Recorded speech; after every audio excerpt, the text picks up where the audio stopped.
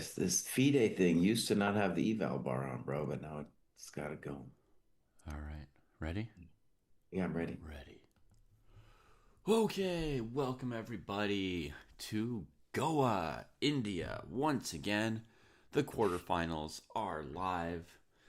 We've got the first moves coming in quickly from Andre Asapenko and Sam Shankland here in the final 8 players in the World Cup.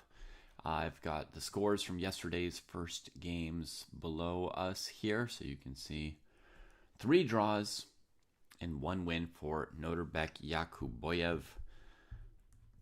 who crossed 2,700 FIDE with that win. Big win for him, big milestone. And so a big must-win game for Donchenko today. Greetings to Francois and Teddy, our first viewers today.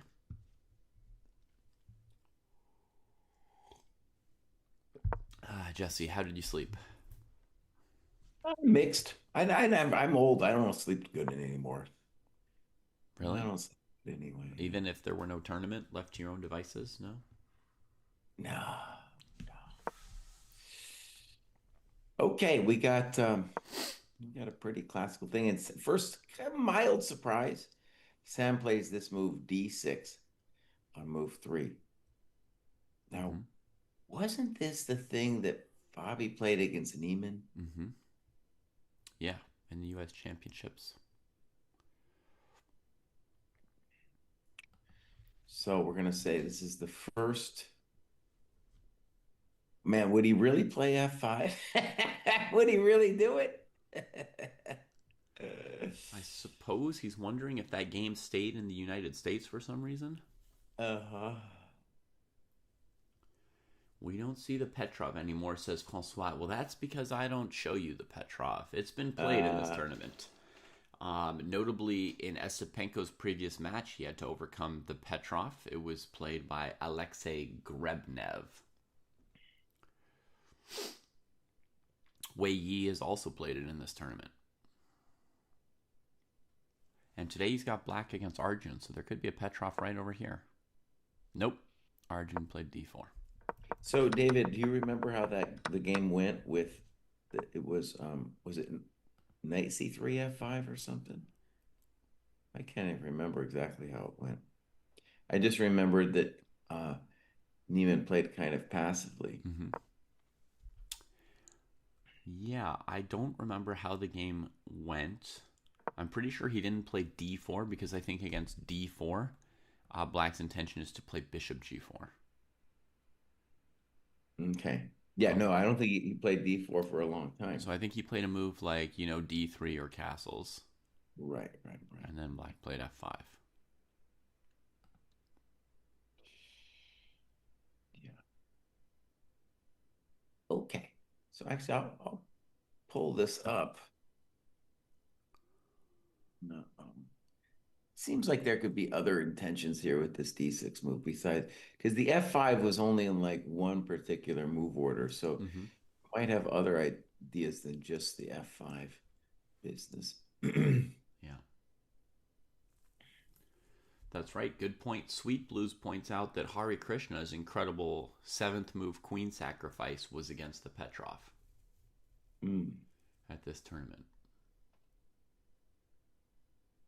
Hmm? One funny thing about this move D6 is, of course, it can't be a bad move. It can't, Um, can't be a bad move D6. but I mean, nobody's played it ever before. well, and that's what I was going to say is when I was a kid, I played Bishop C4 all the time, and so really, even as a kid, I'm playing chumps, and it was just so rare to see this move D6. Yeah, never. I mean, I'd even seen Bishop E7, which I think might be called the Hungarian defense. Exactamundo, I'd yeah. even seen that maybe once, maybe twice, but never D6. I mean, just never. And even against D4, black could still play Bishop E7 with the famous Hungarian.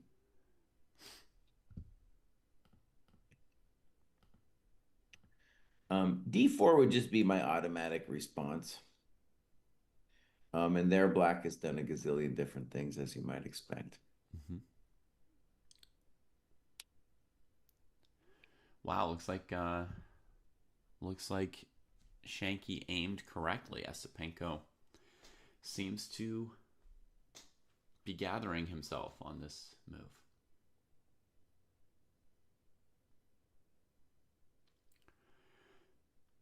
I mean, to me, the critical move would be d4. Oh, there we go. Knight c3 played. Okay. Wrong with knight c3. So does that or doesn't that allow f5?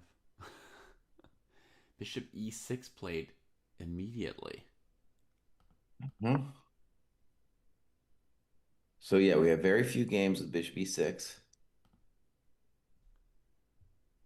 Okay.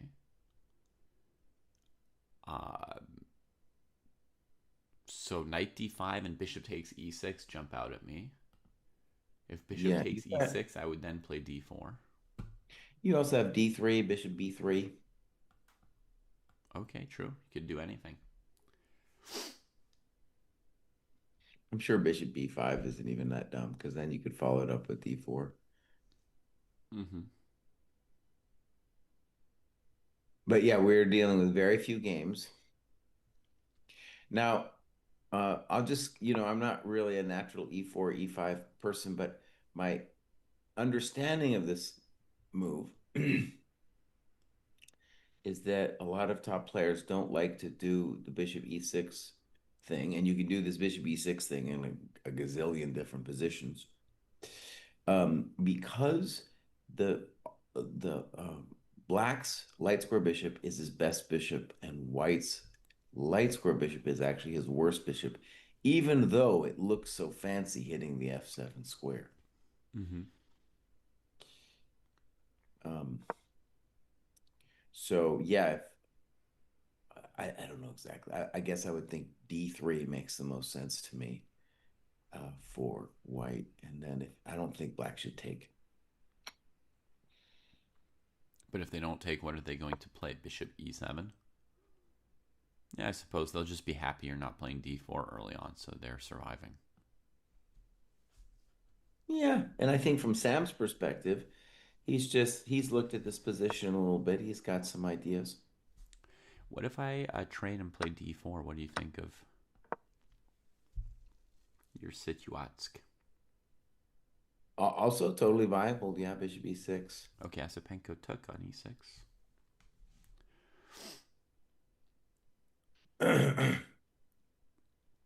Finding his way through it very quickly, plays d4, like So yours so truly. we there's very few games, and the very few games are really almost all of them are from lower rated players. But anyways, d4.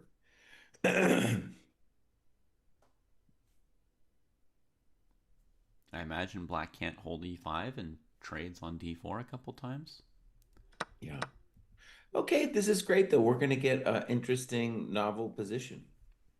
I Um, suppose queen d7 is an option now as well as trading, but yeah, Sam just keeps trading. Somebody played Queen E7, but yeah, ED4 makes sense. Ooh, and he took on D4, which is a little surprising to me.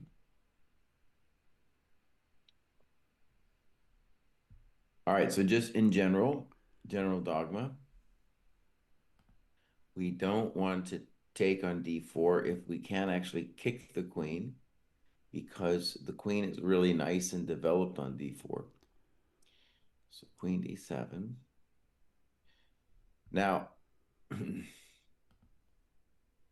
my gut feel on this position is that white is better. And Mm-hmm. I don't know. Obviously, Sam just prepped this out, but I'm just reacting to what I'm visually seeing. I would say something like plus zero point 0.5. Wow. So super dubious marks from Jesse Well, coming in on there's a this. lot of positions in the opening that give you plus zero point 0.5, Davey. You know, it, but Okay. white has the development. Mm-hmm. Black's bishop on f8 needs a little work. Yeah, we got the f file, but that's a long way away. And I'm just trying to say, I'm sure Sam has ideas. I don't doubt that he has ideas in this position, Mm-hmm. but just visually, like, well. Why wouldn't white be better here? Yeah, I could suggest to white playing bishop e3 and castle's queenside to emphasize some of the nicest things about white's position.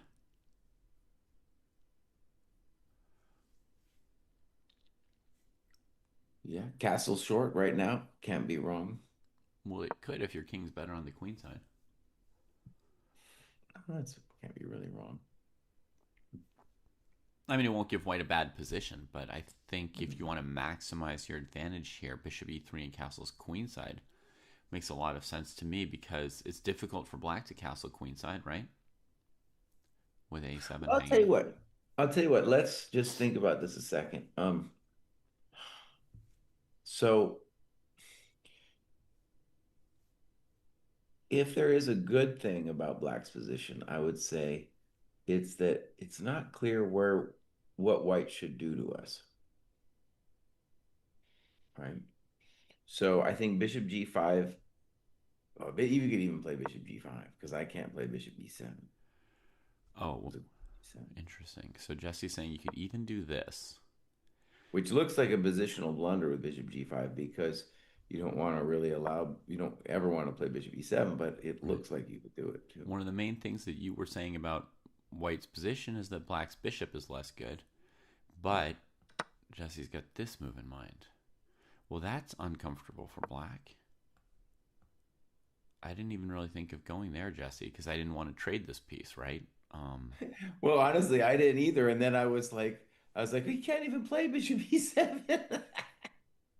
so what's black's intended next move here after queen d7? Because they can't castle queenside either, as far as I can tell, after queen a7. Bishop e7, there's queen g7.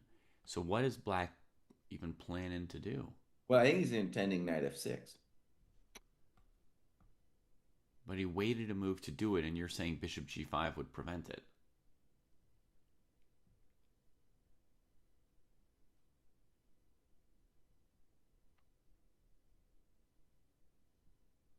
Well, one thing I was playing with, I don't know how I feel about it, but if bishop g5, maybe we sack a pawn with knight f6.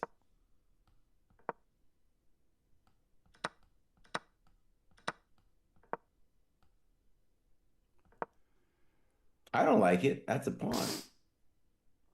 No, I don't like it. That's just a clean pawn. Should the white queen go to f3 to avoid the doubled pawns? Maybe. Something like that.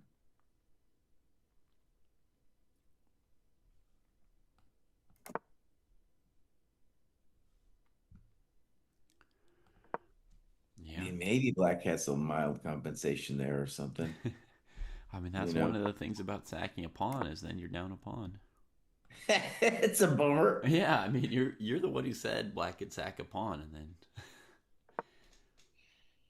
Well, I actually thought, I mean, I don't know. I didn't know. So, but here's the thing that what I think we do know is if we were just looking at this position and we thought, okay, this is just a novel position for both players, we'd be like, oh my God, Black's in some real trouble. However, what we do know is that Sam has ideas in this position. Maybe mm-hmm. White's still better, but Sam has ideas. So maybe Bishop G5, Knight F6. Let me put it this way too, though, Mr. Bruce. Let me put it this way. Okay, Bishop G5 is very concrete, and we'll talk about it, I'm sure. Mm-hmm. What um what is what if you were white, besides Bishop G5, like what would your intentions be? Well, I told Like you my how intention would be to play bishop e3 and castle's queenside, and Mhm. my reason is that black can't castle queenside, so I get opposite side castling.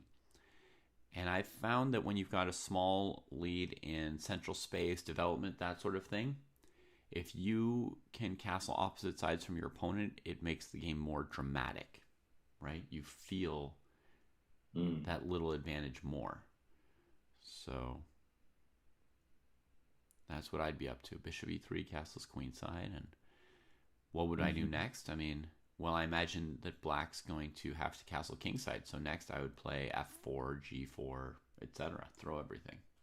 Yeah. Okay.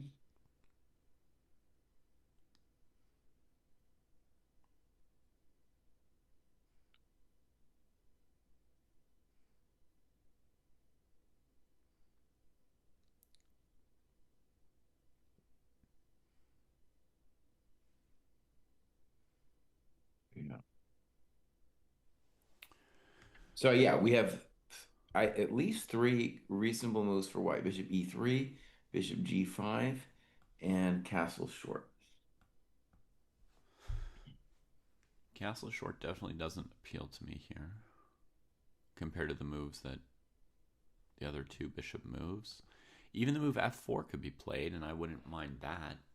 Just taking some more space. Well, one of the things I was wondering about though is like when I asked the question, what should white do? Mm-hmm. Is I like your answer where you're just like, well, I'll just put my bishop on e3 and castles, and then kind of maybe then I'll push some stuff depending on what he does.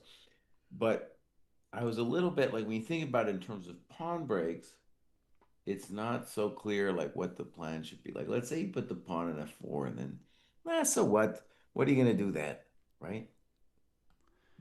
Well, let's say, you go knight f6 and I go bishop e3 and you go bishop e7 and I castle queenside and you castle kingside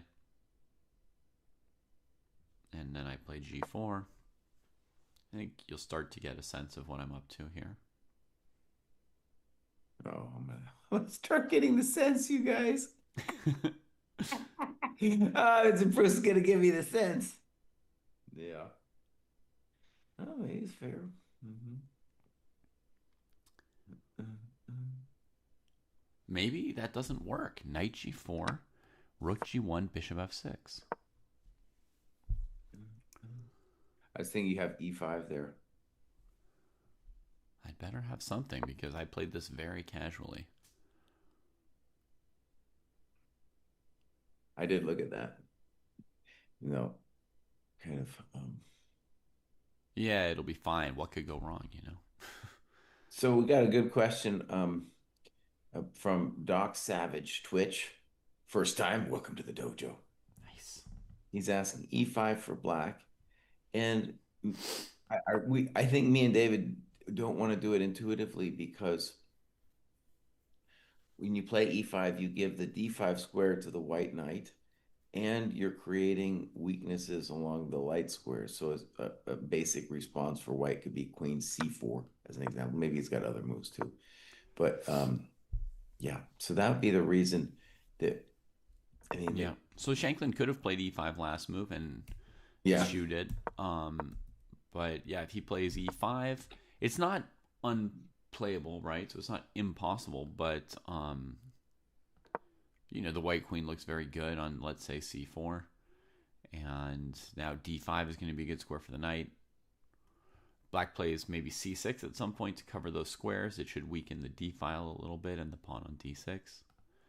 So it's not necessarily terrible, but I got a dumb question, Mr. Bruce. mm-hmm. Obviously, it's computer prep, so but like, what is the idea of queen d7? What are we doing? What magical sauce are we cooking up with this queen d7 move? Like what was the reason for Sam to play queen d7? Yeah. Reports from chat are correct, by the way. Sindarov and Yospam made a draw in just minutes today. Wow, Yosifim doesn't want to play as white. He's doing a do buff. Yeah.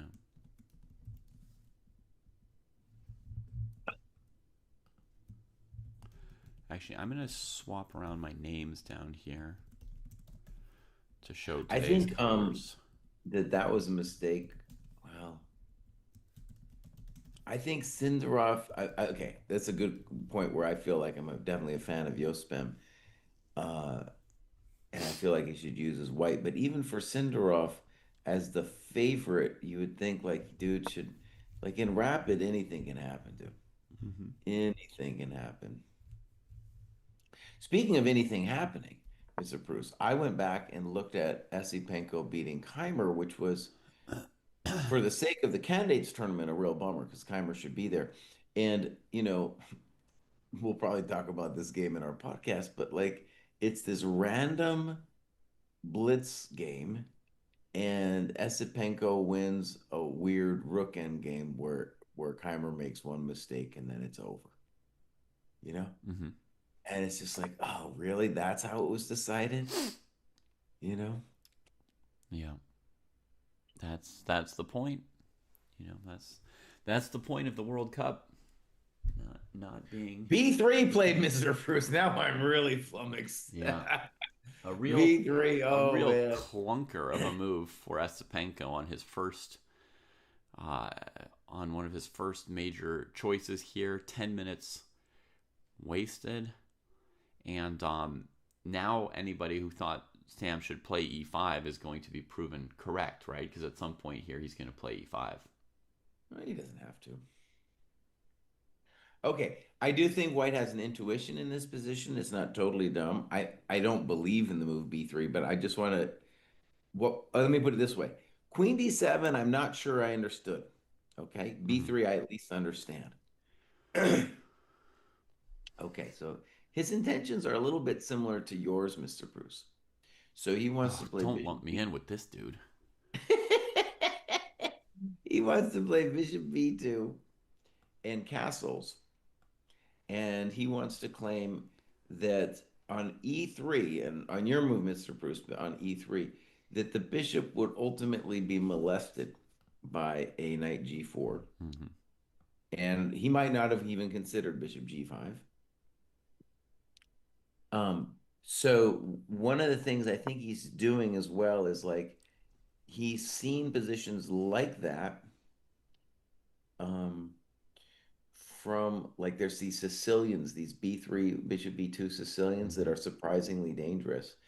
And part of it is when you the fianchetto structure with B3 bishop B2 is very hard for black to get counterplay against.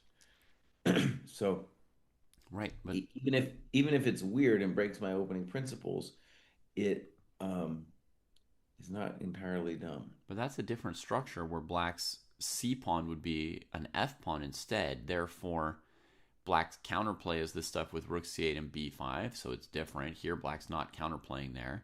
And with the c7 pawn on f7, e5 is a move that, is really hard for black to imagine because it makes d5 and d6 so weak. Here, with the c7 pawn, black could totally play e5 and kill the bishop on b2 at some point. Shanklin completes some kind of fancy maneuver where the g8 knight becomes a b8 knight, transforming And through e7. and I think Mr. Bruce that this I 97 C6 was probably his intention just about against everything. Given that in some positions he couldn't really play knight f6 or bishop e7. So if we imagine our bishop G5 move, I think he's still going to play knight E7 and then knight C6 and then maybe bishop E7. Mm-hmm. So queen E3. Yeah, this looks a lot like other positions. So it's interesting. I feel like he's pulled this out of his memory and being like, I've recognized certain positions that are similar to this based on the setup. Yeah, I mean, I would have played probably e5 and knight f6 against this b3 move. So I wonder I if don't think Sam. I don't think so, David. You're thinking that E5 is going to shut the bishop on B2 down, Mhm. but White will eventually organize an F4 and it's just going to be more violent. And I would say White's main problem is that D5 square. And so I think he wants to keep the pawn on E6 Well, sort of forever, for a while. Yeah. forever, ever. Forever, ever. I think bishop E7 is the main question I would ask here for black, Mm-hmm. just to see if I, because it would be cool to play bishop F6. Now, I would guess that b3 probably took Sam out of his memorized moves. You can only memorize so much on such a weird line that other people haven't played that much, so you can't really predict where they'll go. But let me do this just to try to re-engineer what the intention is. So reverse engineer. So let's say, Mr. Bruce, bishop b2. Excuse me, instead of b3, let's just play around just with the intention. So let's say you play your bishop e3, and let's claim for a second that Sam's intention is to go knight e7, c6, no matter what you do. Mm-hmm. So I'll go knight e7. Let's say you castle long. You can Yep. do a take if you want. I'll play knight c6.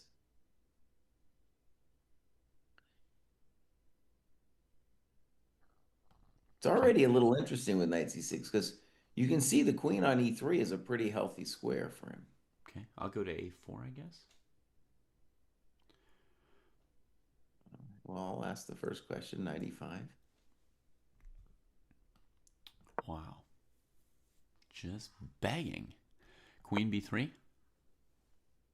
No castle. Where do you castle? Oh, I can only castle long. Okay. Whew.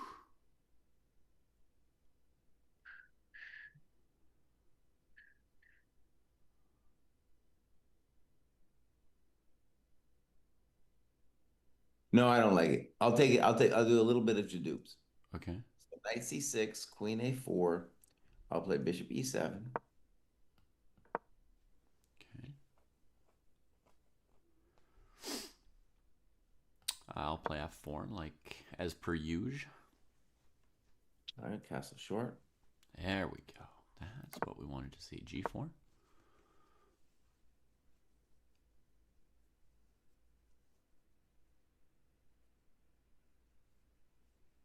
Play knight e5. I could take it. Oh, you can take it. It's early in the morning over here. Yeah, I think you're going to play b5, aren't you? At some point, yeah, something like that. Maybe a6 here. Maybe rook a b8. Maybe just b5. Maybe just b5. If Papa don't care. All right, Sam thought for finally for 4 minutes, and he played queen e3 castles.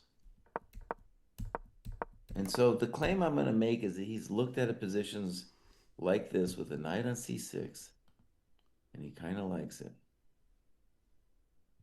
Okay.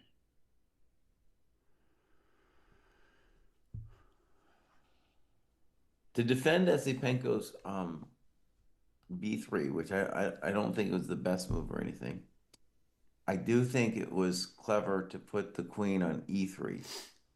So in contrast to our variation, the full tempo that white uses to play b3, white can say, well, now my bishop on b2 is out of the way and on a good square, so it can't get whacked. And my queen gets to use the e3 square that the bishop would have otherwise been on. Yeah, I mean, I have a general principle in theory in such positions that your queen's better off on the color squares of the exchanged bishops. So I don't see why e3 would be better than c4 or a4 or d3. So I don't see this as some amazing accomplishment. Well, I mean, it's not amazing, but he gets off of the D file. So my rook was going to go to D1 and have a nice file. Mm-hmm. He's looking at A7, which is useful in any number of ways. Mm-hmm. Um,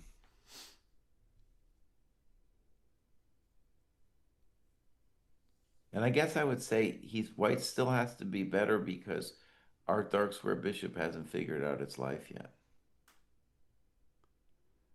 Well, I think it's going to f6. Bishop e7. Bishop f6.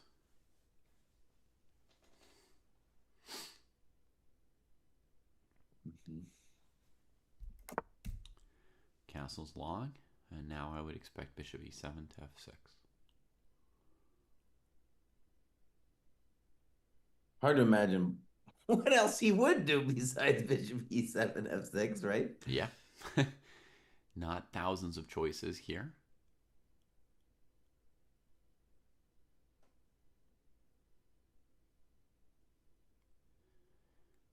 As far as I can tell, g6, knight b5 drops a pawn. Hmm.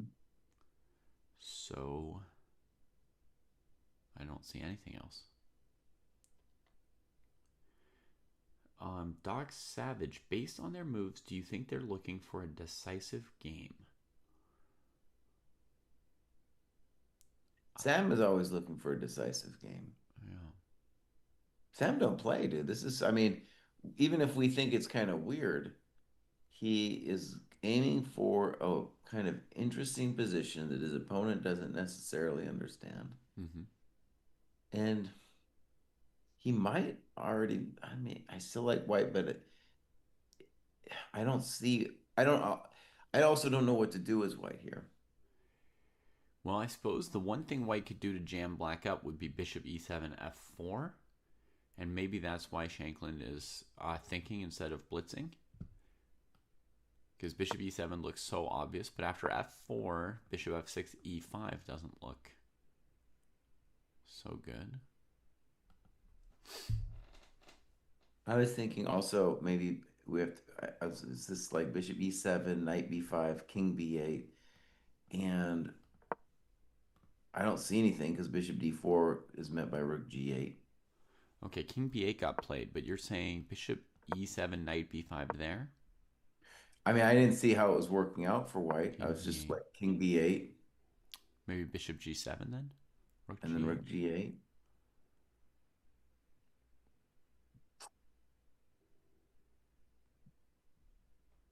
And so you tried knight d4. You took with the knight. Although, frankly, black could have just No, played I bishop didn't try f6. knight d4. I didn't do knight d4. Don't put knight d4 on me. Sorry. I thought I heard you trading knights on d4 in your variation somewhere. Now, king b8 is also a move where you say, well, I have to do that eventually anyway. Mm-hmm. So arguably the most flexible of all of these different moves. Yeah. One thought too, Mr. Bruce, is on f4, I could play rook g8 followed by g6. Mm-hmm. Yeah. Yeah. If white commits to that immediately, you could untangle that away. Potentially also with the king already on b8, you could play g6. And then the Maybe if knight you has go nothing with that. super threatening to do, so you play bishop g7 next. Mm-hmm. Or even bishop h6 if you want to get frisky. Bishop h6, rook h f8. Yeah.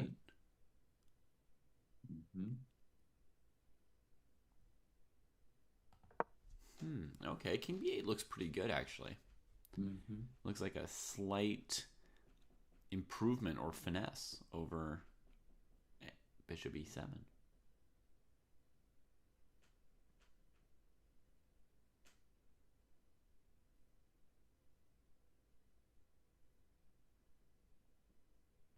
And Sam's got 11 minutes, and it's not nothing.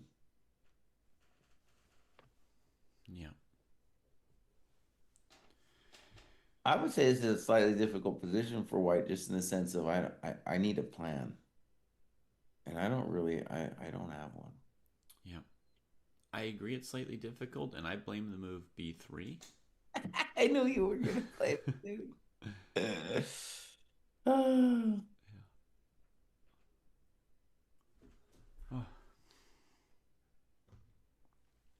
Yeah, and I think I think even Asapenko knew when he played the move B3 that it wasn't gonna be like the objectively best. I think he understood that. Mm-hmm. But I think his thoughts were like, this Sam dude is crushing with all these weird moves. I just want to get a position that I understand or I feel good in. And but the problem was I think Sam was gonna do 97 C6 anyway, no Mm-hmm. matter what you did. Right.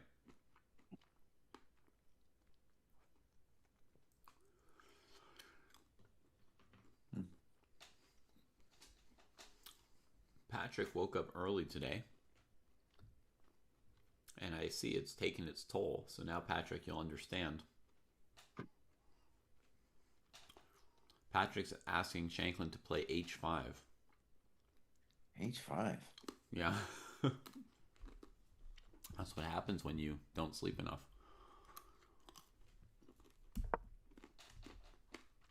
Some kind of slow wind up for g6 and bishop h6. But there's no need to hurt yourself. h5 weakens your g pawn. Your bishop will find its way out King without that. B1. I should have said King B1. I was because then I could have said I'm a GM today. Yeah, it was pretty obvious though. I would have not offered you many points for that. Oh man. Give me some points, buddy. Sorry. All right. The other advantage or thought behind a rook G8 right now could be to say, well, maybe I don't even play G6. Maybe I play G5. g5? Yeah. Where? So let's just say what Black has three basic plans here that I could tell. The mundane bishop E7, Mm-hmm. but then you have to figure out what you're going to do on F4. The spicy G6, saying that no knight discovery is going to do anything to me. That's what I'm going to guess is actually going to happen is G6 Yeah. right now. But you could also play Rook G8 with the thought to say, well, it's not just that I want maybe to get the rook out of the way, but I also want to threaten G5.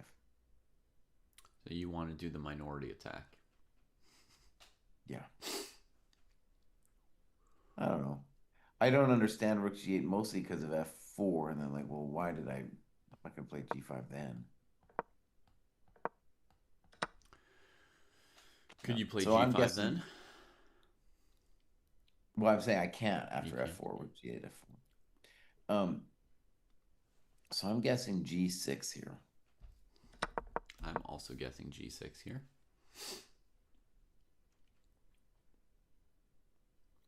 Let's double check one or two knight moves here. G6, knight d5, bishop g7, knight f6, queen f7. Do we have any problems? Is our casito safe? Yeah, no problems. One thing is true is that the white knight on C3 definitely wants to move. Wants to get out of the way of the bishop on B2, but I don't see any path for it, whether we play G6 or not. That's another little problem. Right. It's not really bothering us too much. Okay, let's try something. Let's try G6, knight E2, doing something with the knight. Mm-hmm. Bishop G7, trade, trade, knight F4. Ooh. Rook D to E8, defending E6. What was the ooh about? Well, the knight was trying to How was do the that, knight buddy? was trying to do something, but I wasn't really very scared. He could also play Queen E5 or something. I don't know. Yeah. In general, I don't think you want to give my queen that fat diagonal. No.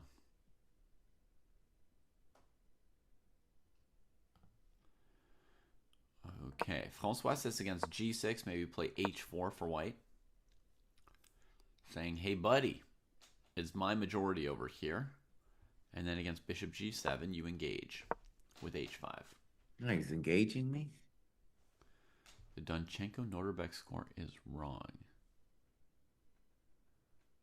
Right. I flipped the player names, but not the score. Thank you. I was trying to show who had white or black today, but I didn't finish what I was doing. Okay. I like Francois' suggestion. Yeah, it's not dumb. Also, really, I think yeah, probably something like this is going to happen. It's a huge achievement though for me to get Bishop G7 in, so I'm not too concerned about you playing H5.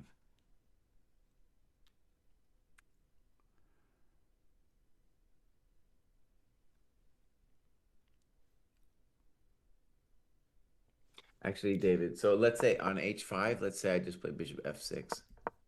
And I'll tell you that I'm thinking about both Queen G7 and G5. I see that. I've been dreaming about G5 for a while anyway. I see that. All right, I'm going to lift my Rookovich. Uh-oh. Look, Like, H3. like a fancy pantsy shanky panky. Huh. I don't know if I get it. Let's say G5. Okay, G5's away.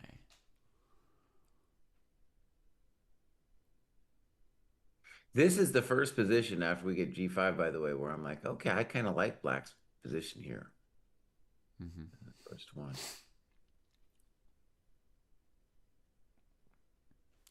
All right, I don't know. Rook F3. All right, Rook HF8.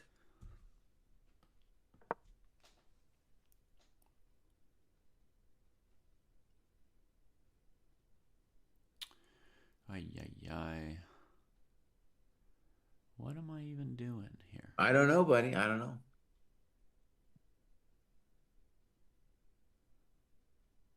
If you wanted to get fancy, maybe you could have played you could alpha zeroed me with H6 or something after Bishop F6. I Yeah, don't I know. know. I did think I was getting fancy. Hmm. This is my current version of fancy.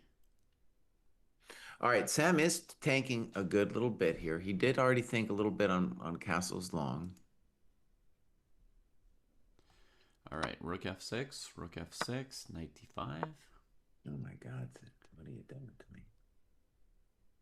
All right, I don't know. Put it on F7 just so you can show me the idea. Put it on F7. Knight F6. Okay, I don't know. Queen E7.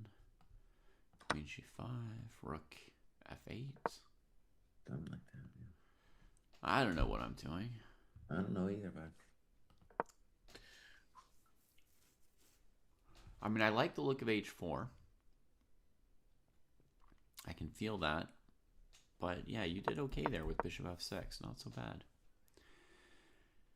the Not other so thing that's a little bad. interesting about this position, Mr. Bruce, is like there's not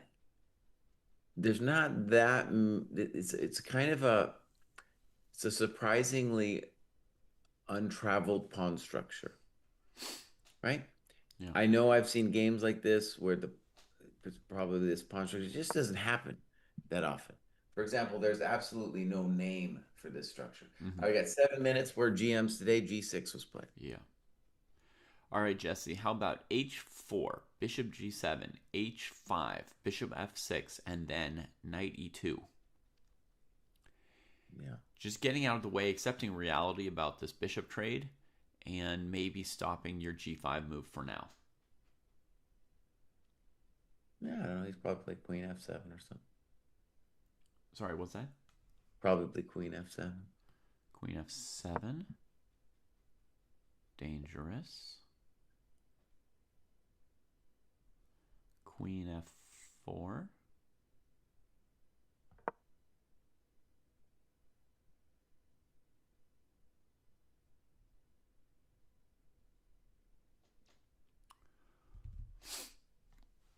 Okay, maybe not Queen G7.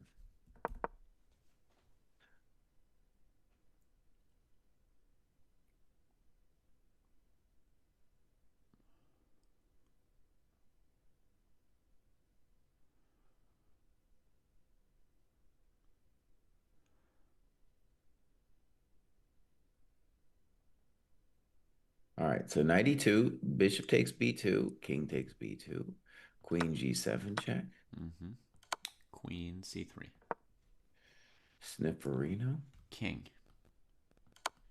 G5, G5. H6.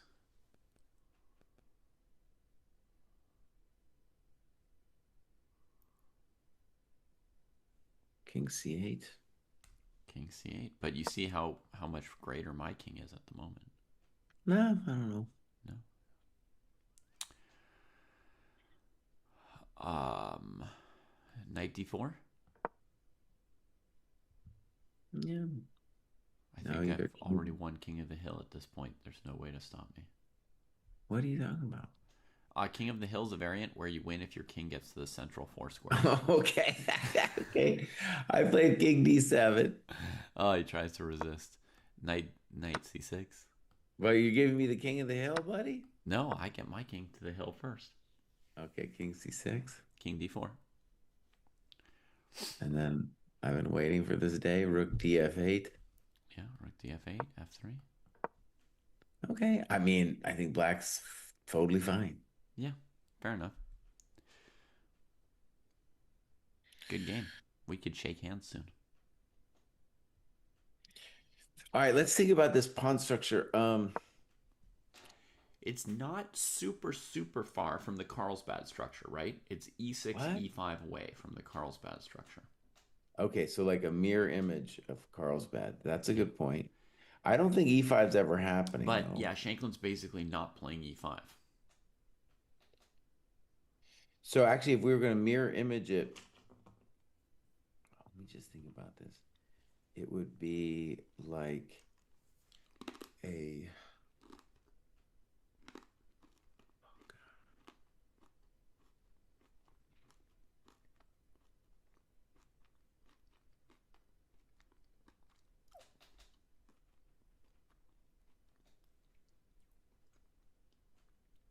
I don't know. I don't think I have any experience with this. Yeah, it's a pretty rare structure.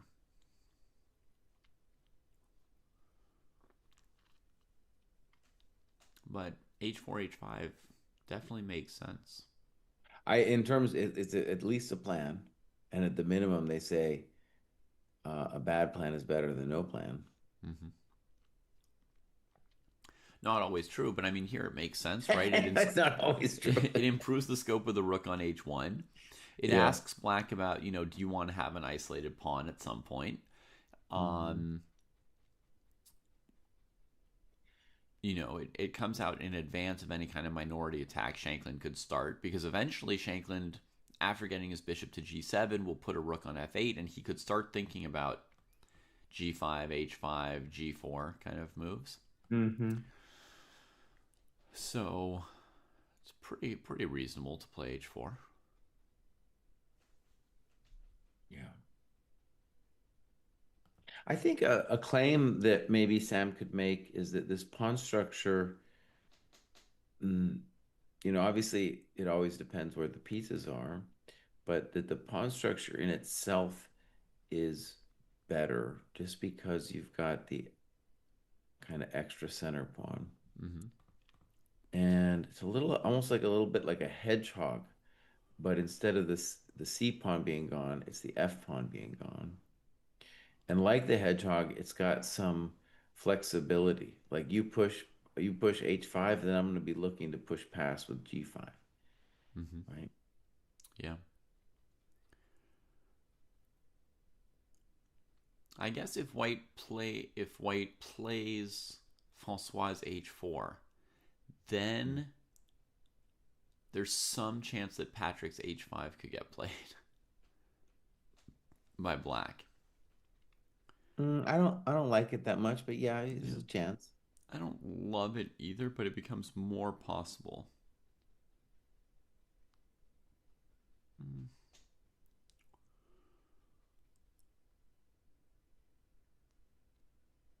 Yeah, not thrilling, but it has the idea of playing, bishop h6, e5, and a full Carlsbad structure.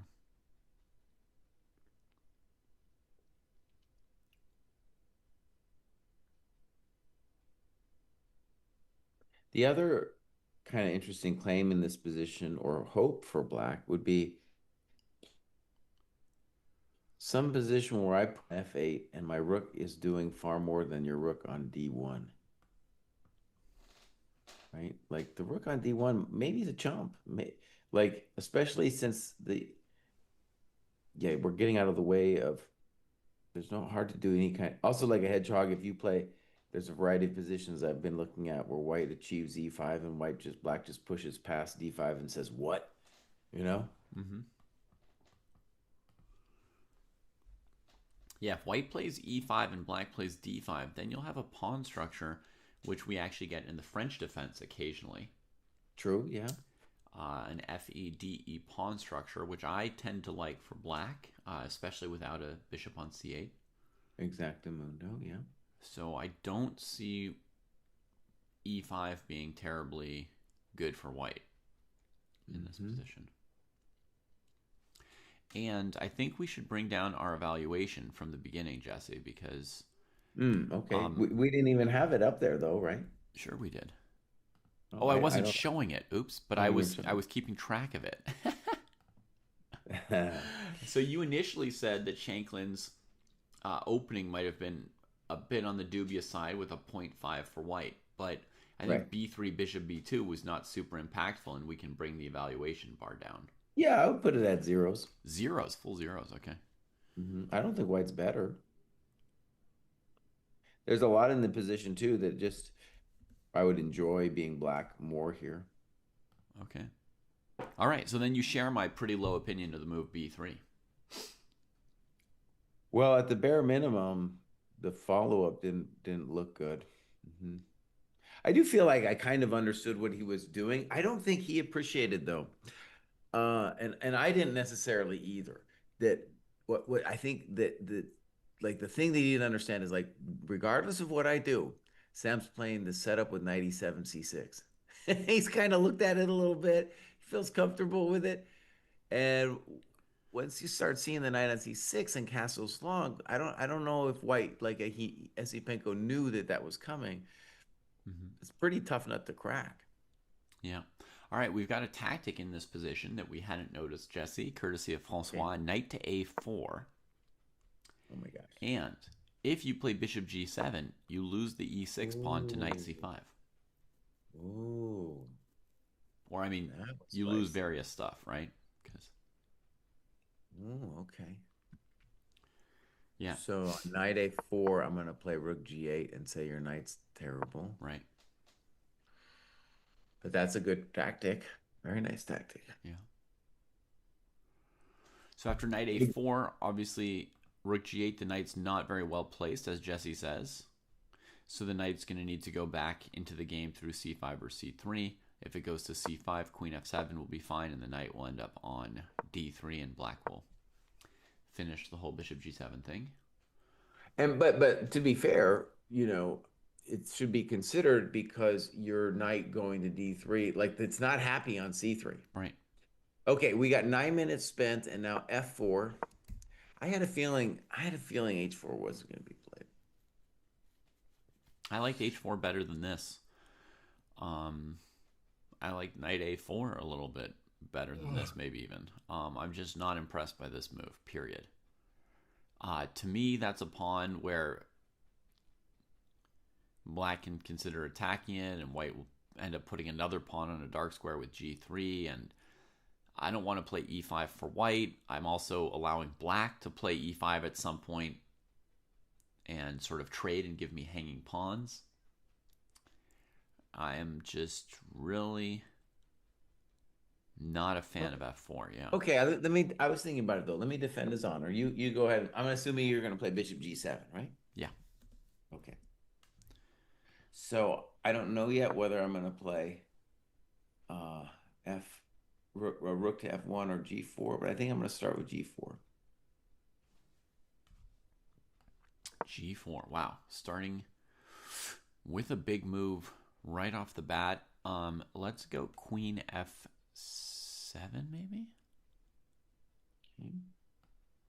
I'll continue h4. Wow. He throws himself at me. Let's go h5. G5, of course. I don't know I, about I h5. had no idea what you were doing, so for me there was no of course. Um Okay, I'll explain it. I'm just trying to gain some space over there. okay. And I'm saying I'm going to hold the f4 point Mm-hmm. and I'm going to, like we were talking about the f file before, I'm going to say the pawn on f4 is the you shall not pass pawn. Mm-hmm. And maybe I should have played rook f1 earlier. I don't know. Um, but this is, and I'm not convinced about g4 on move 15, but I think white can dream about that kind of just expansion. Yeah. And then we leave the knight on c3 for a touch. We don't have to trade right away. Yeah. And we say, you know what? I got some kinetic energy with those pawns, Okay. and it's just an interesting situation. Well, as they I say, don't think it was Jesse, a two yeah. can dream about this position. I was also dreaming that you would put a bunch of pawns on dark squares and create some weaknesses. So Well, that's what I was thinking. there you Actually, go. I should have played Rook F1 at some point. Okay. So let's make our plans both more precise. So Bishop G7. Yeah. Mm, I'll go G4 again. Ooh. Okay. Well, I'll go Queen F7 again. All right, I'll play Rook HF1. Rook HF1.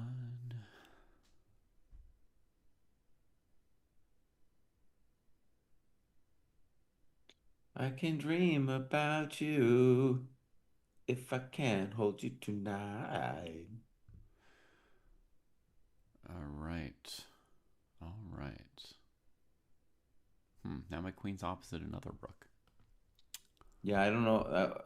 I have a feeling you're going to end up taking Queen F7 back. Yeah. I think I want to put rook F8. I just didn't know which one. Let's go rook D to F8 instead of Queen F7. Okay, makes sense. Oh, excuse me.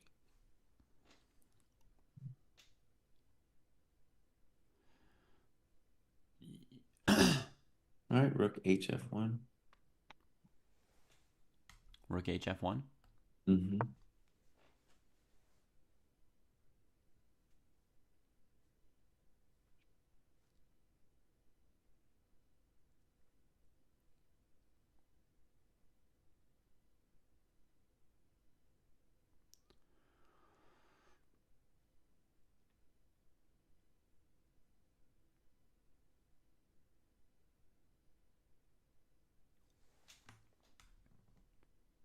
Okay, H5. By the way, if I was black, I would consider like ideas like H6 with G5 at some point. Okay, H5, But you'll just play F5 in response, right? probably. Okay, so your intention is you want to do some crazy E5 to me after this. No, not necessarily. All right, I'll push G5 and we'll just see where you're Oh, you going. push G5, yeah. Then I'll probably play E5, yeah, sorry. He tricked me. He tricked I me. didn't mean to trick you. I apologize. I'll go rook F7. No, you don't have to. You can play E5 if you want, buddy. I'm not gonna take that glory away from you. No, no, I don't want to play E5 here. I You had don't want planned to rook do that. F7, indeed. Okay.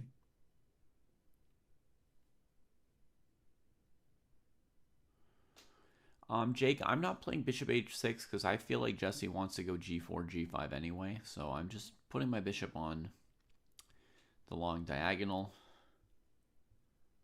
where there are some A very potential natural squares. play from black, just sit there and work F8 me and say what? Yeah. I might Oh. have. I will eventually play E5, right? That's part of my dream.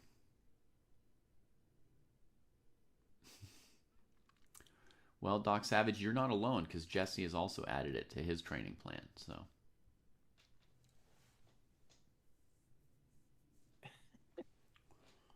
I think you're dojo approved on that one right now.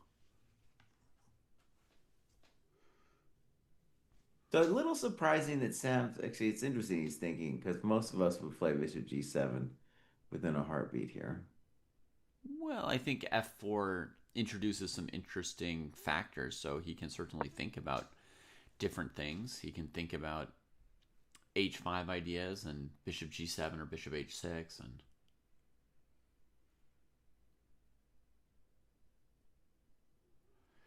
well, Patrick, the nice thing about the position is once white puts a pawn on F4, if you arrange things correctly, you can play E5 and trade that pawn rather than E5 and get your pawn stuck on E5.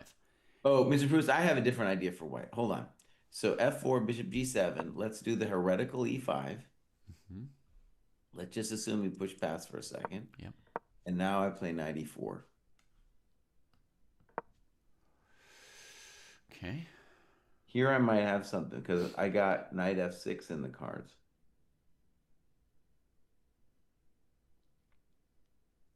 Yeah, I think that's his intention. So we were talking just on the abstract, allowing this for black isn't good. But if I get my knight to f6, then that's a hell of a drug. So you're saying like queen e7, knight f6, just plunk it there. Or plunk, yeah. And Shanklin, So by the it's way, like did a not play bishop g7, Jesse. it's like a Catalan bishop. All right, let's see what he did. Queen f7. So what does that do? It prevents e5. I Mm-hmm. guess not a full prevent, we should say. It prevents your knight e4 detail. So against e5, he Hmm. has the option to push d5. Good. I'm glad we found that. That helps. It helps explain both f4 and what the intention, well, Yeah. what the intention of f4 was. Yeah. So queen f7. It also introduces the idea of maybe bishop h6 right here. I don't know, but But yeah. most white moves will probably deal with it, like any rook f1. Right. So one of the things that's cool then about our earlier variation is white could get a version of that variation, which was, as we saw, the queen didn't really necessarily want to be on f7. Mm-hmm. Yeah. So I would expect one of the rooks to go to f1 here, Jesse. But let's try to, okay, so I had just intuitively, I threw out the idea of g4. Maybe, um, uh, it seems like maybe now white should think and ask, are there other interesting, cool ideas I could do?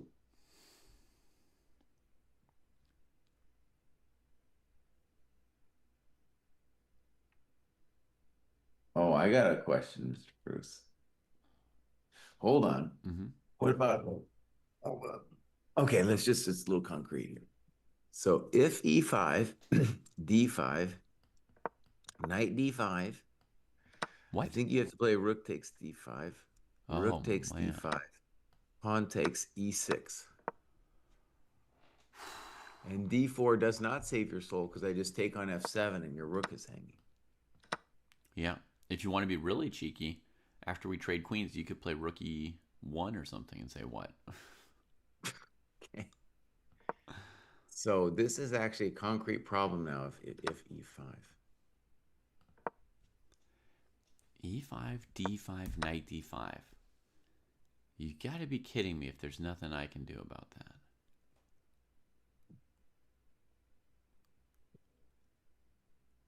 Jeez Louise.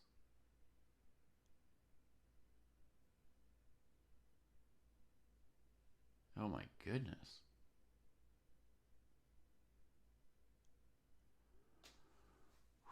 Okay. So e5, Jesse.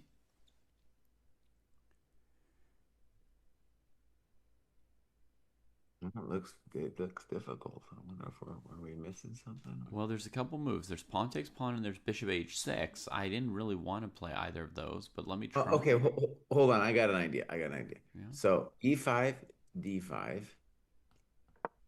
Let's play knight takes d5, pawn takes, Mm-hmm. e6, and then the tray basic queen g8. Okay.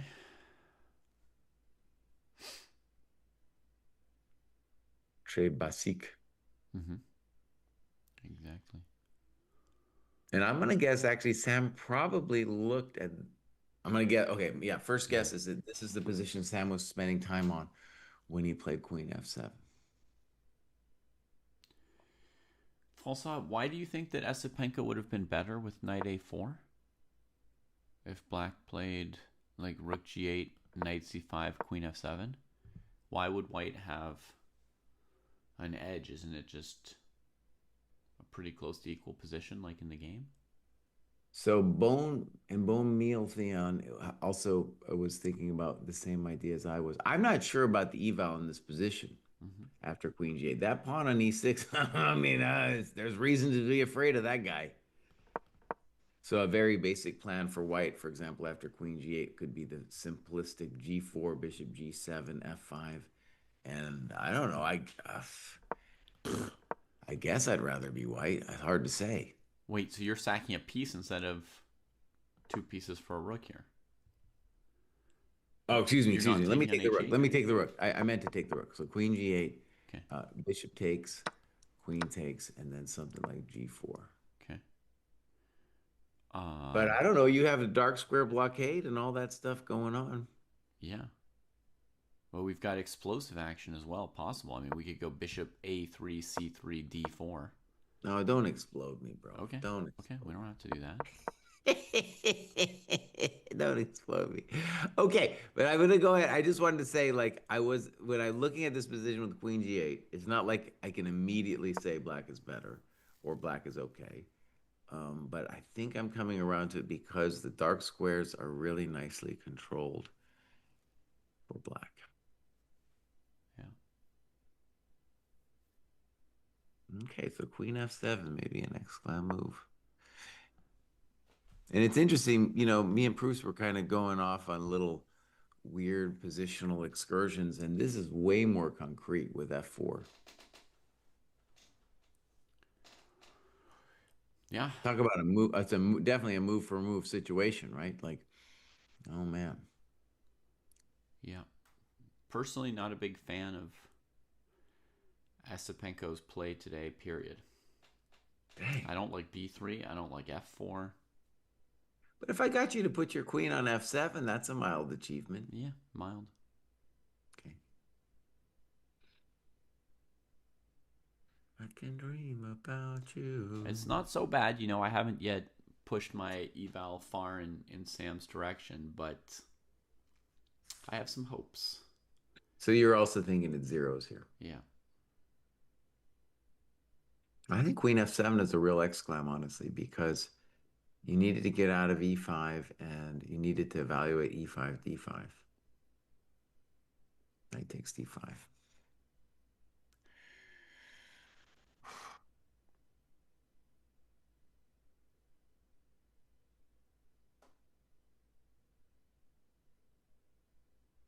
All right, Mr. Bruce, let's spar a little bit. I'll go ahead with my weird G4 plan because Mm-hmm. I'm a chump and I don't know what else to do. Well, rook f1 would be quite logical as well. Okay, yeah.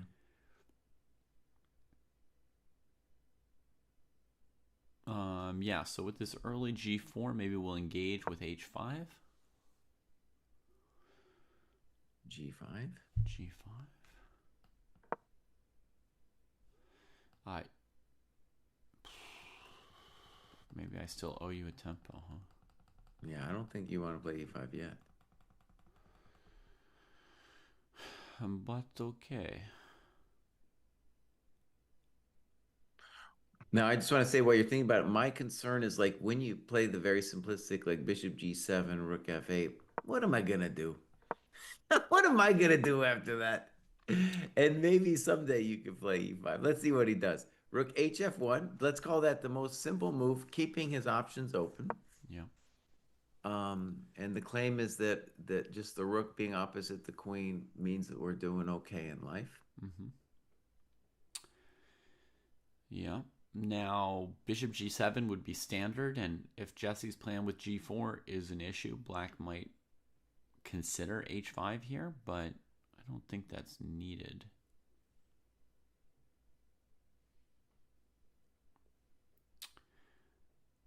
Yeah, bone meal. I don't know if white wants to trade off the bishops, but when that black bishop sits on g7 and the bishop on b2 is just sort of blocked by the knight on c3, I think eventually the knight will move and the bishops will trade. Bishop G7, All right. natural enough move. We Yeah. get the basic now from Shanklin fairly quickly. And now we'll see too if White had a plan. Because you could imagine being like, okay, I don't know what to do. I've already spent 8 minutes, so I'm just gonna play Rook F1 and then I'll figure it out. Yeah, and he spent 10 minutes on the previous move, f4, right? So you can only Yeah. spend 8 to 10 minutes per move, every single move, for so long, right? And suddenly you'll be in time trouble. So you got to Mm. have a plan at some point. Yeah, we got a nice 15-minute time lead. And honestly, my experience, anytime you get a slightly novel structure, people are going to tank and we're going to end up in time pressure because people don't know exactly where the people belong. Mm-hmm. People don't know where the people belong. Right.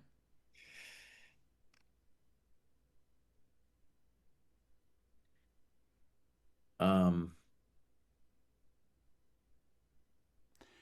Okay, because white has more space, that would be a reason to not want to trade bishops. But then there's this long open diagonal that's so valuable. I don't think either player can just say, "Oh, you can have the long diagonal. I'll move all my guys off of it."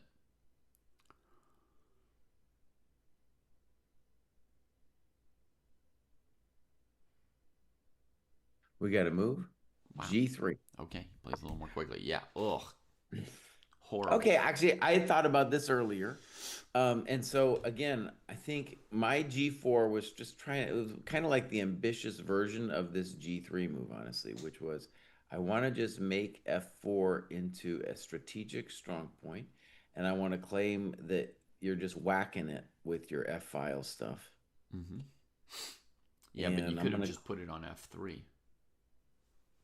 no, I like F4. I want to control the E5 square and have a little space Mm-hmm. And yada yada.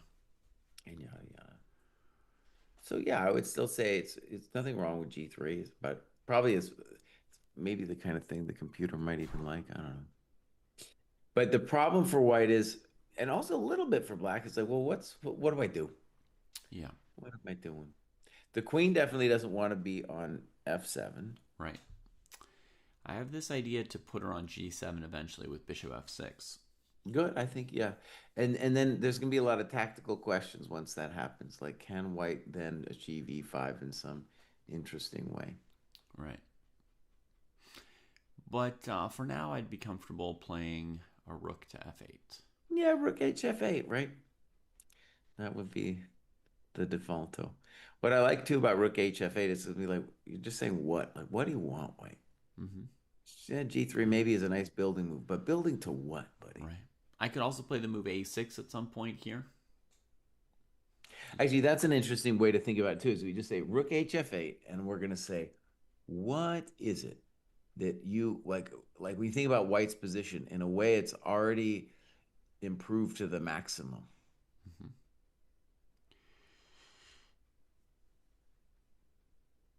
And a lot of times when we say we improved our pieces to the maximum, it means our position is amazing. But no, there's nothing special about, about White's position Yeah. here.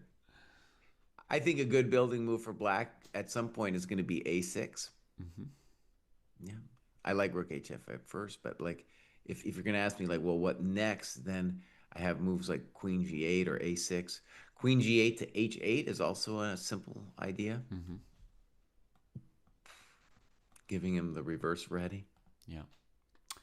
How do you feel about black throwing in H5 at some point in this position? Like it may be completely unnecessary, but any No, I don't like it. that move gives you some heebies. No, why? No, that's not it. Okay. Just think about a hedgehog structure. Would you ever be playing A5? No. No. Yeah.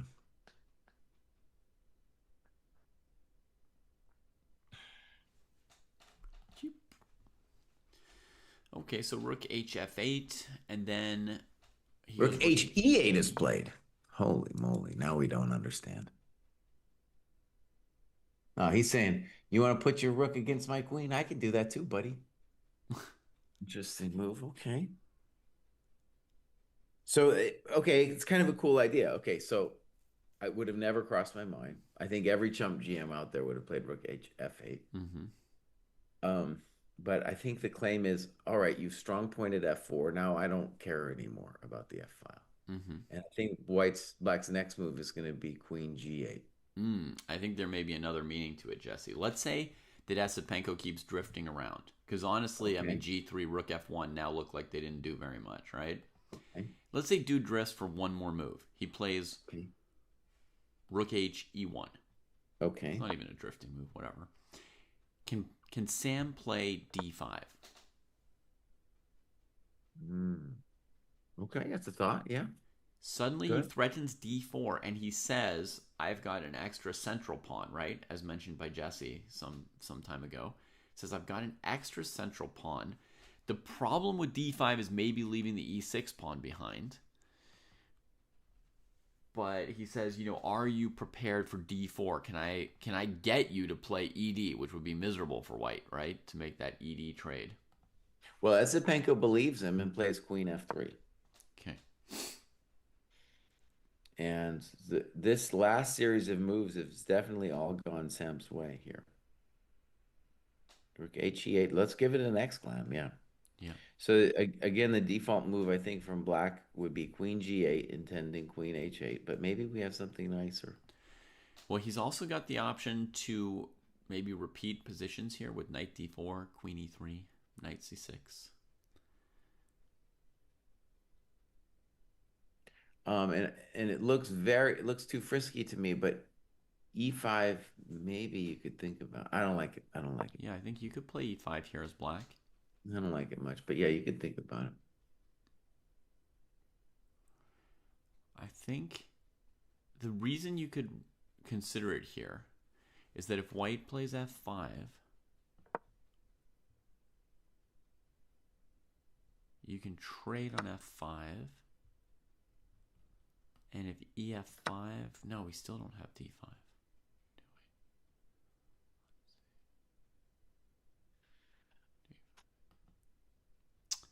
Yeah, if white's going to be able to, put the pieces on d5 and e4, that won't be that good.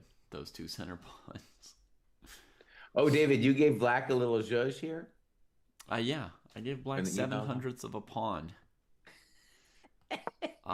Because I like this idea of playing d5. I feel like black's slightly in control here. Like black's the one who can play knight d4, queen e3, knight c6, and you're the one saying, "Oh, I got to prevent d5."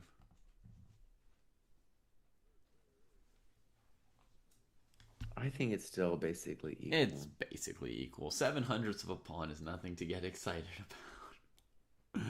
I was just trying to indicate the fact that if you asked me if I wanted to sit down on white side or black side here, I would choose to sit on black side of the table.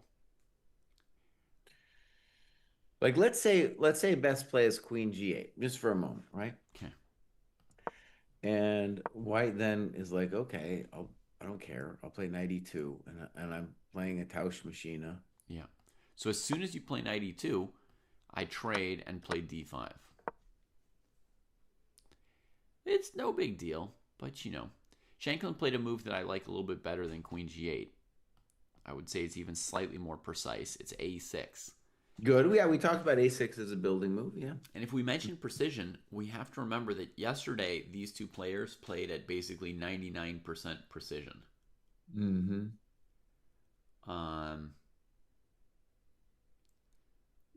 These guys played super well, and Sam's play this game also strikes me as exceptionally precise so far. So I like Clutch a6. easily says a very simple thing. We've brought this up before. Is the hardest part for me is to understand is what both breaks are playing for. Yeah. And in some ways, you could compare it to a Fisher random position because it's like the pawn structure is not one that these people, and it's not just it's not a familiar pawn structure. Yeah. Well, white doesn't have much in the way of pawn breaks here on clutch. They have a small space advantage, and I think h4, h5 was maybe the closest thing white had to a pawn break because it kind of emphasizes a potential isolated pawn for black over in this area here, and maybe get another file for one of your rooks on the h file to play with. But to me, black has two plausible pawn breaks, e5 and d5, that in different situations, either one could end up being decent for black. And that's part of what I like about black is both of those moves have situations where they could be decent for black. So basically, if black's able to play e5 in a position where white doesn't have a good move, f5, then black can play ef4 and leave white with slightly weak pawns here in the middle of the board. So white has to always be ready to answer e5 with f5 pretty much, or some other really impactful trickery. And then the other idea for black is to play d5, gaining space in the center, because most any position. Now d5 here hangs a pawn, but if you ignore that white can take it, most any position like this will be slightly favorable for black, where the central pawn on d5 will be having more influence than the pawn on f4. Okay, so I like a6. That gets rid of back rank mates, which will come up in any of these e5 and d5 fighting positions. And white's very low on useful moves to make. I might play h4, queen g4 kind of moves for white here. But then, I mean, queen g4, for example, immediately allows d5. So maybe I'd go h4, h5 here. But since he's played rook hf1, I don't necessarily feel like Asapenko's looking that direction right now. In theory, I think if he played h4 and black waited around with some kind of a waiting move, in a lot of situations, I think white could play h5 without even spending a move on rook h1. And if black takes, then you come here. But another thing black could do if white plays h4 is potentially they could play h5 themselves, emphasizing some control of those light squares and freezing white's structure. Jesse told me never to do this, but I don't always listen to him. Oh, he's not here. What am I doing? Let's see how Aragaisi and Wei Yi are doing. Exchange, Queen's Gambit, opposite colored bishops. That makes things more fun. And Wei Yi has just broken with c5. So he better be sure he can play d4 at some point, because this pawn's going to be very, very weak when he only has the dark squared bishop. But it's very hard for white to hold the blockading square when white doesn't have the dark squared bishop. So c5, he's looking to simplify, to force all these pawn trades through. Donchenko's in the must-win situation here, white against Noterbeck, and he goes for this bishop f6 endgame, which is considered very difficult for white to win. Yakubayev.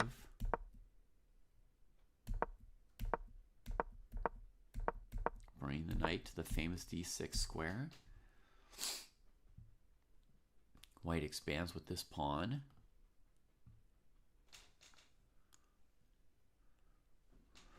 Does black want to play h5?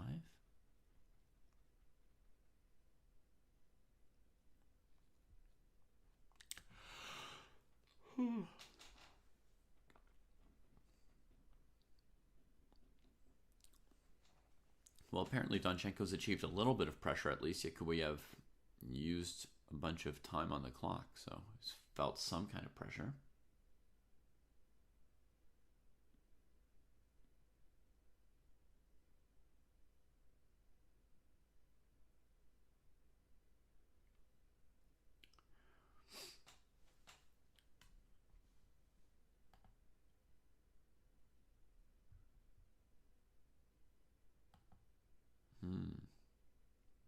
I've never drunk 2 cups of coffee at once, but I did once drink 1 cup of coffee, and I felt terrible afterwards. So I can imagine that 2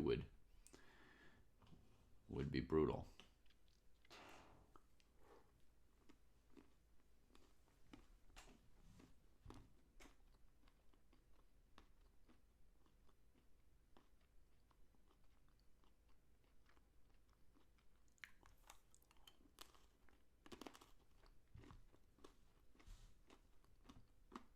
This bishop could potentially get low on squares if black allows h5, huh? Oh, he's got a good tank going on after a6. He doesn't know what to do, buddy. Yeah. That was a perfect time for me to make another coffee, bro, when he's tanking on this position where he doesn't know what the hell's going on. Yeah, warning, Jesse. That's another coffee. You've already had one? Wait, did you say a warning? Warning. Are you about to drink 2 coffees? Oh, bro, I inhale coffee, bud. Doesn't it make you feel like terrible? No, I love coffee. Oh, okay. Love coffee. If FIDE bans coffee, I might, that would be the one thing I'd be like, maybe I'll give up chess. Maybe then I could give it up. Okay. Yeah. No, coffee. I love coffee, man. Okay. Somebody in chat said they tried drinking 2 coffees today and they feel bad. Mm. So, okay. Just as long as you know what you're doing or you think you know what you're doing. My partner also like she just drinks a little bit. She's like, I'm jittery. I'm all jittery. Mm-hmm. Yeah. All right, so Sam's in a great spot here, 21 minutes. And this is, precisely the kind of thing where White's screwing it up because this is an intuitive decision and there's not much to calculate. So what he's doing is his mind is running around and around and around, Mm-hmm. trying to figure out like some kind of plan. Yeah. And his last couple moves, like you're just kind of putting yourself in a building situation. And as I said, he's already at the maximum. There's like, what else is there to do? Mm-hmm. Um, Yeah. and then now he's like, I don't know what, and I'm drifting, I'm sitting there. And I really want to look at the vid feed, but I can't because they're going to tell me the eval. Yeah. Um, yeah. Well, probably you'll see Asapenko like mildly flustered. Man with head of dog asks, how should White meet H4? Yeah, that's something we wondered about while you were gone. Was like maybe H4, H5 here for White. So if White plays H4, would you play H5 or something else, Well, maybe. or just not care? Not sure I care. The other thing about H4 is like if you were going to do H4, you would have kept your rook on H1. Agreed. I said that I would play H4, H5 here as White, but Andre, having played Rook HF1, doesn't seem into it.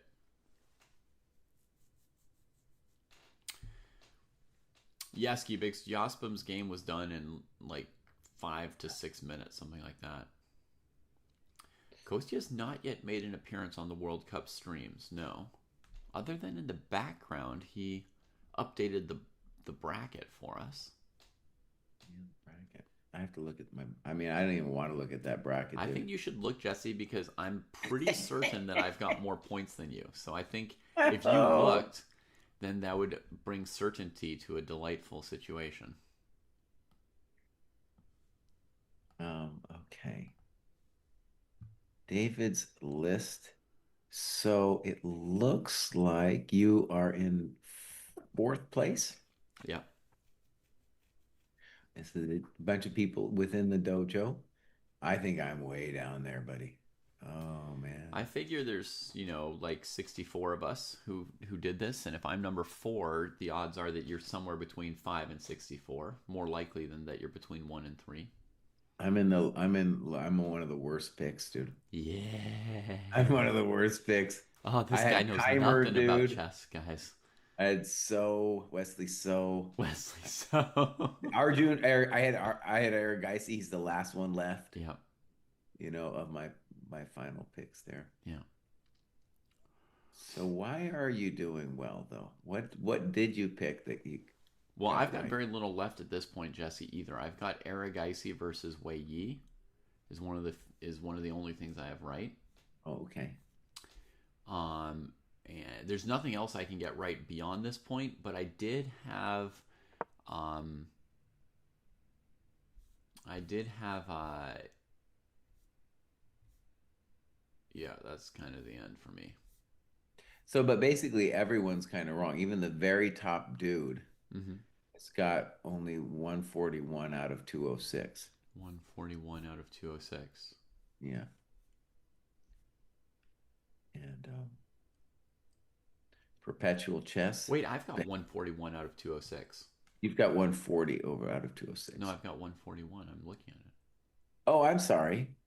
That's weird.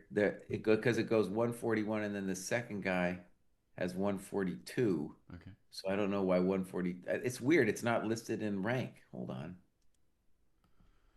So somehow the rank Oh, okay, David. I don't understand. There's like picks. That's what I was thinking the score was, but actually the score is up top. So even though you have 141 out of 206, this other guy who has 141 out of 206 has a higher score. I don't know why. Okay. I don't know why. But yeah, it says he has 248, you have 243. I don't On know the what those points, yeah. points mean. And then I'll tell you my points because this will be really sad and depressing. Yeah. Eddie Johnson has 218, Uh huh. and I'm so far below here. I got 214. 214. Yeah. Ah, it's not so far away. I was hoping you had like 100 or something. Jack Stengline did even worse. He's got 197. He was claiming that Neiman was going to win. Well, that came not true on the very first day. Okay, we got to move. White completely switched plans Yeah. and went back to my instinct with G4. Yeah. And Sam said, you know what? I'm going to switch it up with Rook. That's my call to play Rook F8. Yeah. And he did it pretty fast. And that's kind of cool. So remember, like the point of G3 to my mind was to say, I am just going to hold the line on F4. But then, like a lot of times this happens in chess games, you're like, okay, I held the line, but now what do I do? Uh huh. And dude decided, I don't know what's going on. I think I better do Kry's plan. Yeah. So Rook F8, and now I'm guessing maybe a move like Queen G2 or something. Mm-hmm. Queen G2, Queen H3. Now I just want to stress, to me, the position is like equal, interesting, Yeah. but the dojo does not allow me to do the time component. If I was allowed to do the time component, I would definitely be giving black an advantage here because this will turn into a calculation festival later. Mistakes are going to be made. Mm-hmm. So yeah, this is a big deal. Who got G5? So my instinct coming to life here. Mm-hmm. So he's done, in a sense, what he had to do, which was speed up a little bit, right? He had to stop spending 10 minutes on every move. But, boy. So even though, Mr. Bruce, that I didn't get it, the move order, I think I'm a GM today because I think my version was better. My version Oh, yeah. saved White several tempi. Gotcha. Yeah, yeah, yeah. I mean, only one tempo, really, G3, right? Other than that, G4, G5, Rook F1. Well, one thing I guess we could say is F4 in itself, if you were just going to do my plan, wouldn't have been the worst. So Queen, because let's say Queen F7, imagine it was forced, maybe it wasn't. Mm-hmm. And then Rook HF1, Bishop G7. And then yeah, move 16, he should have played G4 instead of Right. G3. Yeah, and I thought Rook F1, the point of that move order was you defend F4 in advance, dealing with some of Black's ideas around Bishop H6 and Rook F8, and then you can play G4 freely without G3. So yeah, I mean, I agree that G3 is not that amazing, but notice that Sam's Rook HE8, ends up going back to F8. So Okay. We are now, as predicted, we're now going to have some concrete questions on the board. yeah, The first of them is, can Black play E5 now? right. That's the big Or should he question. So play? first of all, D5 hangs the pawn, folks. So that move Yeah. seems not on the cards right now. So E5 is a big question. And the point is that this is one position where F5 might not work for white. After knight D4, there's a chance of losing the pawn.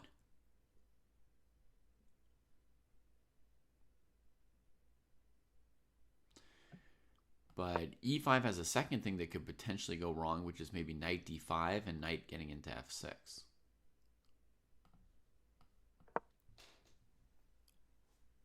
Also, another crazy idea, Mr. Bruce. I don't know if I want to sell you on this, Mm-hmm.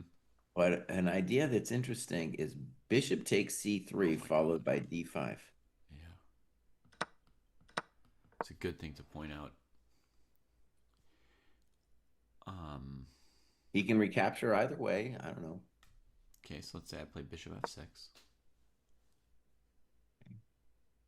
So I have to take it back. In my board, I played Queen c3, bishop f6 makes a lot of sense. Oh, sorry. I see you took with the queen, huh? No, that's fine. Your move's fine. Um, my intention was rook d7. I could think about de though. Yeah. All right. I guess I go rook h e1. Rook f e1. Excuse me. Yeah, I don't want to spend too much time here. I just wanted to note that it's a possible thing that Mm-hmm. there we might be able to get a like if we got this position without the bishop on f6, Mm-hmm. then we could imagine it being kind of interesting for us. Yeah, here it seems like that bishop takes away too many squares from your rooks and your queen and everybody. Mhm. I would guess that it's good for white. Good. I agree. I just wanted to mention that. I thought, by the way, yesterday we had this very instructive thing that I was reflecting on where dude played knight f5, allowing bishop takes f5. I don't think he considered it. Mm-hmm. A lot of times people don't think about taking the knight with your Right. kind of good looking bishop. Hmm. Also, okay. Yeah, g5.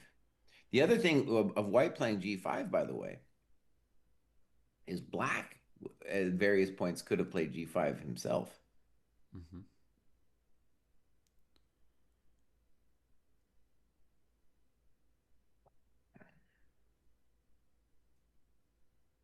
F8, g5. Yeah, so g5 is not just gaining space, but we're preventing black from playing g5.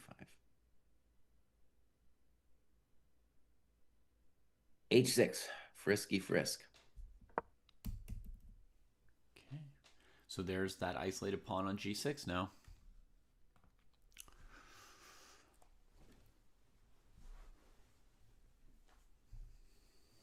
A little mild Now, risk. I think, Jesse, another option similar to yours was bishop c3, bishop c3, e5, right? And you were thinking of mentioning it and decided well, here though, I didn't not to. understand what we were doing after f5 though. Right. Well, it's basically it's hectic. After f5, black would take, Okay, let's just say pawn takes. I guess I pawn could do takes, it. and then d5. Okay, And yeah, I don't believe in that. each side gets their thing, and I'm with you. I don't believe in it Yeah. Okay, I'm gonna for just black.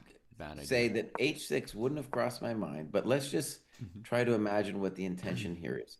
So h6 might be one of Sam's gambling moves, by the way.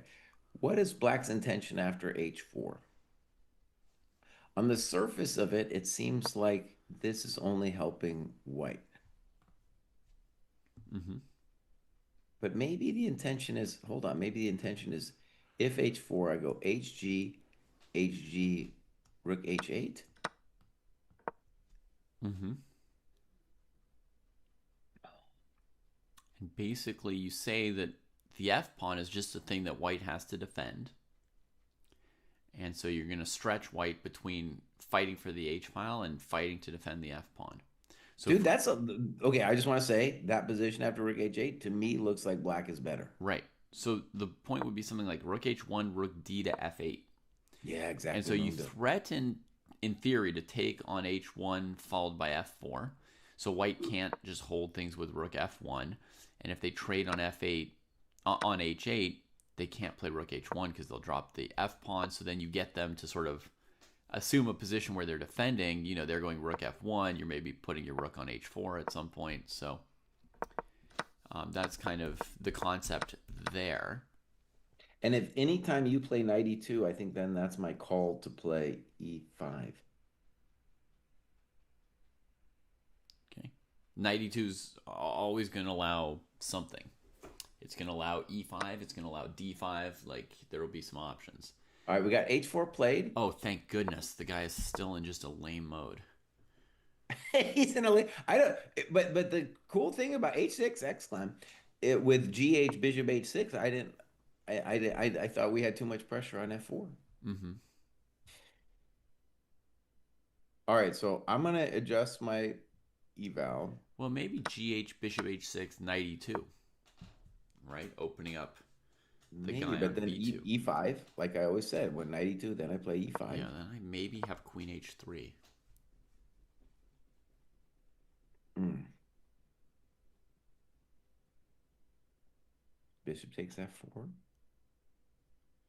Oh, shoot. I don't. Disappointment. I know you're dreaming. Okay, f5, e5, f5. But then I can get your d5 move in, and you have two weak pawns. Better version. You trade on f5, And I don't even e5, have to play d5. d5, by the way, but I just like right there we can kind of stop and say, okay, wait a second, what black is better? Yeah, don't love it. Okay, so h6. It was not obvious how to deal with it. H6 was a great move, man. That was, and it was I one of the things I've decided in my chess life is that you get an exclam if you play a move that was like a little anti-intuitive on first glance. Uh-huh. And H6 is definitely one of those moves Yeah. because I wasn't even on my radar. Because, right, you would say to yourself, oh, G6 and all kinds of other stuff. And why? Why am I doing it? Okay. So H4, I'm anticipating HG, HG, Rook H8. Yeah. And we got a very nice time advantage. So SE, it looks like 40 minutes seems like a long time, but actually that's 2 minutes a move on average till move 40. So it's like, Plus a 30-second increment. He's pretty healthy still. healthy, but you can't, if we get to a situation where you need to calculate, Mm-hmm. oh, it's not so easy. But remember that weird thing yesterday where they spent even way more time than this, and then it got incredibly hectic, and they played every move quickly somehow? Vaguely, yeah. Yeah, black's just better. All right, bro. I'm gonna put it at negative zero point 0.3. Okay. And one way of thinking about it too is just like after HGHG, we have a weakness on F4 and to look at, and white really doesn't have a weakness to look at. Uh-huh. One thing, Mr. Priss, I was thinking about is like that when we were looking at sometimes this chess.com accuracy score, Yeah. which I don't know, it gives me the heebies. But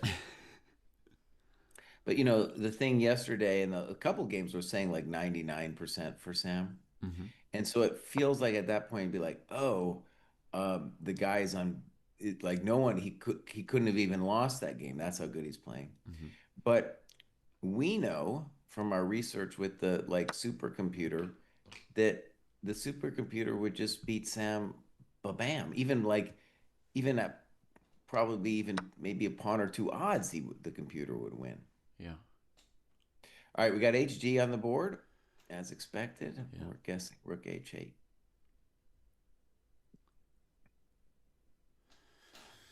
Yeah. I'm being a little more cautious with my evaluation than Jesse, but I also favor black a tiny bit.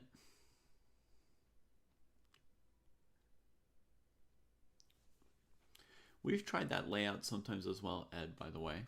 Sometimes we use one board that's live and one board that's analysis. So. Yeah, Kosi wouldn't let me do that anymore. What do you mean? Well, we had a couple streams where I was like, dude, where's my analysis board? He's like, nah, I don't want to do it. Nah, I don't want to do it. Nah, I'm like, Kosi, what are you doing, man? That's my analysis board. Hmm. But we've been pretty good with this. Yeah. Bruce is good and when I just shout out the moves and he starts putting on the board. It's kind of weird to think on Rook H8. Like, I don't know. Gab's asking how crazy is E5 right now. I think E5 is not that good here, Gabs. Possibly even for more than one reason, but um,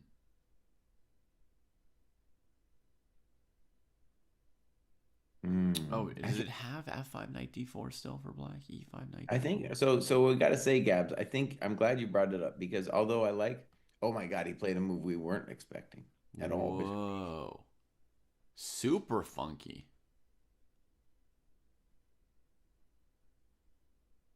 Huh. Okay, so this move is surprising because it feels like White wanted to play 92 anyway. Yeah. But how much did White want to play 92? He'd been hesitating about doing it. Let's say he plays 92. trade on b2, d5. Interesting, yeah. Wow, bishop d4.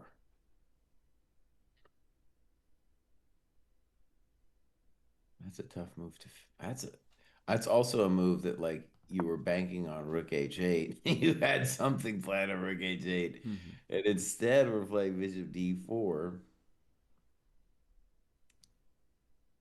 Wow, this might be high chess here. Yeah.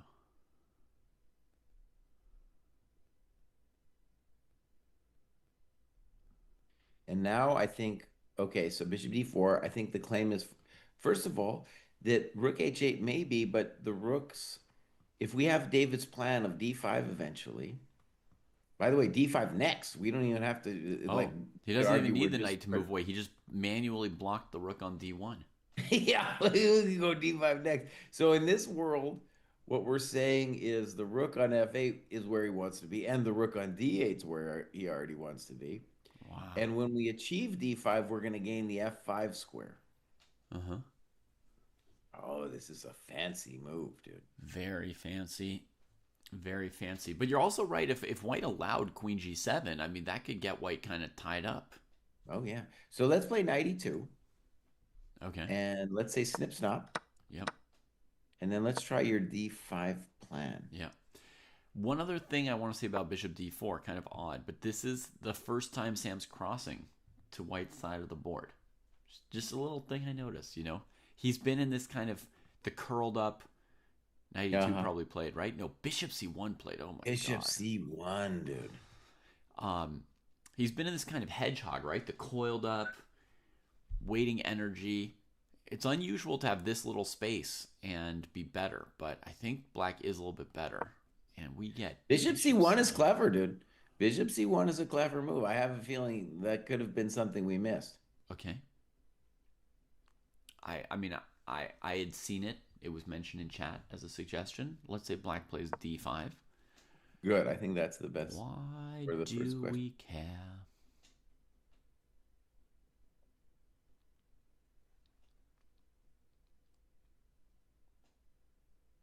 d5. I do think that is the big question.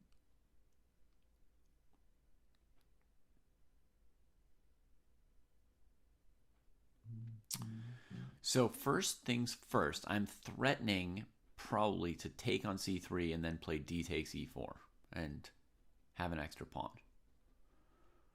Probably though. On bishop c3, I can play ed. Yeah, maybe, maybe.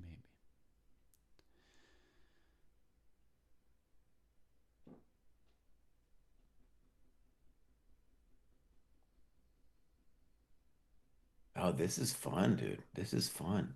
Because on knight e2, I could take on e4, but I could also just play bishop g7 back and say you can't play e5. Mm-hmm. I'm still doing all my things. I might play knight d4 now. Or, it's some not knight d4, but if the knight moves away, I'll have knight d4. Yeah, Oh, this is beautiful, dude. This is good chess. This is good chess, buddy. not from Yeah, Asapenko. bishop d4. Not from Asapenko. I do not like almost any of his moves today. Well, he's drifted, Yeah. and Bishop and Sam has found a couple. Let's give him some exclams here. I thought Queen f7 was an exclam. I thought h6 was an exclam, Mm-hmm. and this Bishop d4 is definitely an exclam. Wow, dude. Yeah. It says it's. Oh, right. He hasn't played d5 yet.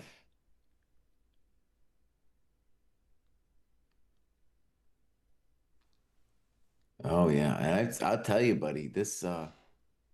We were talking about the 2 minutes a move thing. Mm-hmm. That's an example with Bishop c1. I don't know. I don't know because um okay, let me just compare positions for a second here, David, Yeah. about this Bishop C1 move.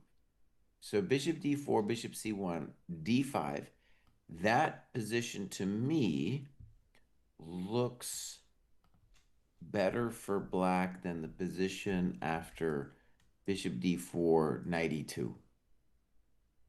And let's say Yes. bishop takes, queen takes d5. I mean, so here's the thing. Asapenko's playing against my strategic concepts. Like, he's playing crimes against chess. Now, they're crimes that are costing him, 5/100th of a pawn at a time.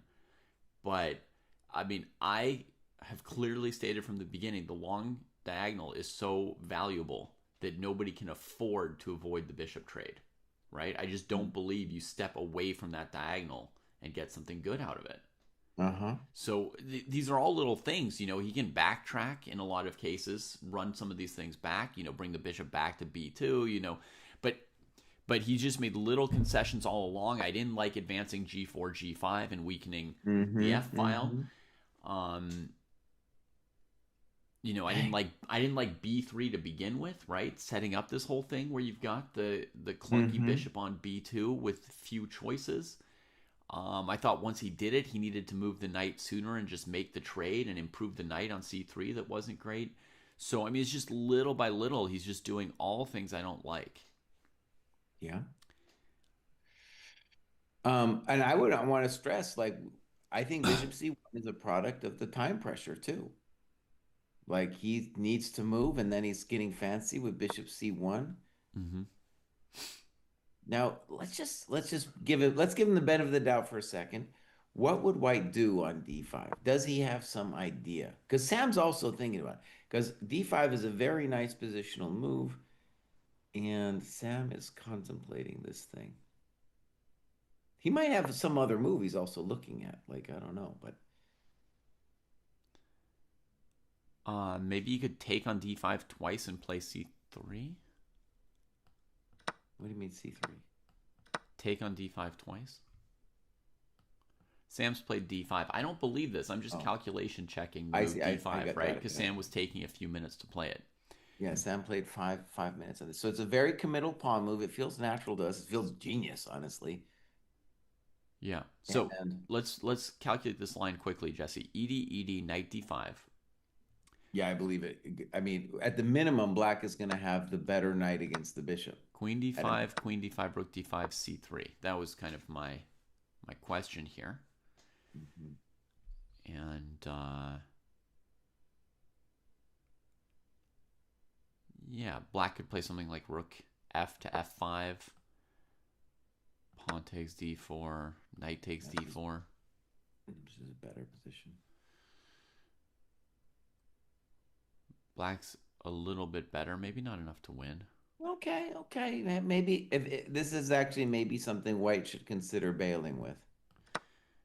Yeah, let me. But I almost don't believe it. Like, I feel like I'm Wait. How about blundering this, Mr. Cruz? tactics. How about this? Knight D5. I'll play Rook takes D5, Yeah, c3. C3, and then how about Rook takes G5? So I lose if I take that rook. I've got nothing better to do than take the bishop. But if you take the bishop, it's like the worst knight ever and the worst king. And then you bring your rook back to d5, right? And everything's Probably. blockaded. Or if I want to be really rude, I could play knight E7. But both of those positions look great for That Black. looks very good for black. That looks like refutation level. That's Hmm. about as good a position as black could get. I was also wondering here if maybe after c3 there's a full-on refutation with queen f5 as well. Maybe, yeah. Chekaruski. If the queen blocks, then you can play bishop c3 because the queen is Yeah. pinned. She can't take the rook or anything, so that hangs a piece. Hmm. Then I guess there's king b2, and then I was wondering about knight b4, trying to rage. Okay, let's just say this is not what this knight takes D5, isn't it? Yeah, okay. But maybe that's true. Like one of the things Sam just wanted to make sure about. Yeah, because d5 positionally, it's pretty obvious and clear he wants to do it. It ramps up the pressure. It's his overall plan for a while since he played rook e8. This was his most desirable move. Obviously, move by move, he's got different options and different mini plans he could play. But d5 was like clearly desirable. So if he spent 5 minutes double checking there, I think probably knight d5 is one of the moves he checked. So possible threats from black in this position: maybe bishop takes c3, d takes e4, maybe queen g7. Poking the knight on c3, uh, and All right, let me try to defend White's honor. yeah, I mean, I think black is definitely worse, but I'm just going to try to defend. yeah, Let me try queen g3. okay. And just to be clear, there's no honor in how White's played this game, Jesse. Right? I mean, it's been lame move after lame move, just a series of crimes. But Okay. okay, queen g3. Let's try queen g7 first. Just a little So so my curiosity. thought on queen g7 is that on e5 I'm going to live through this position. E5, and he's going to live. I'm not claiming I'm better or nothing. I'm just claiming I'm going to live. Okay. Oof, that is a nasty Pozitiatsk. I'm going to go bishop c5. Not because I'm scared of hanging my bishop on d4, but I don't want to let your bishop on c1 go to a3 and even dream about anything. I can dream about Yeah, you. bishop c5 says you can't dream about nothing. Okay, but this position, Mm-hmm. mm, how bad is it? Like here, I could play rook h1.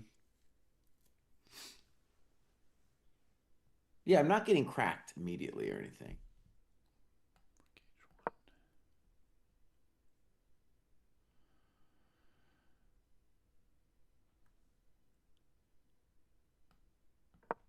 Rook h1, rook h8.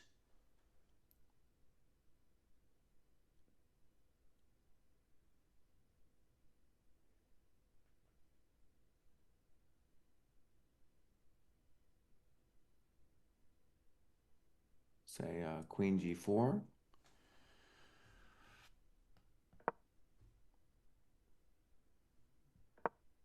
Mm-hmm. Queen f7. And I don't know if I can do it. I'm gonna try rook h6. Yeah, I thought you might.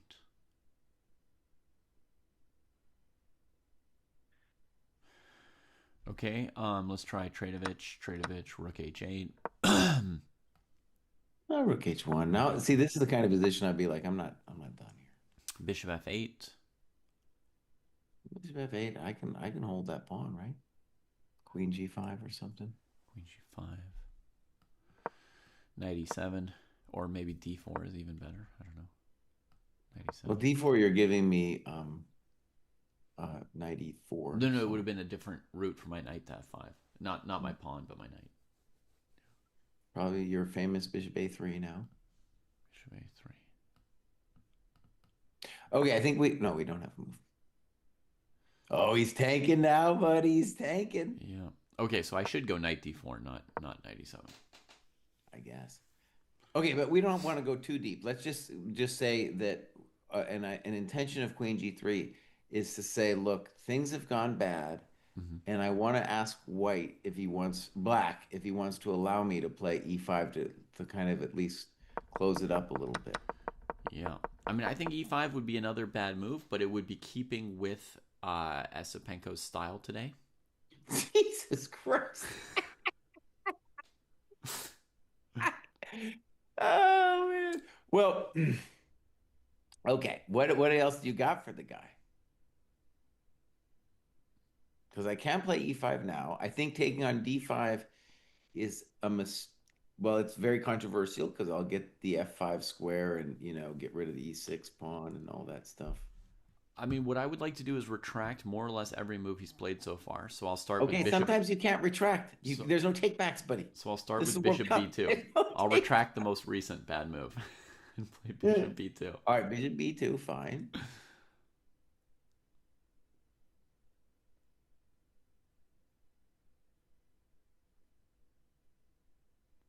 But okay, I don't understand. Queen g7. Queen g7, rough, very rough. Um,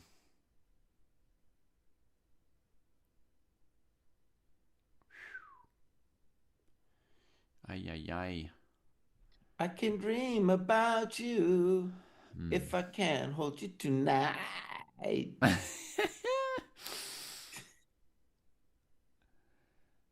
Okay.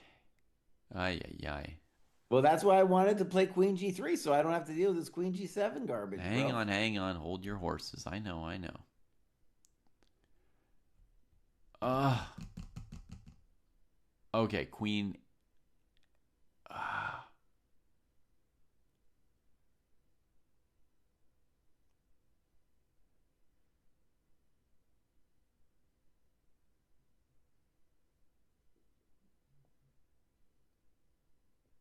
uh, God, I love how horrible it is to try and play moves for white now, Jesse. Okay, wait. Let's just try to find a different move besides Bishop B2. If you don't like Queen G3, we can look for just a different. No, I'm This is not what. Let's against just. queen g3. I just think your e5 wasn't it. Queen g3 is fine. Well, Queen G3, Queen G7. You better play E5, or else you're gonna get hooked.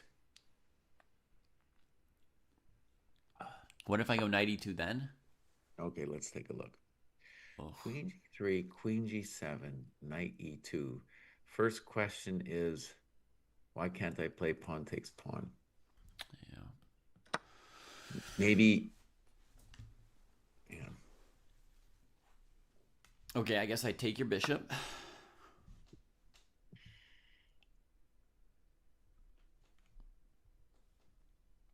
Um, this might be kind of annoying. Yeah, okay. Maybe you could do this.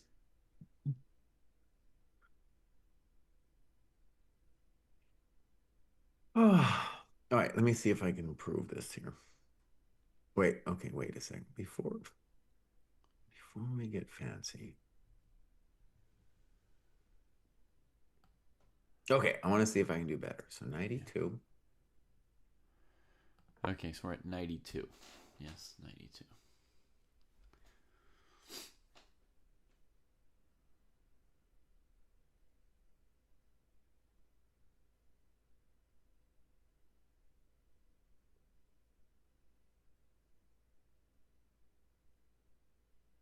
Hmm, What happens if he plays knight e2 in the live position without queen g3? fair question. I'm sure he's looking at that right now. My thought was then we'll just go back to G7 and we have all the advantages of the position. Mm-hmm. So So it's queen actually, maybe, g7 that sort of cuts that off then. right. Okay, we got to move. Knight E2 played. Yeah. Right. So the basic move for black would be bishop G7. Maybe he's got something more clever than that. And one of the things that's, kind of tricky, maybe even for black, is white's drifted enough that you're going to start getting real ambitious. You're thinking, oh, maybe I'm in the World Cup. Maybe I'm Yeah. going to that tournament. Yeah. But maybe it's not that bad yet for white. That's a question. Like, how bad is it? Yeah. It's not that bad yet, by the way. Okay, let's put it on bishop G7 because that was. Do you see Yeah. it? I don't know. I don't have another No, move that's besides. that's that's basic. That's Okay. basic.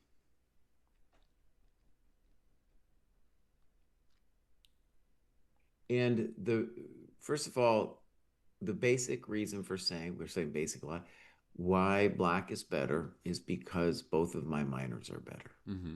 And I am looking at your F4 pawn. We have to mention, Jesse, that chat has mentioned bishop h8 with with Bishop H8, not it's not a dumb move. with this But the intention. problem is, but there, like you don't want to. Then all he needs to do is move the queen, and then you can't really do the famous Queen G7 because of E.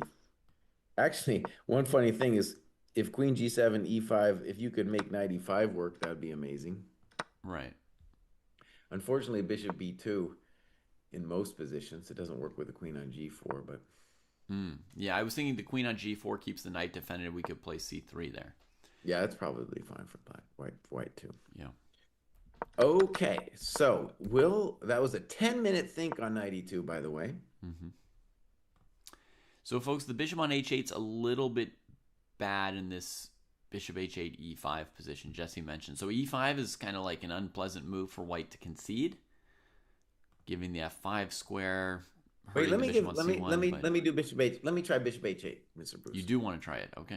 He plays bishop g7, but Yeah. let me just try it. So, what was the problem really though? I don't know.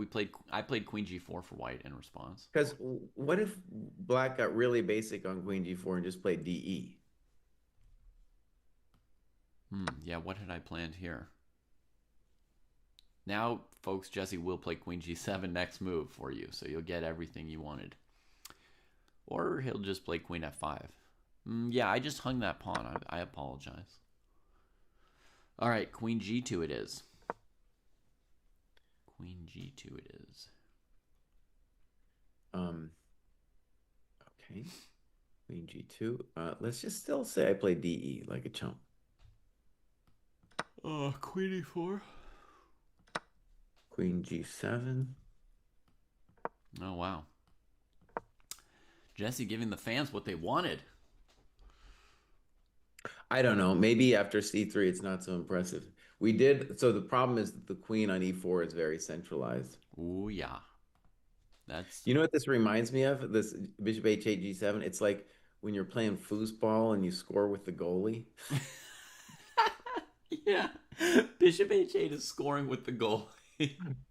uh, All right, so we got bishop g7 on the board. We got bishop g7. I stand. I. yeah. It's a problem for. Okay, how about this, Mr. Bruce? Yeah. What are we gonna do?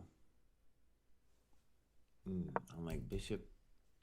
Well, okay, so we got a moves played. Yeah. Bishop g7, rook h1. Yeah. Rook h1. Okay, now remember, I want to just recall words of genius that I said earlier, which was that we are going to get a tactical, calculation based situation, and that's when the time is actually going to be super important. Whereas other times when you were just futzing about playing moves like g3, Yeah. it wasn't as important as now. Yeah. Because, yeah, this is where Sam needs an idea. Yeah. So some basics, folks. Against rook h8, white can trade, and then the d5 pawn would be lost if we recapture with the d8 rook. So we're under some tension on d5, and then our desire to contest the h-file at the same time.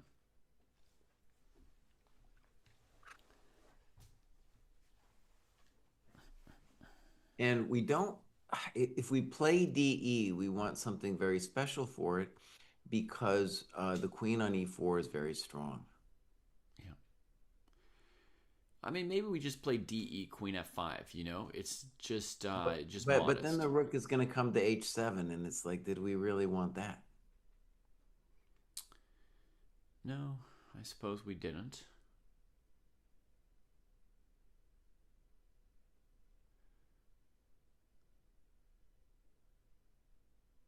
So maybe a basic move is queen g8. Completely giving up the h-file, but saying we're just going to play in the center. It's also got to be said that, like, I don't think rook H7 is actually a threat. It's just dealing with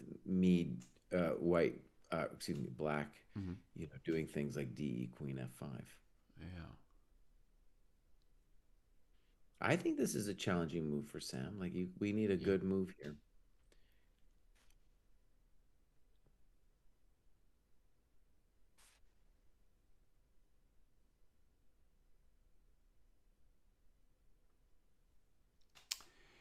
And if Sam does nothing, the next move for white is perhaps bishop to a3. Okay.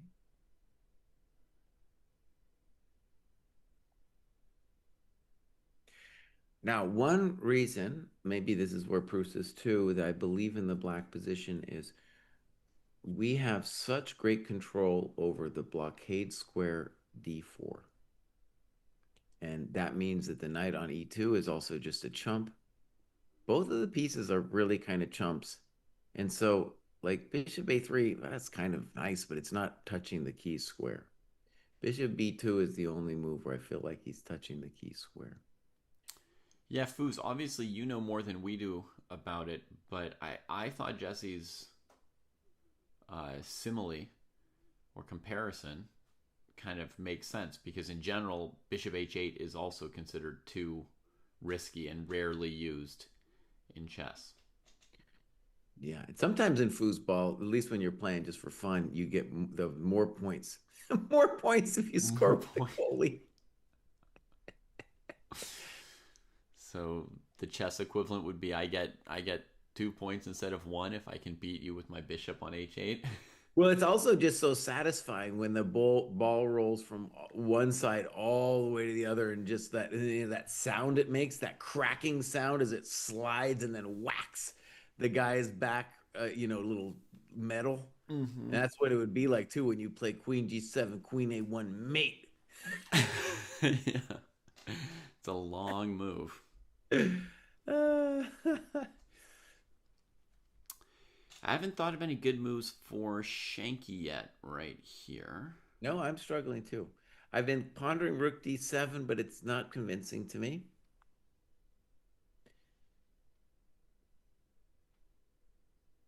And I know Sam's thinking concretely here. So, like, he's saying to himself, oh, I should have something. Ah, that makes sense. That makes sense. I get it. He's going to recapture with the bishop. Oh, Rook H8, and then Rook takes, Bishop takes. Oh, okay. Yeah. Oh, he does play Rook H8. Okay. Yep. Oh, he's still playing foosball over here. Yeah.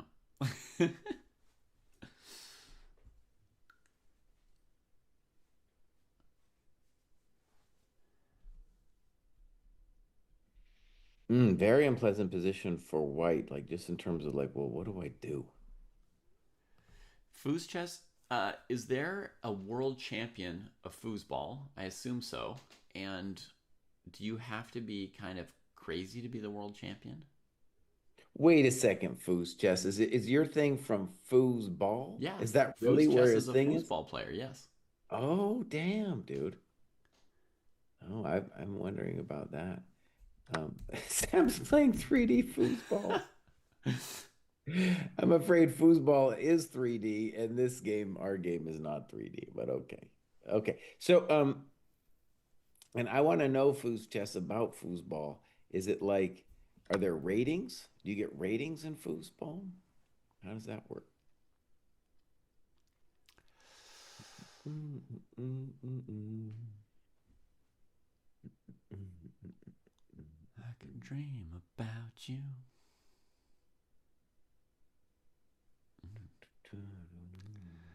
This position still looks pretty tasty.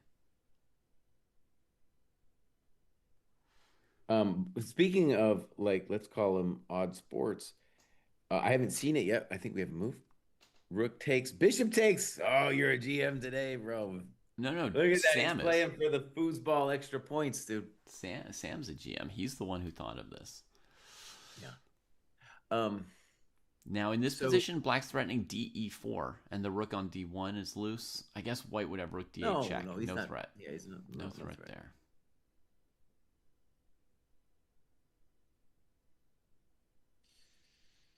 But if you play Rook H1, that'll be my call to play DE4. So yeah, let's talk about it. The Rook can't meaningfully leave the D file. The Knight can't leave the D4 square, I don't think either, because then I have Knight D4 to B5. Yeah, so this is a very pleasant position for black. I'm going to still stay by point 0.3. I can imagine going to point 0.4, Yeah, it but might be a little bit worse than we're thinking so far, but we gotta see it first. all right. He assumed the position now. Bishop B2 makes a lot of sense. There you go.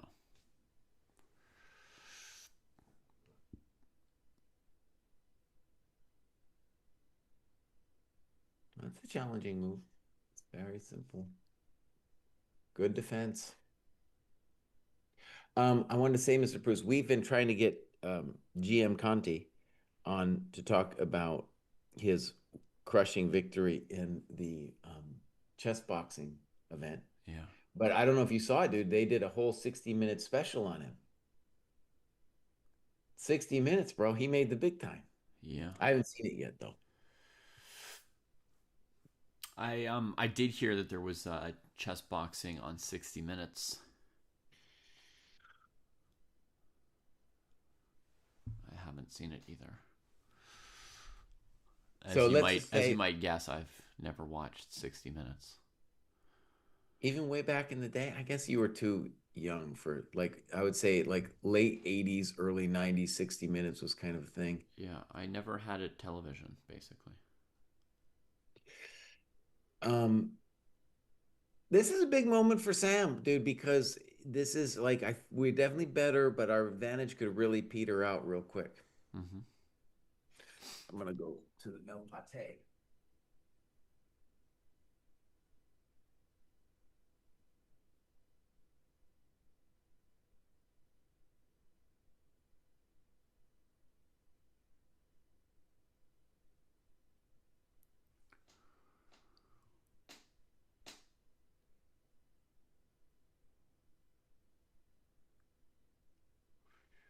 So, an issue here is there's this tension on the D file and then there's the open H file, right? So, it's hard to balance the fight for the D file and the fight for the H file. Kind of tricky.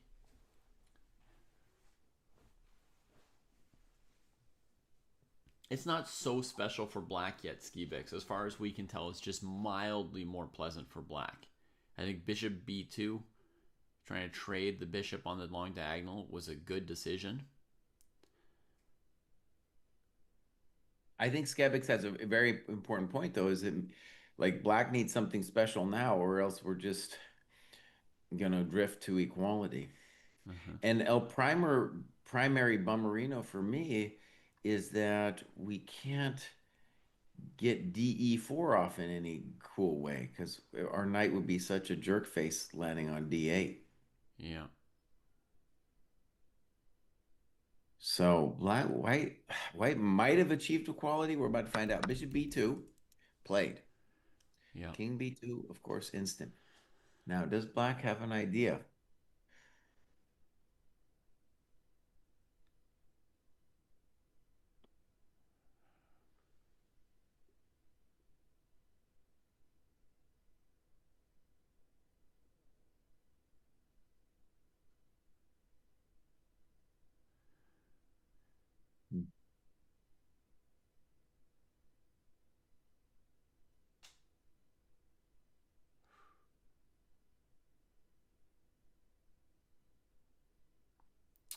All right. How about this idea, Jesse? I go queen g7 check. I knew you were going to do that. Okay, so Queen G7 check. First of all, there's Queen C3 and all kinds of stuff. But let me just ask you, if I just go King B1, what do you want to do to me? I'm gonna go queen f8. Oh my God, you're getting real fancy. That's now you're reaching. Of Now course, I'm you're reaching. The reaching. position's close to equal, and I'm looking for some fancy geometry to, keep the game going. And on pawn takes D5. I go queen a3. Uh-huh. Okay, we got some moves. Queen E7. Queen e7. So let's just say clever because now you can't take twice on D5 because your knight is hanging.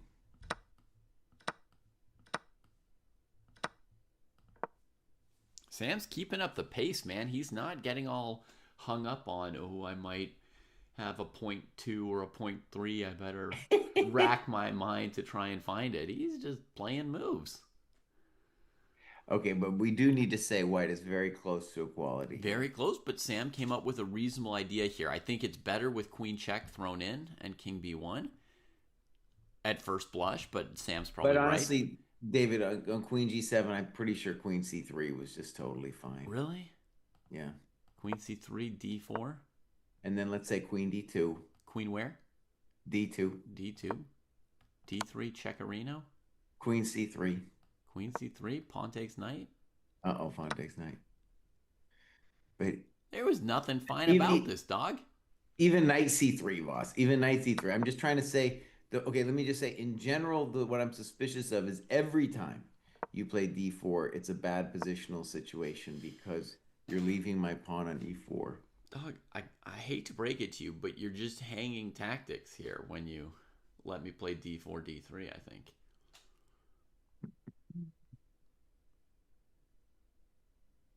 Maybe.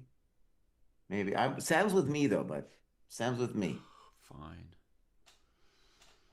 Okay. Queen e7.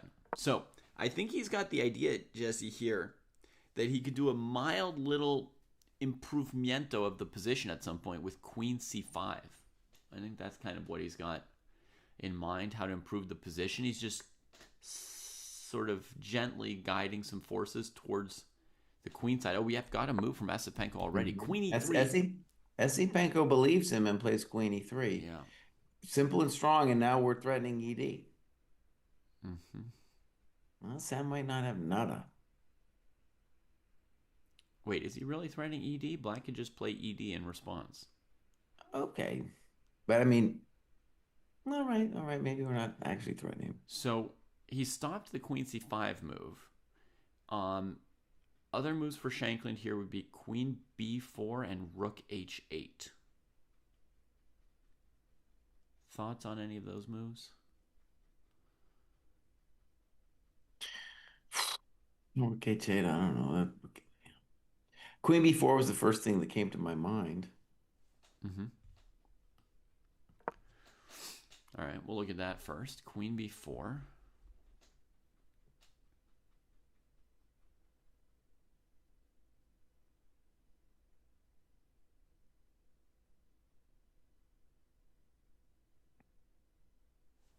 All right, a3. Yeah, A3. I think A3 is a good move. So I didn't understand. I don't believe in Queen E4 being anything. Right. I mean, we can also just calculate it all the way out, right? Rook d8, knight d8, king c3, threatening king d4. Mm-hmm. Pretty much forcing knight c6, I would say. Then knight g3 and nothing. Yeah, nothing. So let's try rook h8.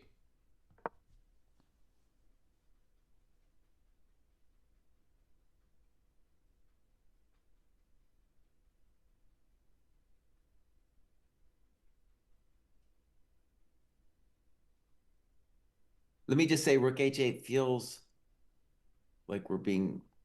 It feels superficial because Mm-hmm. the rook had a purpose on D8. Agreed.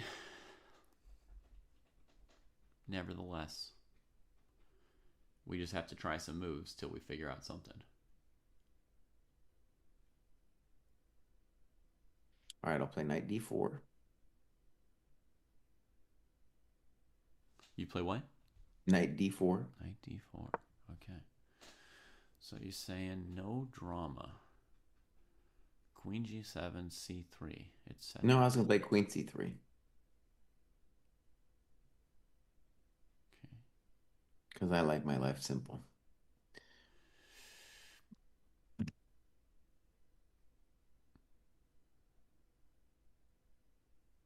And that's a position we call no problemito in casito.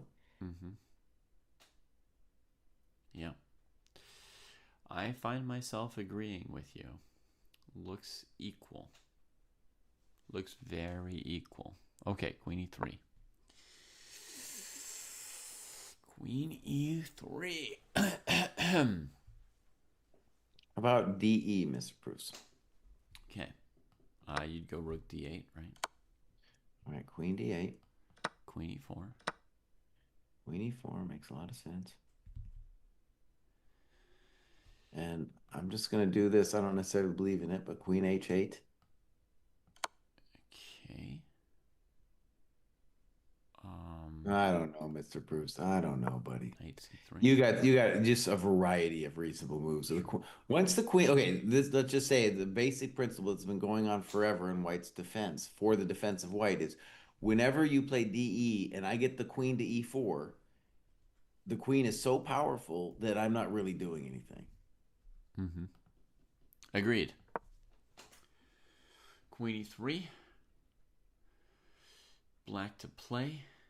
This Looks. also this could go wrong for Sam too. Like this was the kind of weird position that Penko won against Keimer. Oh, yeah. Like he had no business winning that thing, and then all of a sudden the milk went bad.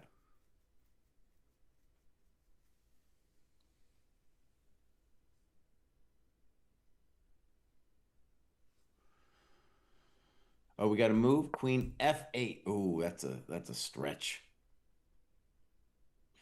Okay, but let's just talk about it. He keeps He keeps contact. Maybe it's a good move. I would think That's a knight d4 would again be a fairly equalizing move. Yeah, and you might even like white a touch better after knight d4. Yeah. Should we decrease the eval? Yeah, it's at zeros, but it's an interesting question we should ask before we turn the computer on. Let's say this liquidates a draw. Before we turn the computer on, let's go back and try to find where he lost the zhuzh. Because I liked his play, dude. Bishop d4, d5. Mm-hmm. That looked great. But then after knight e2, bishop g7, rook h1, it petered. Yeah.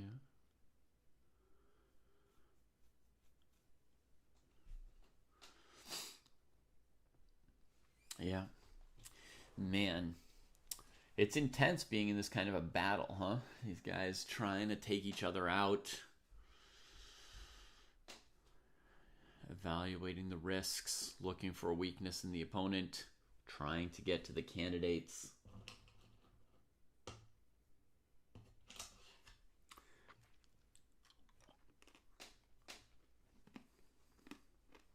Now, if somehow the game just simply keeps going, then we gotta still like Black's chances if this game somehow goes. But I'm looking at knight d4 and I don't see nothing. Yeah.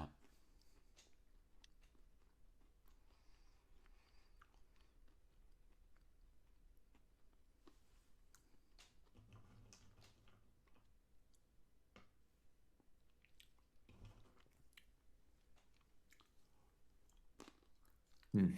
All right, we got to move. Rook d2. Hmm. So Andre also wants to linger on this game a little bit. Let it linger. Um, yeah. Also, Rook D2 is just saying, well, what, Black, you showed me nothing last move. Queen F8 didn't really improve your position. Mm-hmm. So what do you want? Yeah. Okay, but here's a basic question, David. Does Sam isn't Queen H8 a little bit cooler now because now I have access to the H file? Wait a second. Okay, so let's say Queen H8.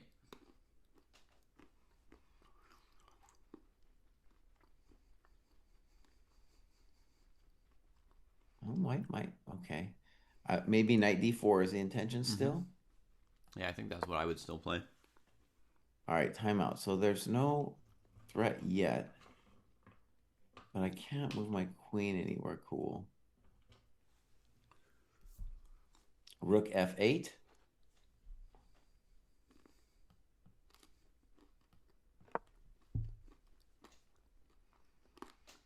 I don't know. That looks mildly unpleasant for black. For white, I mean.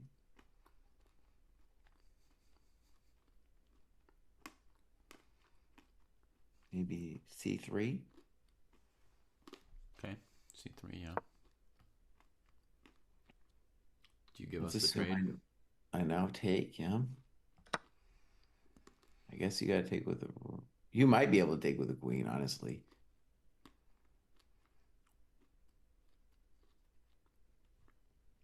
Won't I drop my pawn? Yeah, but your king is so far away, I'm not sure you're this is a big thing. No. Anyways, rook takes would be the natural move, let's Yeah, just say let that. me play rook takes. But then there's But Queen H2 to but F4. then I have queen h2, yeah, exactamundo. Okay, so I Even don't that like too, C3. No C3. maybe honestly, queen h2, I'm not sure it's anything. Rook d2, queen f4, queen takes, rook takes ed. Looks equal. All right, we got to move. Queen h8 check. I'm a GM today. Yeah. I didn't like rook d2. I thought rook d2 was no bueno. Knight d4 looked very clean. Mm-hmm. And queen h8, we're just giving, like, maybe it is still equal, but why would you give black this chance? Mm-hmm. Yeah.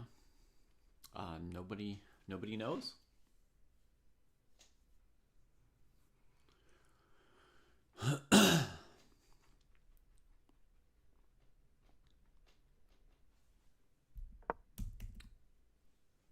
C3 We got to played. move C3. Okay. So he's saying, I don't care. Now, I think El Defaulto would be Queen H1, but we're going to look for other things. Yeah, there's also DE4 to look at. But I guess white can block on C2 with the queen if they trade Mm, rooks.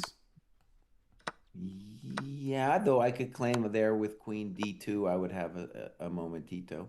Queen E3, excuse me, Queen C2, Queen E3. Mm-hmm. Then I may be a little bit better. Yeah. A little risky with the G pawn as it is, but Because the next move I'll play E5 probably, mm-hmm. like Knight C1, E5. Knight C1, E5.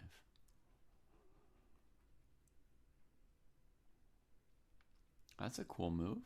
E5, yeah. It's still not even close to over, but Yeah. F5, for example, from white, maybe, I don't know. Yeah, I No, don't think F5, white's. no, we're a little better. We got the centralized queen. Mm-hmm. Okay, so DE looks like a good, like if you're black here, you're like, all right, if I don't find anything else, I got LDE4, which he does. I think white has given black a little bit of judge. So I'm back up to like point 0.2, David. Okay. A little bit of judge has been called. Now, white can do a variety of things. We got maybe knight G3. Knight G3. Ooh, Knight G3, maybe Queen H3. Maybe something fancy. And also like this E5 break too is coming in a lot of these positions.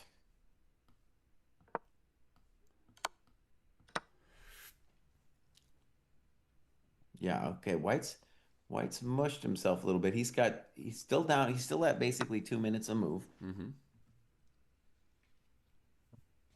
Let's see, this one's a big one too. I would, if I was white, I would really want to take a moment here.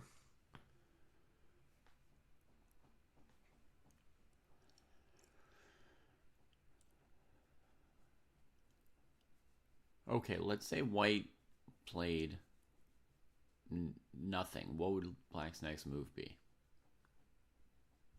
Rook takes Queen H1 looks good, or Queen H, yeah, Mm-hmm. Okay, something so like that. trade the rook and then bring the queen. So maybe Or also king. Queen H3 might be a good one So too. maybe king c2 should be played. No, he trades the rook. Maybe after queen d8, then king c2. Yeah.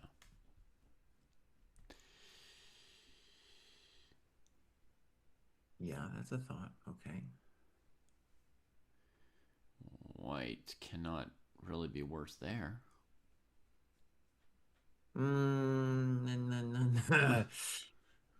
Well, don't I have Queen D8, King C2, E5 again? Okay, so king c2. You play what? Queen d5? Even though I played E5. Without. Okay, queen e4.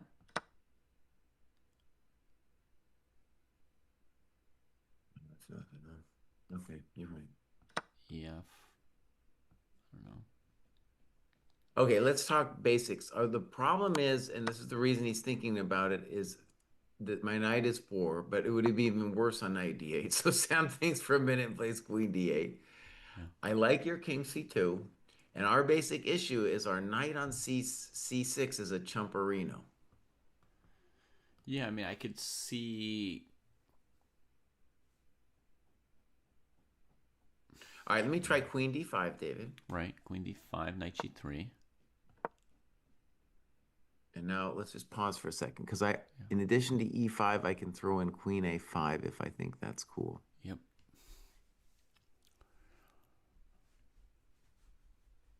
All right, let's play E5. Yeah, seems good to me. Fe5. Let's try Queen E5. Knight e4.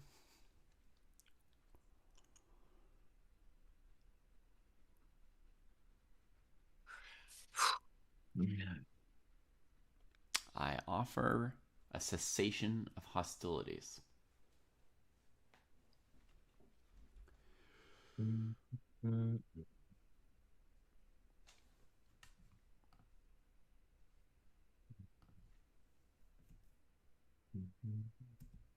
97.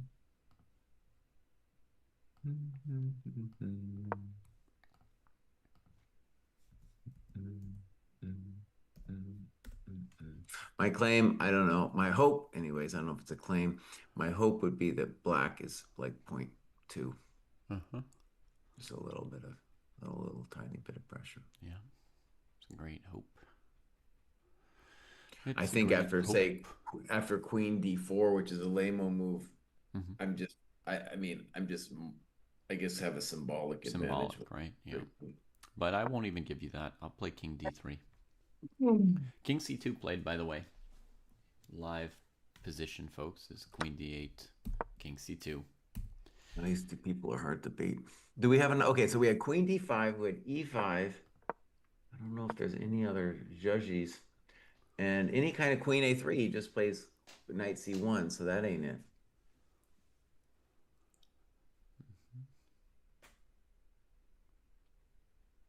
Okay, let me try Queen. Okay, wait a second. What are you doing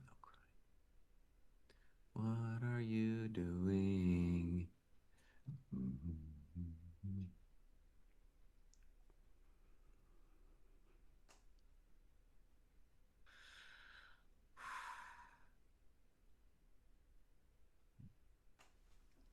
Yeah. Yeah, this one's going to be a draw, Jesse. Jeez, you give up hope quick. I know. I don't see anything more. Do, do, do, do, do, do, do, do, do.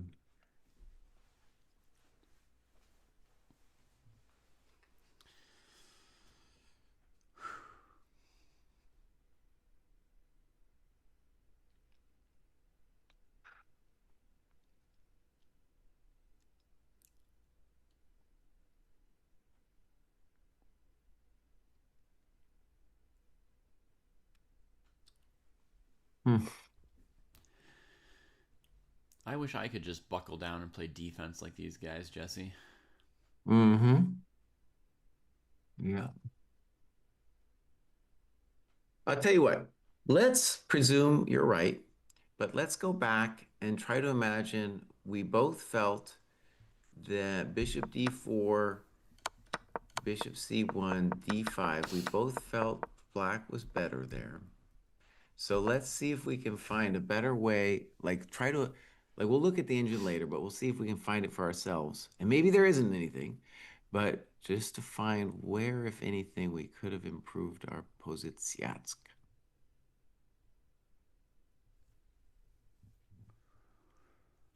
Yeah.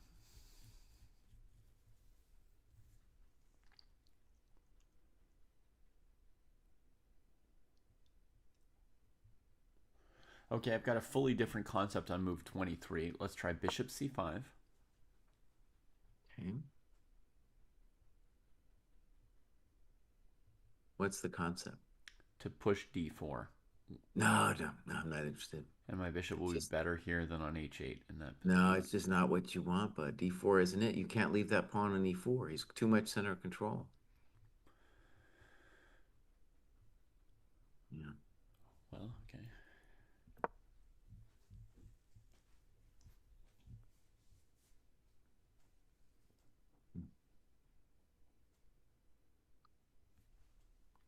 Got more moves in the live position. King I'm c2, gonna claim e5.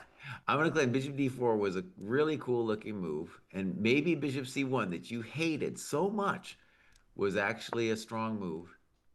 And instead of Bishop D4, the natural Rook H8, which was like the chump GM's first instinct, Mm-hmm. that could have been the real way to get a little bit of I mean, you judge. can also do that after bishop d4, bishop c1, right? Yeah, though we were ball obsessed. Everybody was like, D5, what a cool move. Mm-hmm. The problem with D5 in hindsight has proven that white just leaves it sitting there. And whenever we take, he's got Queen E4, and it's no bueno. Yeah. Yeah, I know it looks interesting to me too, Patrick, but Jesse won't even spar with us. He won't deign No, to that's not it. to countenance. That's not it. Okay, so EF4. And we're saying queen f4. That's what you could do. There. Even Proust, dude. Even Proust is willing to do cessation of hostilities there. Yeah. I mean, if I were playing, I would play a few more moves, but You know, as a you go like, spectator, I'm ready to. yeah, like queen f4. We could play queen d5 maybe. Queen g5 played. I think he's going to capture on g6 by knight. Yeah, there we go. Queen g5. We're assuming knight takes g6. And they really could. Even Proust might stop here. Even Proust might stop. This is a reasonable stopping point. Yeah. All right.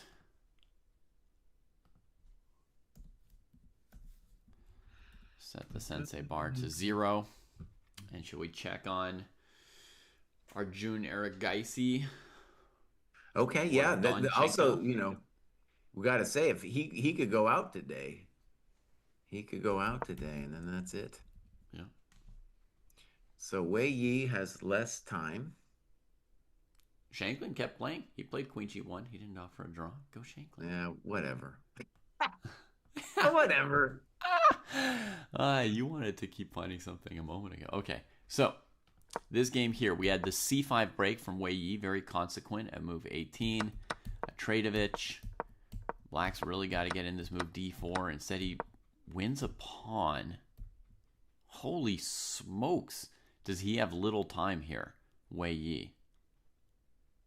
I think White's better too, right? He's got 10 minutes to make 16 moves. Well, he needs to find him something here because it looks like he's just significantly worse. What's so bad about his position? The bishop's better than his knight?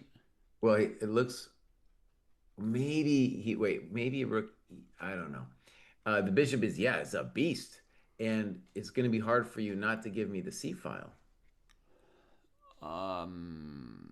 Yeah, I've got to give you the C file here.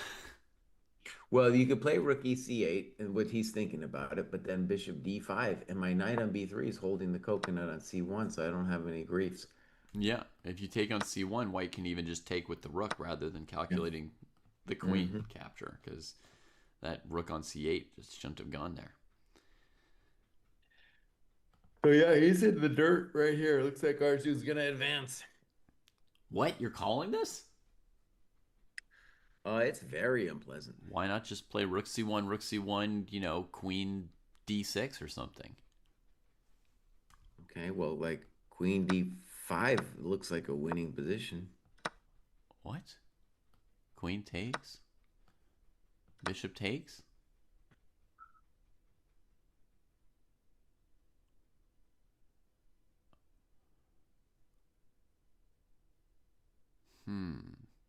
Okay, that's what you want. B5? There we go. I just keep making moves. No, wait, I'm hanging stuff. And I got bishop c6 there. 1 second. Okay. I'm just going to assume the position, dog. Rook b8. Woo! That's what I like. I don't know how much you're gonna like it. Like I play bishop takes knight and rook 7 and pawn takes. Adieu, monsieur. Rook comes in. We welcome him, a worthy adversary. No, no, buddy. No, that ain't it. Hold on. On bishop d5, I think you should play b6. Bishop takes d5, b6. Okay.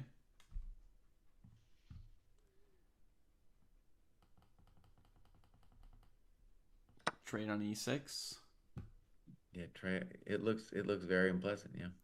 Rook c7. This was the first thing I considered. I do go down a pawn. I think also on knight c5, Mr. Proust, I think I just play knight d4. I don't take it. For sure.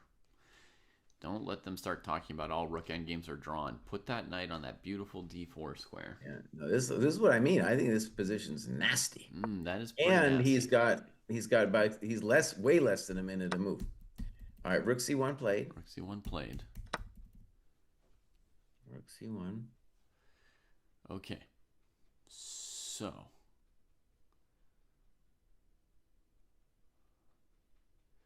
okay, the position's bad for black, but this kind of player never loses a position like this. It's not that What do bad. you mean? What do you mean? He's They got a nasty position. He's got about 30 seconds to move. they never lose. That's what I mean. All right, let's go knight d7 to c5 here for black. Let's try something I think else. you're going to need something fancy like I'm that. doing Yeah. something fancy. Don't worry about me. DC5. All right. I don't know. Bishop D5. Bishop d5. All right. Knight takes b3. Oh, my rook! Oh, my rook is right. Oh, Though it's got to be said, the position with Bishop B3 is also super nasty. But yes, your rook. all right, all right, all right, all right. I will play queen b6. Yeah. La di da di da. El defaulto is going to be knight C5, queen D4. Yeah, hits me with the defaulto. Oof. Defaulto. That's just a nasty, nasty, nasty girls. Okay.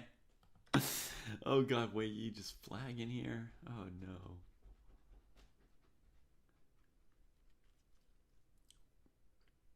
If finally maybe Arjun could win some rating points because he hasn't won anything. All right. Here's his big attempt that he thought forever on Queen A6. Queen a6. Proof says these people don't lose. I mean, have you ever seen Wei Yi lose a chess game? All right, so both Bishop D5 and Queen D5 recommend themselves. I tell you what, he has played 18 games so far this tournament. He's not lost any of them.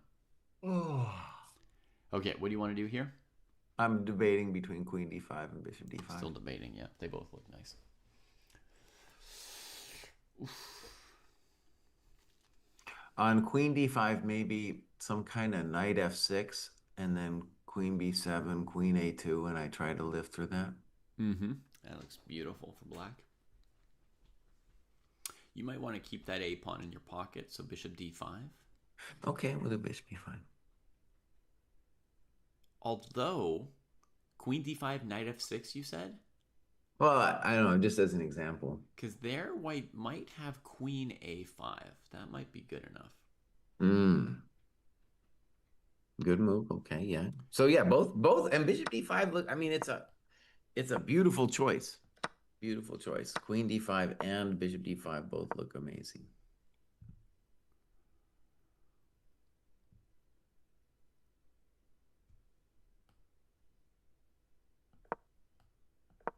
Oh yeah, I mean both are just such nice positions for white. That is definitely well within the range of nasty. But it's not lost yet. I didn't lose a full pawn. So I think we're being told that Asapenko and Shanklin have agreed to a draw. Queen G1, Mm-hmm. Knight E7. Looking for that trade. Some checks come in. We'll adjust the scores here. That match will go to tie breaks tomorrow. Dude, so like, I mean, it's just absurd. It's Dude. absurd. It's absurd. Like nobody's won a classical game in like 4 rounds in Shanklin's tournament, right? Yeah, Shanklin's going to the top of this. He's almost at the cusp of all chess, and his rating isn't even going up. Yeah. Well, no, Shanklin got 10 points from this tournament. Yeah, but think about the last 4 matches or something. Mm-hmm. It's all been tie breaks. Yep. Bid it, rapport, Yeah. Duboff, and now this one. So he doesn't get any rating points basically for those 4 matches. Right.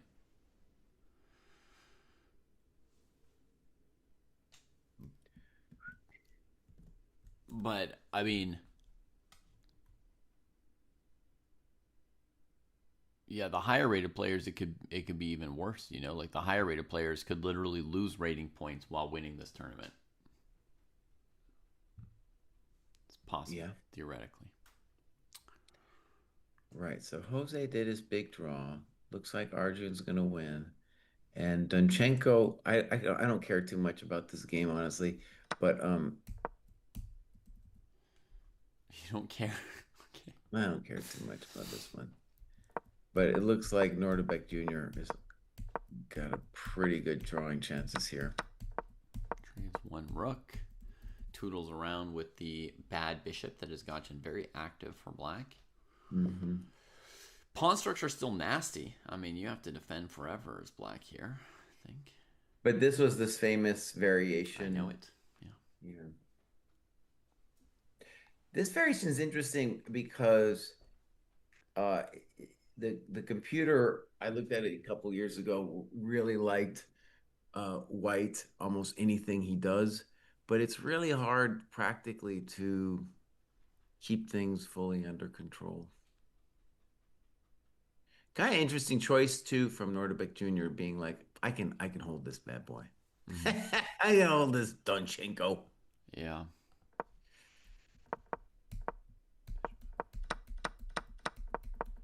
Foos chess is hoping for chess foosball. That would be the thing, huh?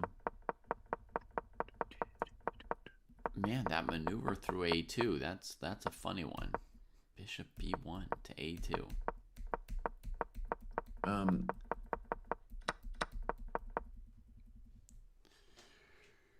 Talk about funny maneuvers. Bishop d5 was played instead of queen d5. I liked your queen d5.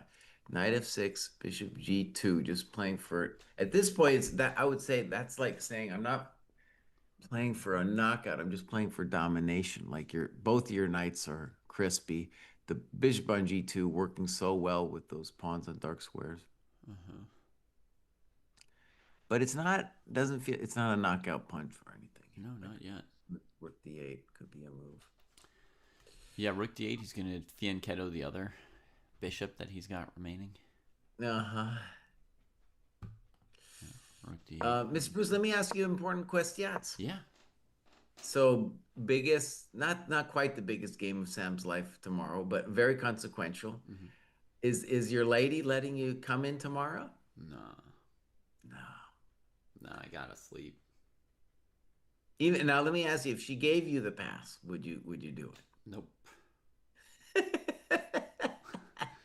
I gotta sleep, man. But if it was a classical game, then you would do it. Well, yes, of course. Okay. All right. Yes. So everybody, I think I'm gonna depart soonish, Yeah. but I just want to say I will be here tomorrow to watch those games. It's usually a very fast affair. Yeah. It's like Sam's fate will be decided in like an hour. Yeah. Understand. And why is Sam playing so well in rapid chess for the first time in his life? What's going on? I don't know if he was ever terrible at rapid chess. He was pretty bad relative to, other people rated, 26, 70, 80, etc.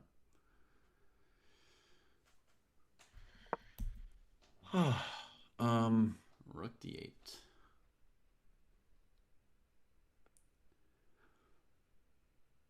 Dude, we've been doing this Goa tournament for a couple weeks now. Oh, yeah, it's Holy, a long event. um, Yeah. I was going to tell you something important and now I forgot.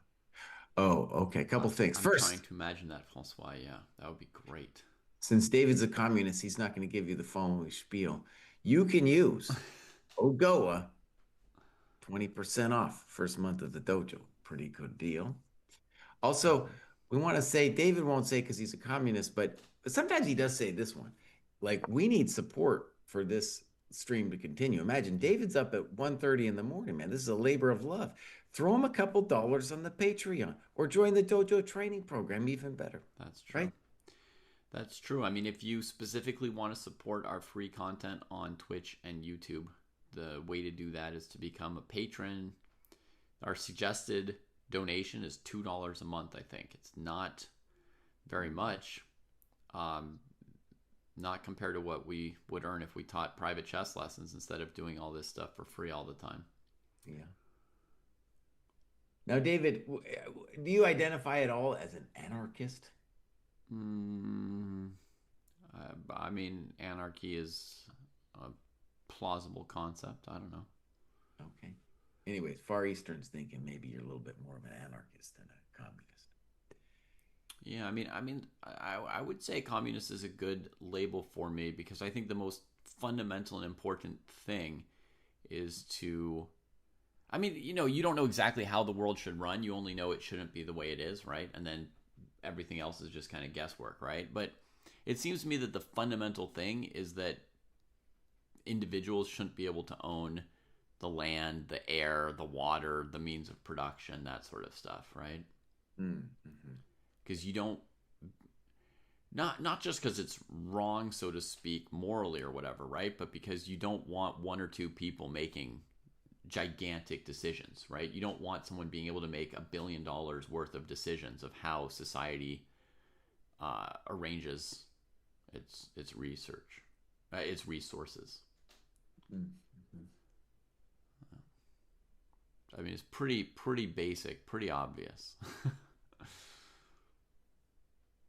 Well, to me, it isn't obvious. Yeah,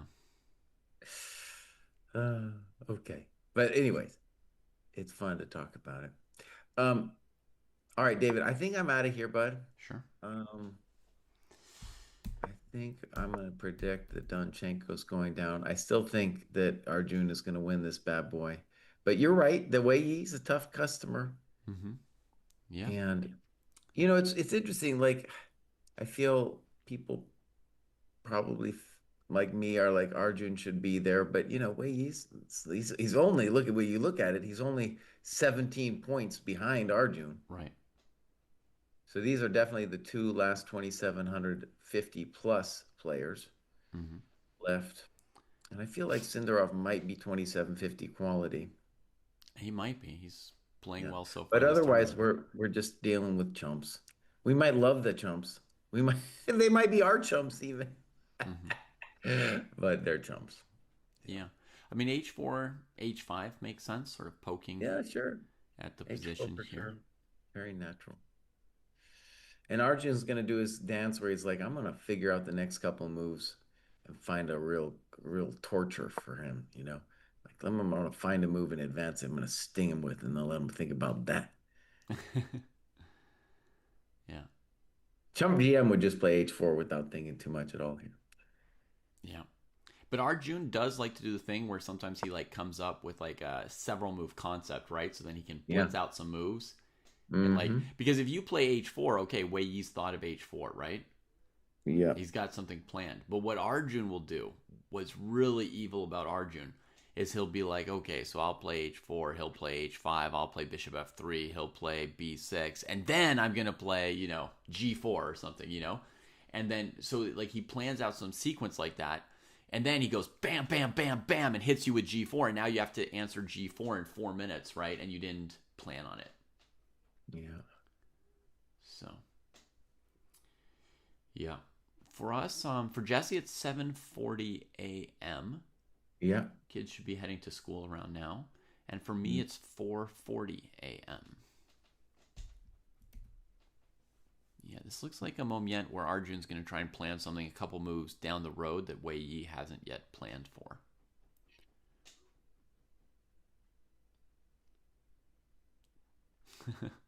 All right, Hi, David, it's Sticky been Cool. enjoying. I will be back tomorrow to cover Sam's victory. Thank you for your service, Jesse. We look Oh forward to man, it. it's his victory, bud. All right, I'm out of here. Bye, David. It's been a pleasure. Tschüss. Tschüss. Mach's gut. Bis morgen. Alrighty, folks. Arjun does calculate quickly, yeah. Is knight to c5 any good forcing a trade of knights? It's conceivable, but I don't see it having a super powerful effect right here below bronze. It doesn't look... Yeah. It doesn't look like it obviously increases pressure in a way that black can't answer. But, like if you set up something, right? If you go like here, bishop f3, there could come some moment where somehow you go here and lift the rook. Sorry. The rook could take on c5. There could be something over on this side. I don't know. We'll see. He'll eventually play h4. No. Play something totally different. Ooh, sneaky. So he avoids the trades. And he's thinking maybe this square here. Then this knight has to stay on the back foot to keep this covered. He's also got to keep that covered. Yeah, I think in general, like Arjun, he's a practical player, and one of the things he's going to need is to get another mistake out of Wei Yi probably here. I know Jesse said that White was crushing, but I think Arjun might still need, one more little inaccuracy or two from Wei Yi. So he's more inclined to keep some more pieces on the board versus a knight trade on c5 or d4, as mentioned. More inclined to keep more pieces on the board, more pressure on Wei Yi with his time situation. So knight d2, queen e2 played. Wow.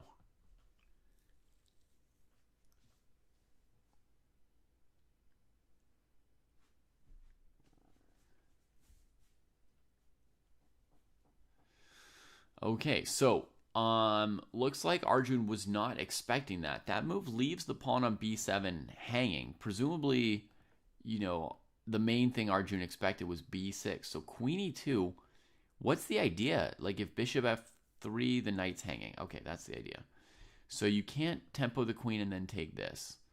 So attacks the knight, and he's trying to force knight c4, queen, knight, and then maybe rook d2, just trying to simplify the whole thing. Could Arjun have not noticed this move? Figured Wei Yi was passive and couldn't come onto his side?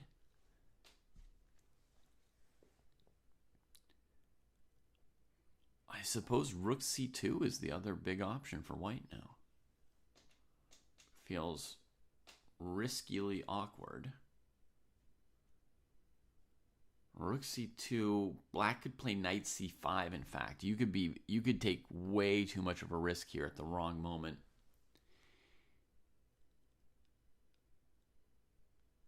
And that looks scary to me from white's perspective. I guess knight f1, and we're fine. Fine/winning. Okay. So he could play rook c2 maybe. But it feels like he didn't, it feels like he missed the move queen e2. I think that was a move that Arjun just simply didn't see. How Arjun got his name? Did his parents not give it to him?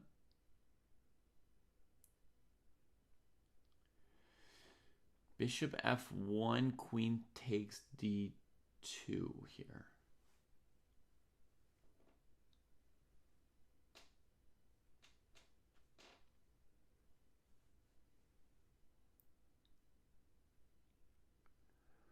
Rook c1, queen d1, knight f1, b6.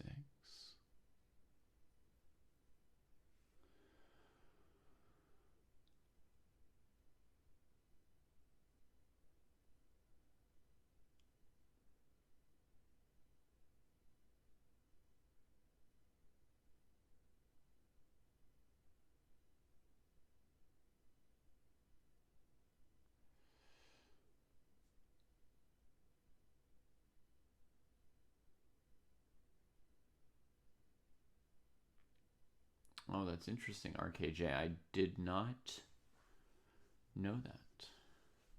Did not remember that story.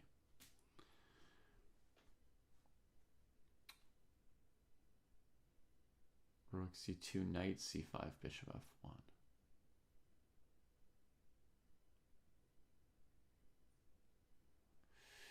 Then after queen d1, the game goes on, yeah.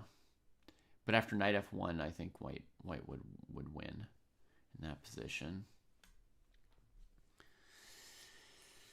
Okay, so Arjun misses queen e2, but it's not a big deal. I don't think there's anything wrong with rook c2 and just continuing the game here. Suppose for black, I'd probably play b6. Man, really should have played h4 instead of knight d2, unfortunately. It's an obvious move, but he doesn't need to bail out Sweet Blues. He still has a fine position.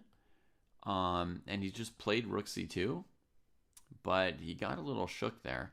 Knight c4 is quite an unpleasant bailout for white, because if you drop the pawn on a2, it's very hard to win this endgame ever, right? So this would be very, very much what black's hoping for. So Wei Yi by now should have prepared an answer to rook c2. And I think b6 is pretty good.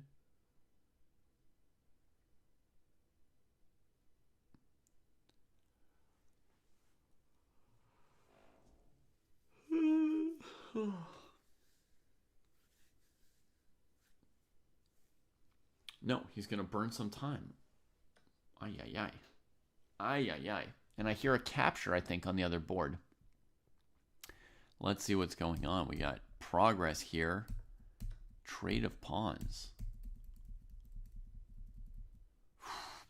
Black with millions of pawn weaknesses on light squares. That looks like a risky decision by black to undefend that c6 pawn here. I don't know why he's been so reluctant to move his king to one of these squares. For about 7 moves, I would have thought that he would defend this pawn with the king. And now he makes this trade and looks critically bad for Yakuboyev. Now I'm feeling like he might go down here, yeah. And 2 minutes on the clock for 3 moves. It's not necessarily, it doesn't necessarily mean he's going to blunder anything, but it shows that he felt himself under pressure. He's been burning a lot of time under the stress of this game, and Donchenko playing pretty quickly, putting pressure on him. I can just feel something wrong with Noterbeck today. Like he's trying to defend the lead he has instead of, playing strongly and confidently. He looks like he's in big trouble.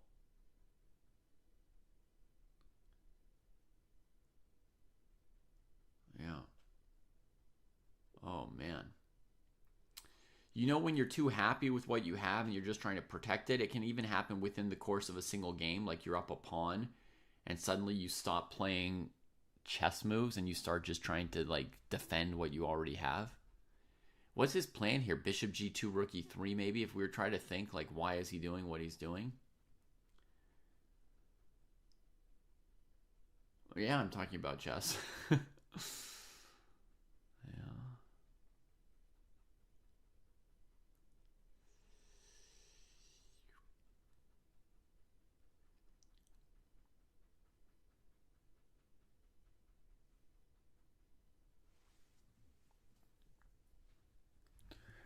Well, because there's a kind of fear to it.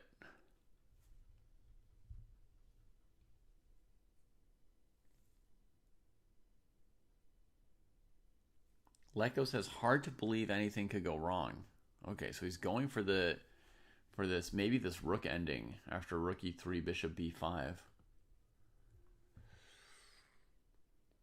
It's easy to believe something could go wrong because the guy's scared and has used all his time. Even without seeing his face and the cameras, I can tell he's scared. So here,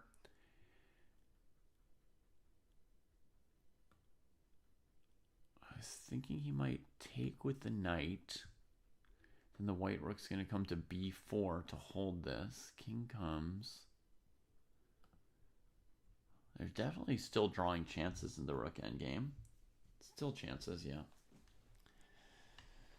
Yeah, if Lecco's looking at an eval bar, then he has no idea what's going on.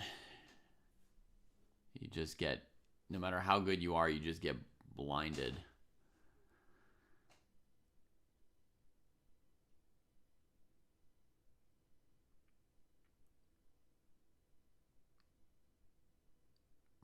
And so he's even hesitating on this choice here. So that means he's considering something like here, here, here as well, huh? With a counterattack, and it's complicated because white can race guys. You can also just play rook e2 and take one pawn. But there, I don't know. Oh, I guess there's rook b3 to contend with. He must have made a choice now with 8 seconds on the clock. He plays king e6. I mean, when someone's playing moves with 8 seconds on the clock, how can you say there's no way anything could go wrong, right? Like, clearly things can go wrong. Okay, so what's black thinking here? There's bishop a4 and bishop c6. It's move 40.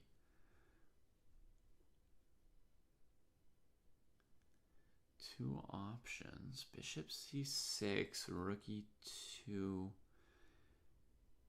king f3, rook b2, bishop d5 check.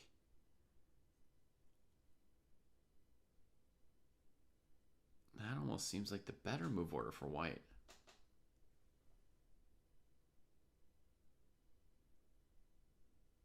So maybe you can recommend it, Rainbow Teddy. Let's say this, if you're going to play a messy position with severe mutual time trouble, you're better off doing it against somebody 200 points higher than you than lower than you.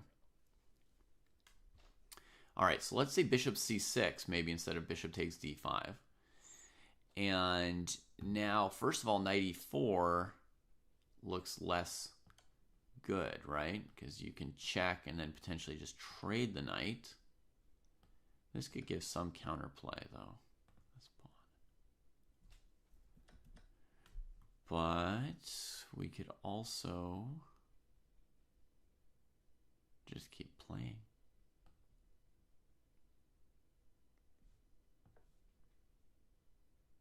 Oh yeah, this move looks nice. I like that. The black king's getting forced into not very good position.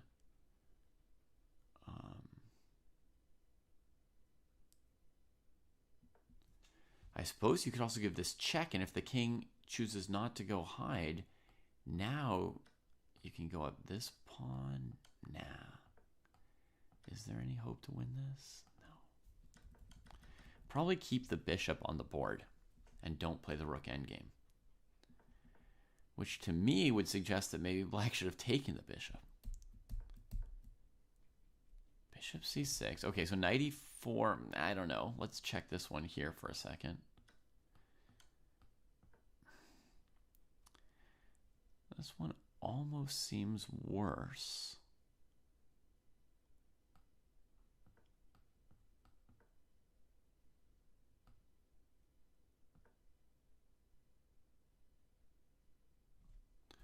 Okay, no reason to throw in the rook to the 6th rank. That didn't really help us. Let's just go here. All right, let's think about this position for a moment. So white's threat is to play rook a4. There's bishop versus knight. That's going to be an outside passed a pawn. This looks borderline lost for black. This looks borderline lost. Okay, so I'm thinking he's almost got to go for knight e4. Bishop check, king here.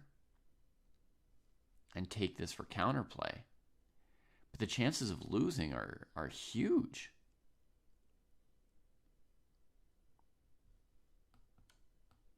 And why trade? I'll just take this pawn, right? Let's leave these guys on the board. Chekovich here, here.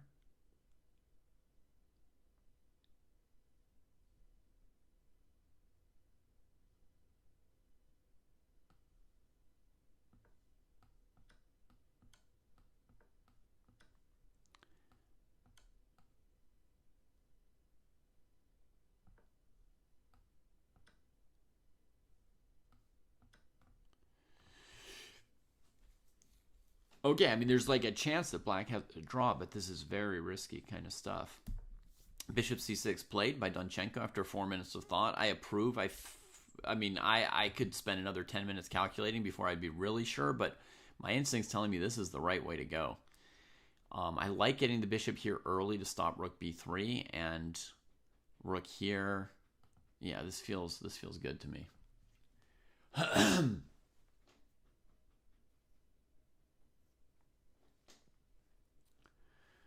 All right. Skipping over to here, draw agreed quickly. Oh my goodness. Rook c2, queen d1 check, knight f1, b6, as I expected. And he says, just draw. He can't do anything. So he just overlooked that one move, queen e2, and his whole advantage disappeared. And Wei Yi survives, and we get tie breaks. And Aragaisi, a little bit of a miss there. Not that he was necessarily winning, but he could definitely put serious pressure on from this position here with the time lead and an advantage. Probably, 0.5, 0.6, probably pretty big. H4, simple move so the king can tuck, and so you don't worry as much about the first rank. But he misses queen e2, and then black gets active. And he gives up on it. So more world rapid candidates, as Teddy says.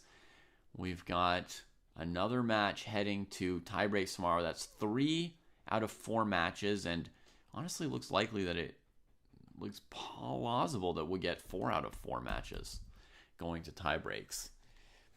This game here is maybe about a 50-50 between a win for Donchenko and a draw for Yakubayev.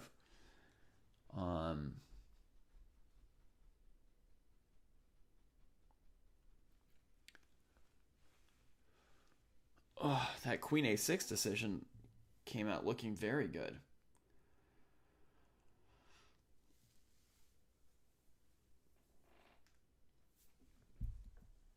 King d6. Okay, staying central with the king. If bishop f7, knight takes rook. So presumably white's got to spend a move on rook a5 here. I think we'll see something like rook a5, rook check here. And the point is, by keeping the king on the bishop, white can't play rook a4 and defend these pawns as easily. So we get this and then this. And the rook defends here. Idea would be that if knight c5, black's going to be pretty solid. And against rook f5, maybe black has time to collect that pawn.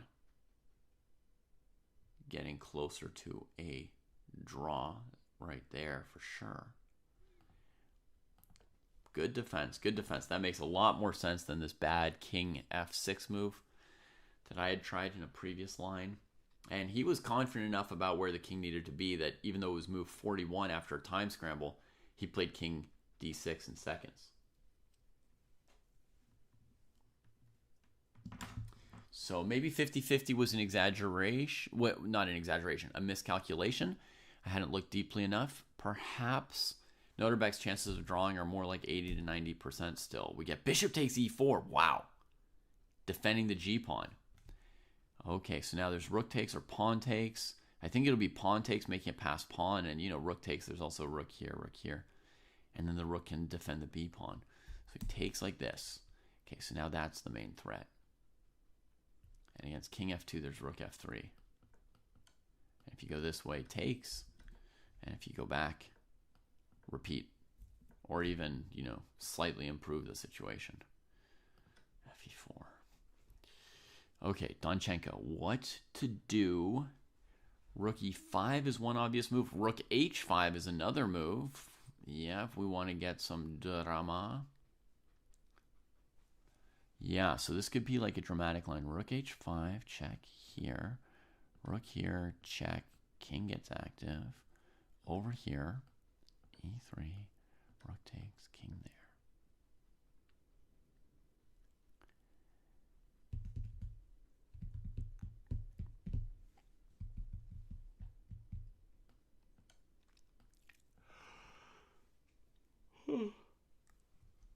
Look at that surprise switch in direction I just did. And that was a hell of a switcheroo, but is white in time? Oh my god, white is in time.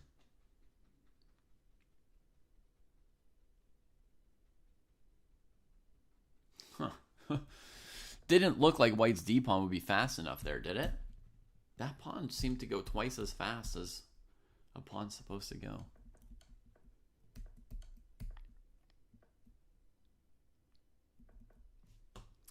Okay, so we could try this way. Check here. Why not e2 instead of rook b1? Okay, let me try that. played d6, e2. Oh, king here, right? Covering the squares. Then you get to do this. Oh, okay, let's try that. Okay, so clutch easy. It says e2. Easily, sorry. So if the king moves somewhere like this, you check in queen. Here, you queen. So here, here. And the rook's not in contact, huh? And black wins. That makes more sense.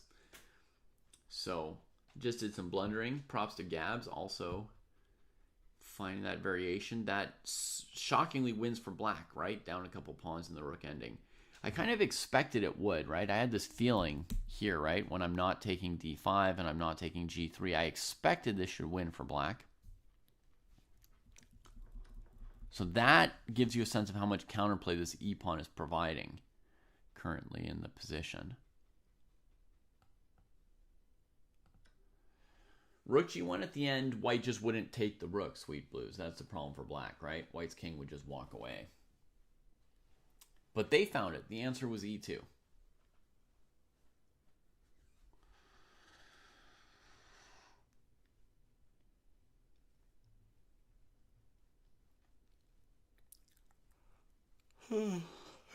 Excuse me. Live position. They've got 30 more minutes than it shows. So 50 minutes for Donchenko and 31 for Yakubayev. And we could put a sensei eval on here if you want.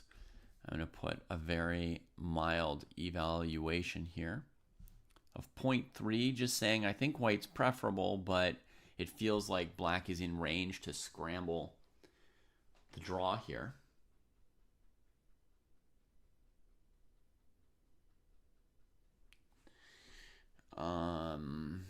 Okay, options for white. So that was rook h5. Another option is probably rook a5.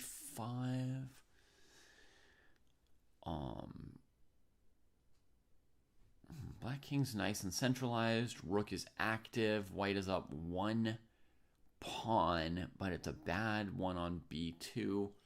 And black's currently threatening rook e2 and rook d3. The endgame should be a draw. The endgame should be a draw. Man. Donchenko seemed close there for a moment. I think he was a little bit close there, but if he didn't win that rook ending with Lei Kwang Liam, he's not going to win this one. No.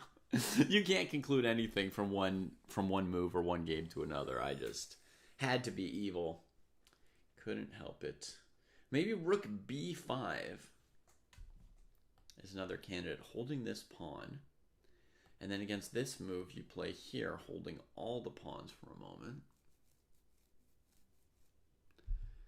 From black side, I'd probably advance my king, threatening rook d4, make white do this, check him, and grab that. Or what do I even need that b pawn for? Do this maybe?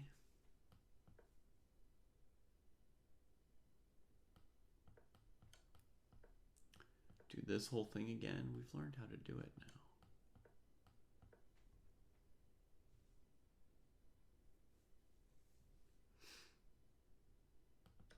So that makes sense, but that's a pretty easy defense for black again. Same kind of activity that we've seen before. Okay, back to the live position. We'll let Donchenko stew a little bit here.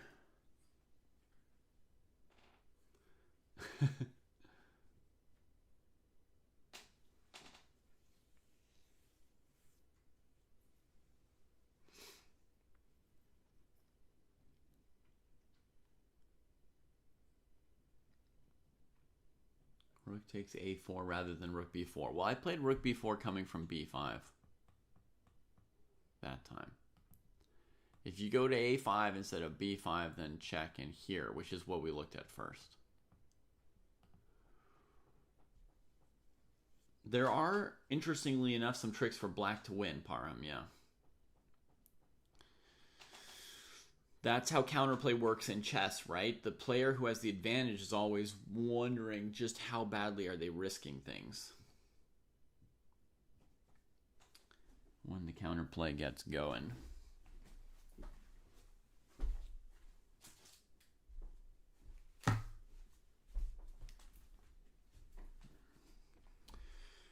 Prusy would not mind if they just agreed to a draw. Yakubuyev could move on, and I could try and take a nap. Would not mind. They do get more time at move 40, Nicholas Ever. So they are at move 42. They've got another 30 minutes that are not showing on the chess.com clock. But in real life in Goa, they have an extra 30 minutes. What's Kostya been up to? I'm not sure, Teddy. Probably something awesome.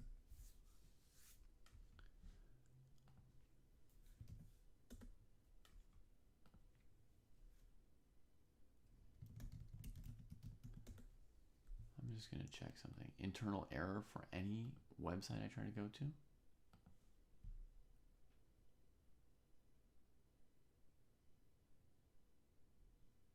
I can't go to any website. I can go to Google.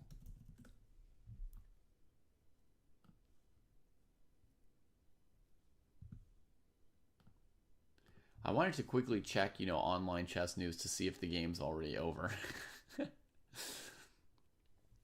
Maybe agreed to as a draw.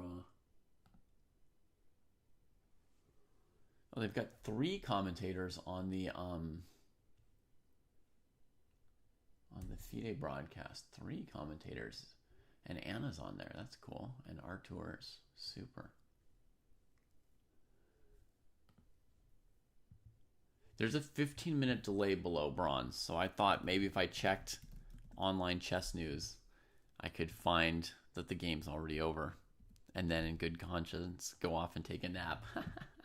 I know that's awful or evil or whatever.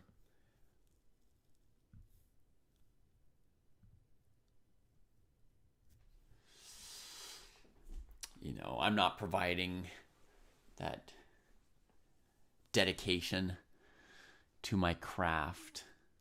But, every now and then it hurts in the middle of the night. Every now and then it hurts a little bit.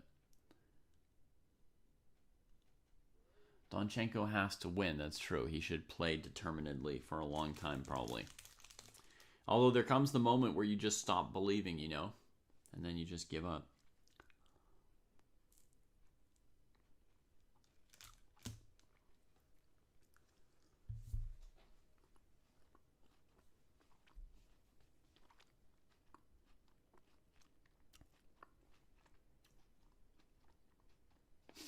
That's when you need to listen to Journey instead of agreeing to a draw in a must-win game. Go to the bathroom, listen to Journey, come back to your board and keep playing. Here's another weird candidate move, Rook F5.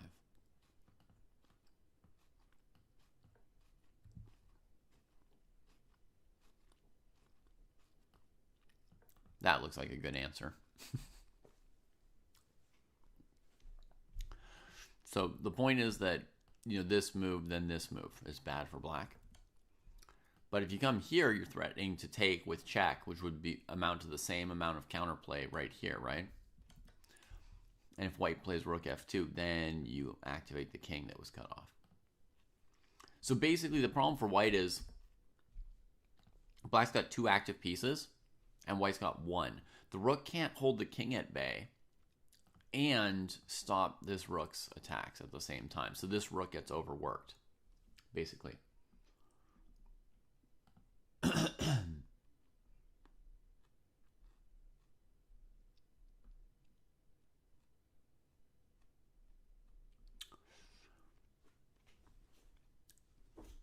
Hey, Sweet Blues. Oh, looks like R42I3L is fixing the internet for us. Do you think that the internet crashed because too many people were trying to look for chess news like me? Anytime I try to go to a site and there's some kind of issue with the internet, I think, oh, it's because everyone in the entire world is trying to check the result of the same chess game as me. I figure that's the most common thing to cause a worldwide internet shortage or outage or crashage. So you're playing against a London player. How should you crush her? I don't know. Play good moves?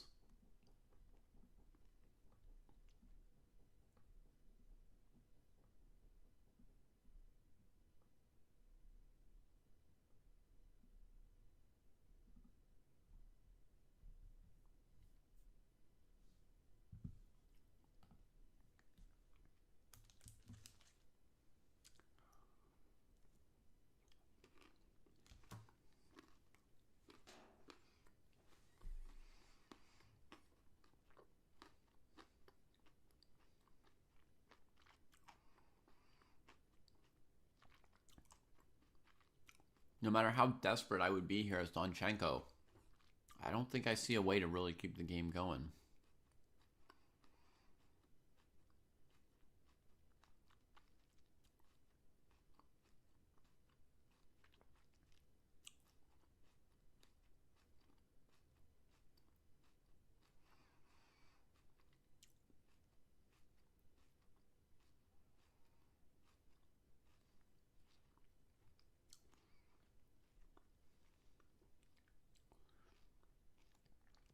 Yeah, I mean he probably gets a fair amount of money, Parham. It's not completely nothing, and you can have fun playing chess. In the end, the point of going to a chess tournament is really to play chess, not to get to the candidates or this or that. Really, the point is to play chess. If you get to qualify for some other chess tournament or get some money or whatever, that's all a bonus. But you should only really go to a chess tournament if you want to play chess. And if you can be satisfied at the end of the tournament that you got to play chess.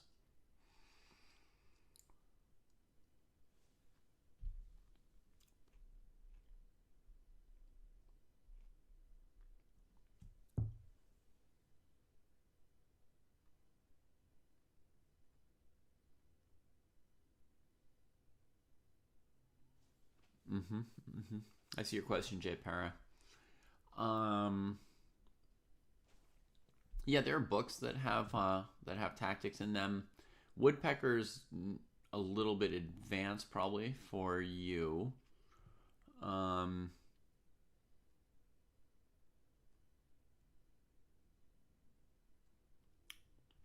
not a fan of his. You can admit if you're not a fan of somebody, yeah.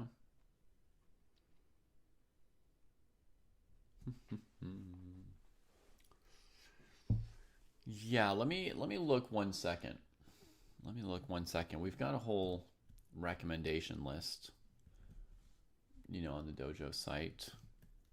So I can just look that up for you.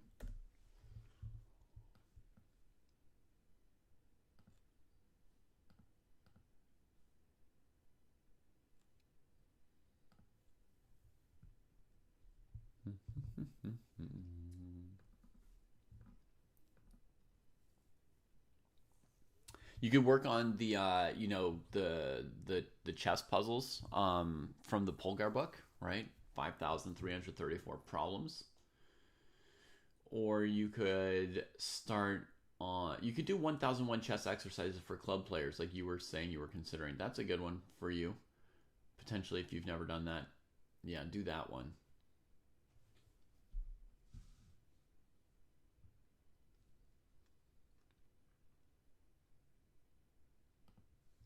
I don't know if the number 5334 means something.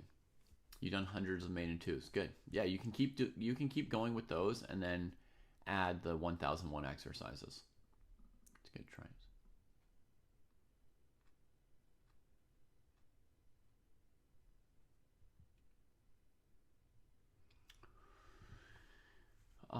Cats per off is saying.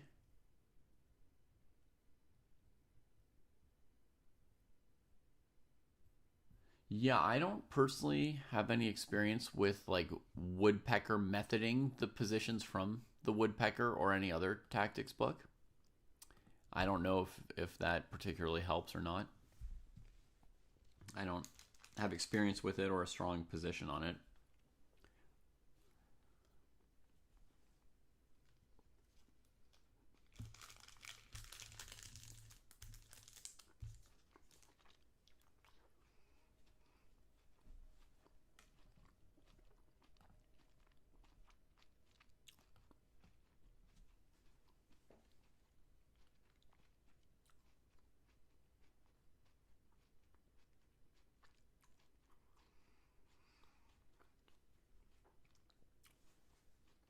So Donchenko's been in thought at least 15 minutes on this move. Here's another thing I considered in sort of when I go into desperation mode like him, right?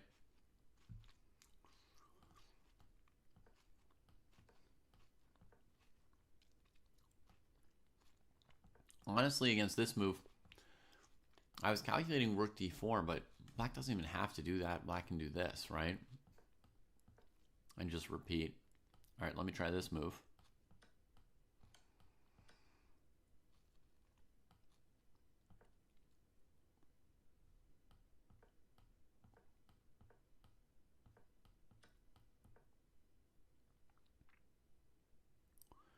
So this line is one surprise chance for white to win.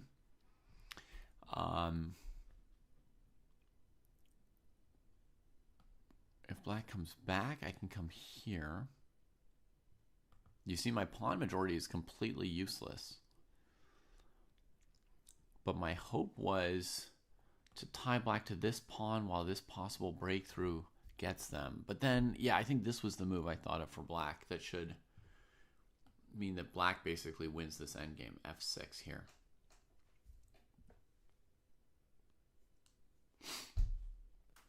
This threatens king d2, right? So white can't race black. It has to come here. I guess again you could play f6 here for black. This is the blunder that would lose. But here, king here, you could now play f6. Man, white's just overwhelmingly crushed because the king's bad. So that's just a cheap trick, but it completely doesn't work. The king and pawn ending's winning for black. That's just a way of losing. We've got a move from Donchenko. G4 played.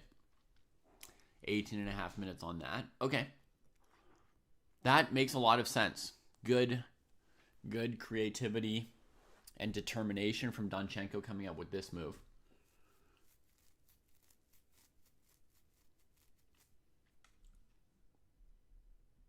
Oh, you're right, Sweet Blues. Maybe there was the move h5 in that g5 breakthrough. Maybe the g5 breakthrough doesn't even win here, right?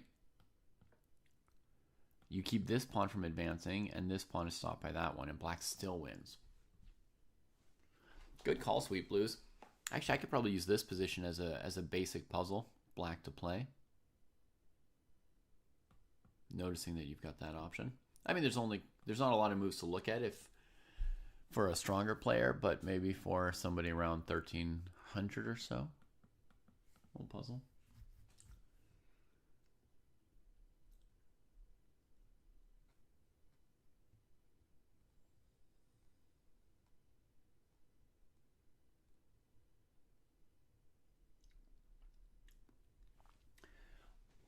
Well, I don't know Far Eastern whether or not you're allowed to ask the arbiter whether or not it's been 50 moves, but if you're allowed to do that, then and the arbiter didn't do something wrong, then there's nothing wrong with him asking if he's made 50 moves. That's what anyone would do. Normally you're supposed to keep score, right? You've got a 30-second increment. You're supposed to know if it's 50 moves yourself. But if you defend for 50 moves, you should get your draw, even if you're now in a losing position.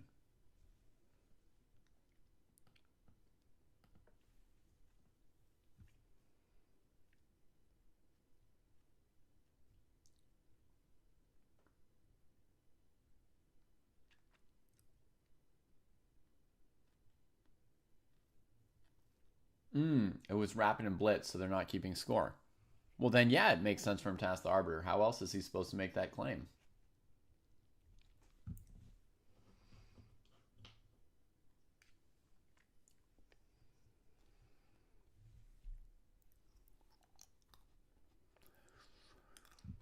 Okay, so g4, giving the king some more space, and I guess the intention is a slightly more active king position in this sort of a situation. And then maybe here embracing the e-pawn and centralizing your king.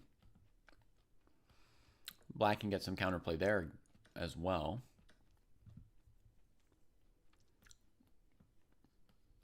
Let's try and go up a pawn. We want this kind of a scenario for white. This is something that you could work with as white, this position here, for sure.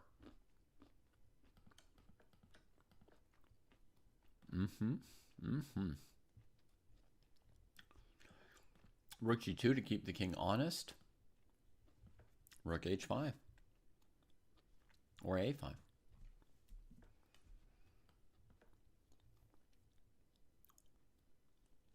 Ah, e3.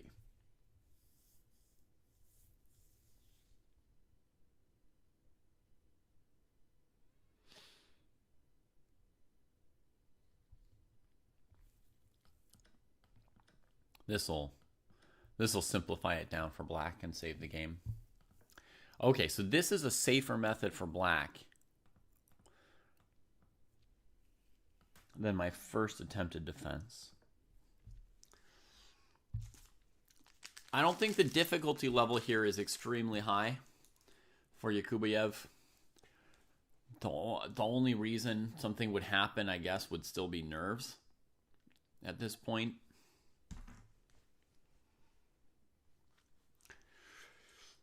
It's a little bit scary, but, you know, you can handle positions like this. So, rook e2, king g3, rook b2, king f4, rook g2, rook e5.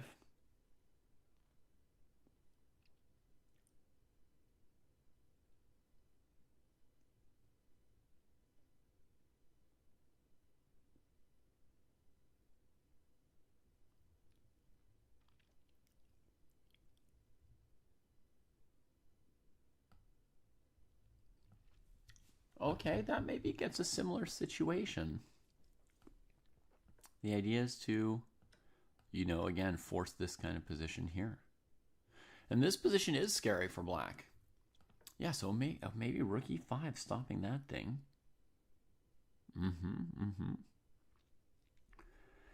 Okay. That could go wrong. Good call, Gabs. I'd thought of this move, but I hadn't appreciated it properly. Okay, we got a move.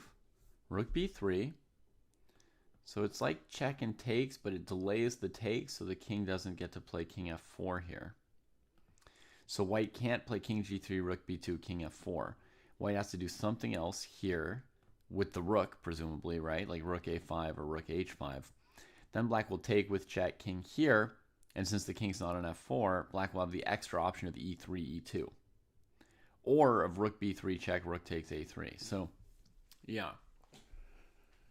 So the tempi will just be slightly changed because white doesn't have that king f4 move available. This is a nice improvement probably because, you know, rook c2, king d5 is rarely going to be anything for white. So this is just a better move order than check, for sure.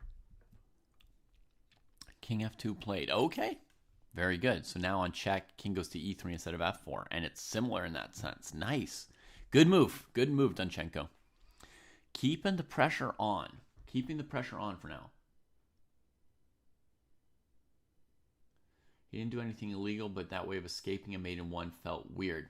It is a little bit weird, Far Eastern, but it's definitely nothing to hold against Danchenko. I would claim a draw if I'd defended for 50 moves as well. The 50 move rule is there for a reason, which you could agree or disagree with. But, I mean, essentially it's there because there are positions like rook and knight or rook and bishop where your opponent could play for, you know, 5,000 moves. And eventually you might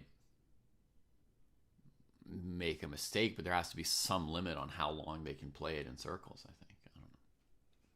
Well, I mean, you don't have to agree with that, but that's the concept at least.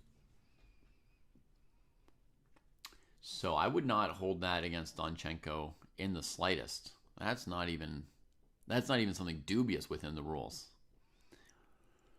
That's just completely, that's the point of the rule.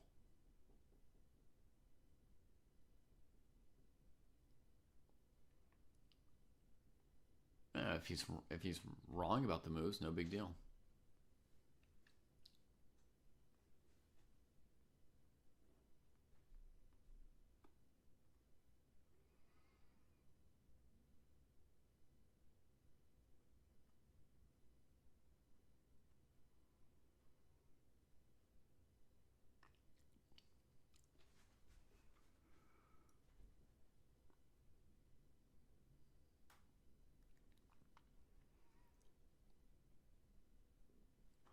Yeah, Patrick, there are some endgames that are actually kind of winning and require a certain number of moves to win. And in those cases, it would be nice if the rule were maybe a bit more nuanced, right? Like you get to try certain endgames for a certain amount of time, certain endgames for a certain amount of time.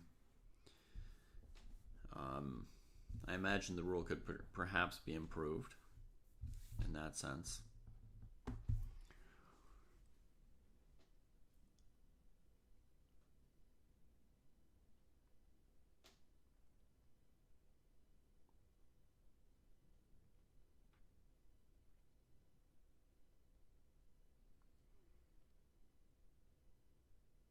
Okay, so notice here, black can win back their pawn with check here, here.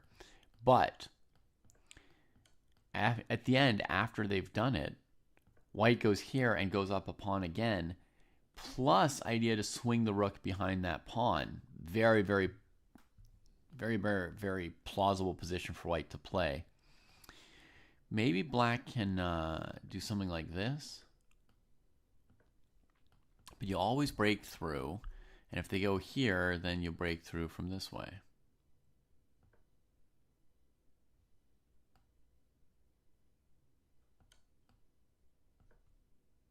And now it could get even worse.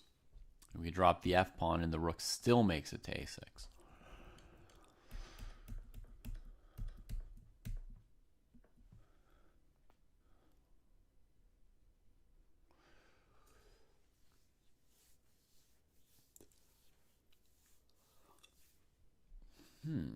Okay, so what is Noterbeck to do here?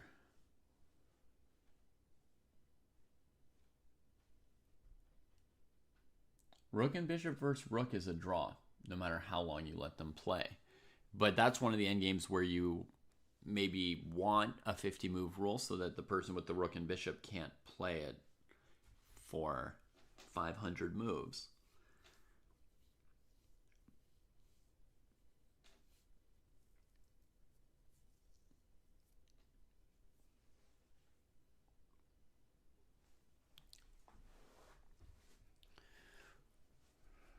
Okay, so some problems being posed to Yakubayev. And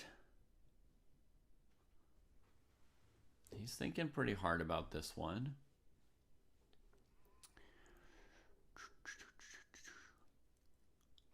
He could try moves like rook h3, rook d3, rook b2, e3. He's got a few options.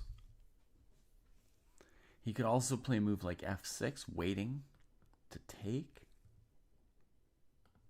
And I think rook h5 might be white's intention. Similarly, against rook h3, I think rook h5 is pretty good for white. I don't think that's a real problem for white. Is there an option to wait around? Let's look at this move for a second. Rook f3 check. If the king goes here, that would be repeating, right?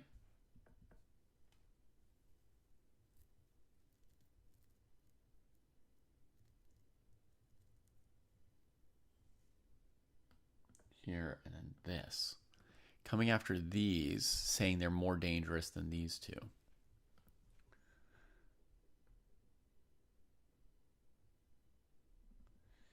Foos, that sounds, yeah, like very poor. Hiding the queen under the table when your opponent needs to promote. That sounds very poor.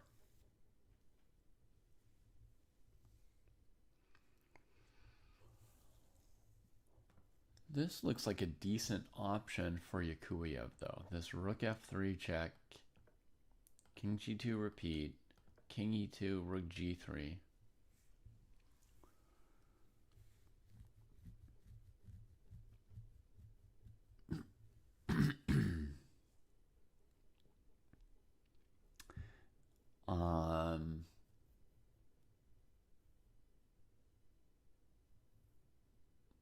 Yeah, black's pretty close to getting the draw, Patrick.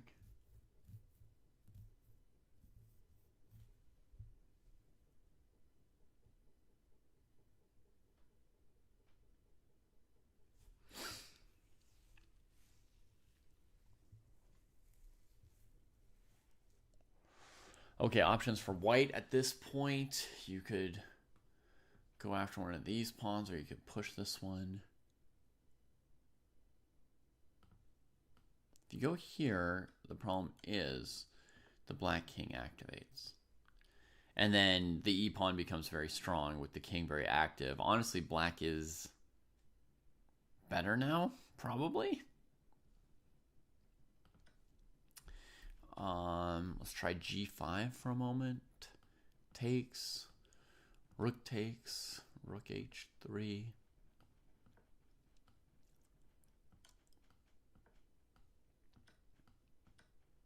A little bit risky for black to let the white king get active like that. But perhaps you can still take this and go here.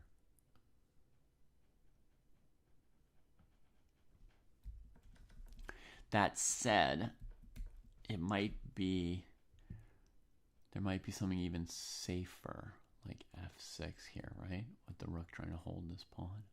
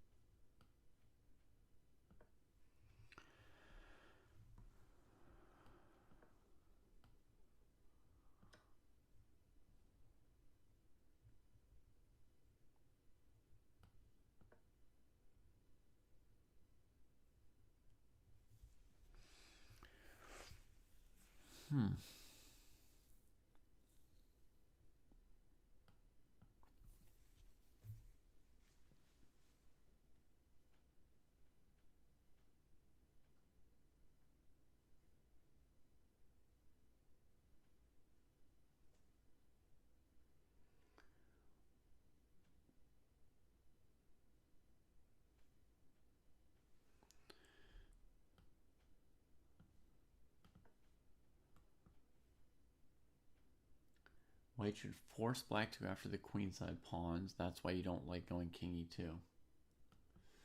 But if black checks you here, I mean, going this way is repetition, right? And that leaves going this way.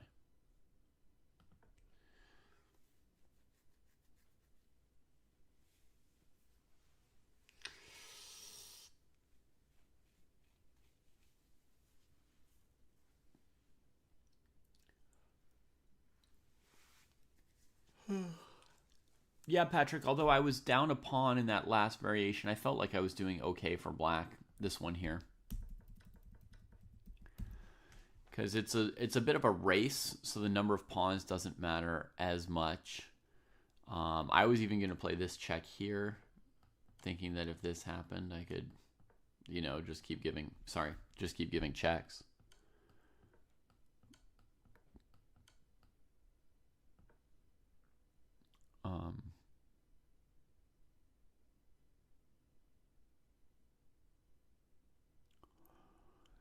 Ultimately, maybe we can even do this instead of rook b3. I don't know. We'd have to calculate this line.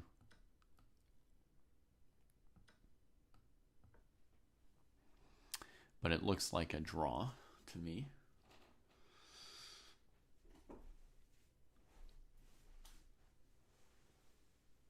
Yeah, looks very, very clear at the end there.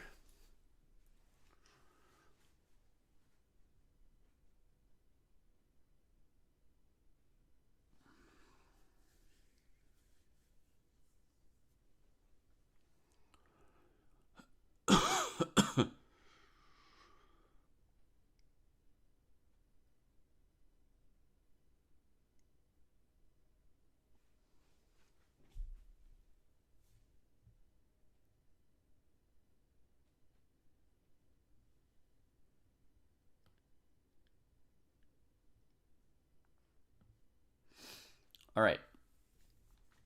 So now we can mention Yakubayev has used more than half of his 30 minutes. So that tells us that Donchenko has successfully applied some pressure in this endgame here, right? Successfully applied some pressure. And I think with two very, very good moves. G4, beautiful. Keeping that tension in the game, introducing the idea of king g3, king f4. In case of that check. Very, very beautiful. And then rook b3, trying to keep the king from getting near the e-pawn, and he finds this beautiful move, king f2. So he can still stay in range. And if he can centralize his king, and the king becomes super strong there, that creates all kinds of interesting and unusual options and difficulties for black. So, nice stuff Instead of king f2, you like maybe rook e5 last move. So rook e5 last moves, you're going to emphasize this, but you're going to give these pawns with tempi, both of them, right?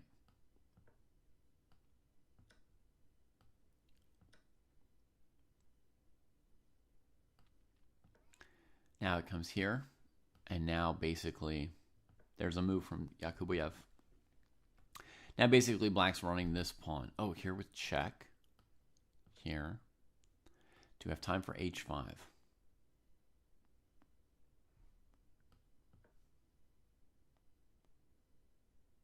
No, that's important. You see that detail? So you come here. I'm going to try and use the a pawn to win the h pawn. Takes, king c7. If you go here, you know, I trade this off. This is drawing. And white doesn't have time for h5, keeping the pawn because of king b7. And the rook can't get behind the a pawn properly. Maybe rook f6. I mean, if we're desperate to win, we can look at everything, right? Oh, and that even lets us get behind. So king here, let's say, and then this. Well, that should still win for white. Hang on. Rook f6. Woo.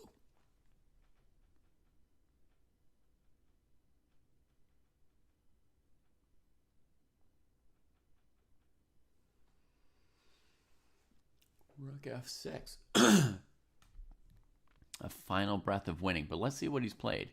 He played rook f3 check. King went to e2. And now, remember we looked at rook g3 here, but he played rook f4.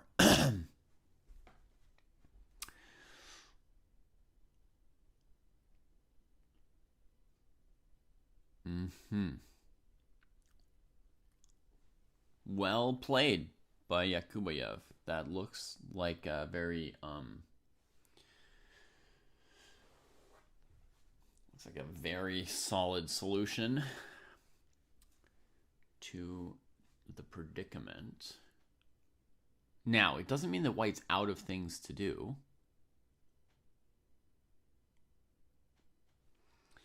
White can go for the a pawn. Right, some version of king e3, rook here. Well, maybe even h5 then. But for argument's sake, white can do this, right? Still with a pair of connected passers. Still some complications. Although that move and these pawns become strong. Black can hold them together with or without the king. They become self-propelled pawns when the rook goes into f3. So that's going to be enough counterplay for black again. So that's interesting. So white can still make something dangerous by going after the a pawn and sacking this side. But the counterplay from black is going to be very strong.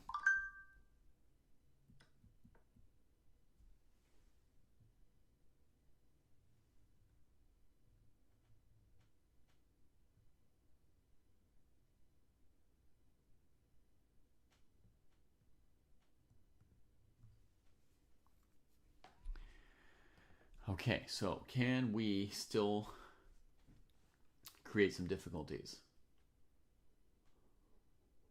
Oh, Patrick suggested this a while ago. Good job, Patrick.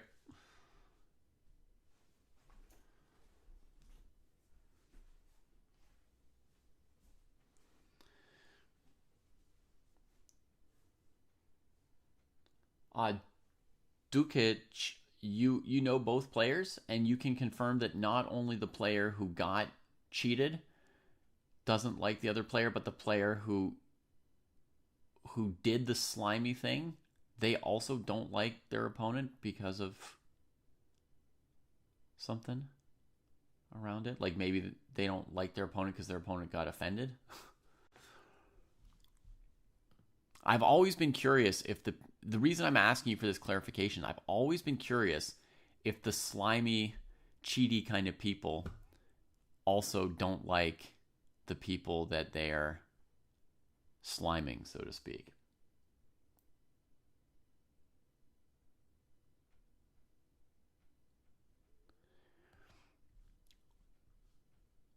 Rook f4. What can Donchenko do? Are there any tricks and difficulties you can still pose black here?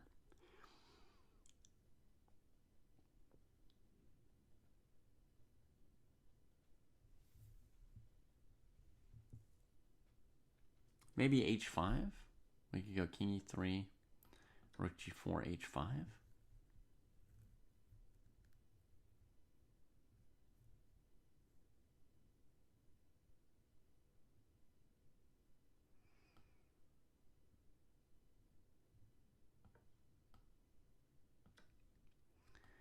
Here's a little finesse. We're going to pull this king back before we deign to take his pawn.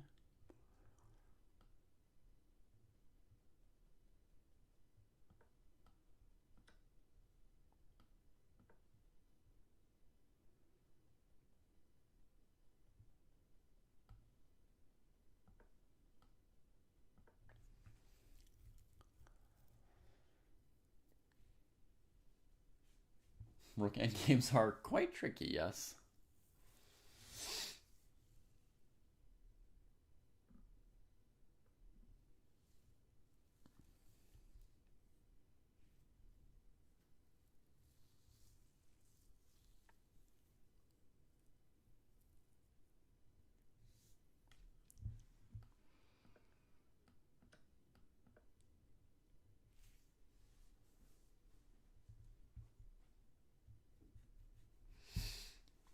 f5, rogues?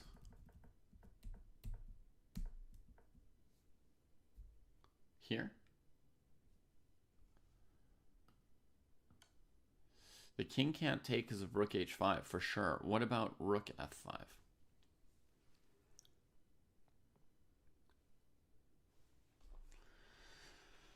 Rook can. Okay, king can't, rook can.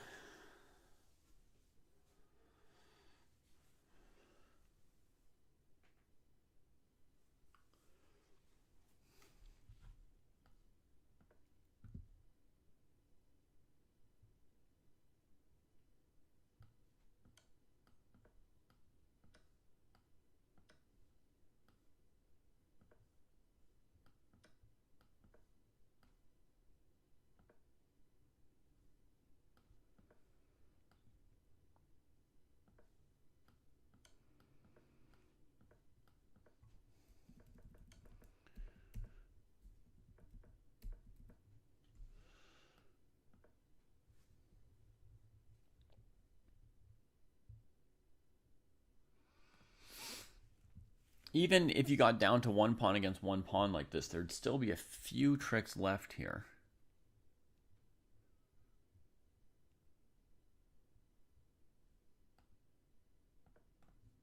This looks correct here. You can defend the pawn and sack the rook. Yeah, that's a draw. This one Dukic can hold. Excellent.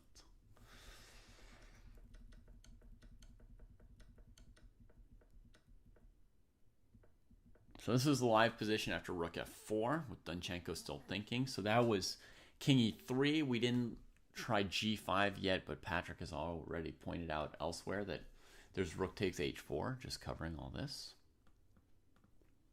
So that's just trading. These pawns are both getting eliminated that way. Have we looked at rook h5?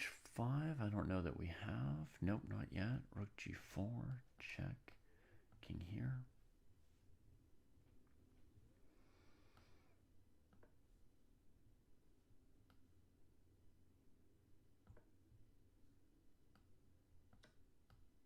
Look at me, being so mature and not taking the pawn on h4, but getting my counterplay engine going. And here, black's threatening to win, despite being down 2 pawns. Right here. As you can perhaps see. The d pawn's not worth much, because the rook can't sit here forever, and, well, these pawns are pretty strong. Right here, white could check here, and then grab this pawn instead of this pawn. But if they do, then black eliminates material like this. And we're well within range of a draw for black easily here. In fact, black's maybe maybe better now. Yeah, maybe better now. So that was rook h5. Yeah, you could also do a mix of the two options. You could play rook h5 with the king here. Then maybe one thing black can do is f5, forcing your rook to choose between the pawns. If here we take out this one, and again, we're just looking to go here and get this one next, and in exchange for one or two of these. If the rook goes here, the king comes up, and then you can attack the pawn, but check. And here, black holds it, and the king can take, and so on. Well, also, I mean, if you come here, black can just take this. So maybe you go here to force them to check. But then that was another tempo, and then they take here. Black's good. Instead of rook a6, rook f6.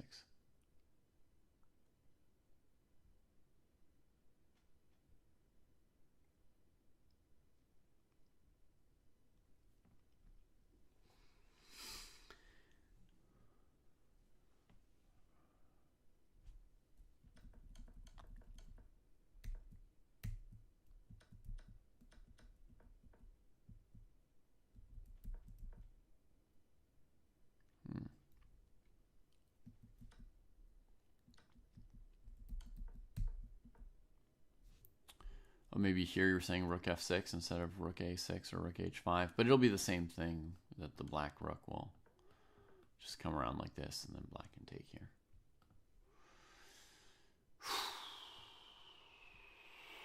Okay, so rook f4. Still, we haven't found any chink in this move. All right. Cheers, Gabs. Have a good tournament. Enjoy your preparation. In the line without king e3. So that's here. Here. Rook f6 here. Yeah, that also lets black take,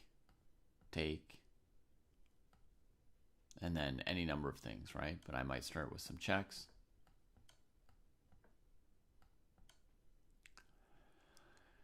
Make the king go this way. It can't get out through f4 because of rook f3 check, winning the rook. So at some point the king has to go back this way, and then I can bring my king forward. And, you know, if anybody's better, it's black.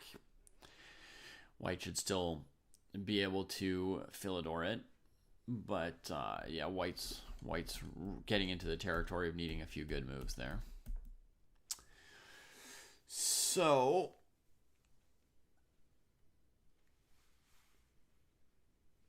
nothing really standing out for Donchenko here, right? Nothing standing out for him.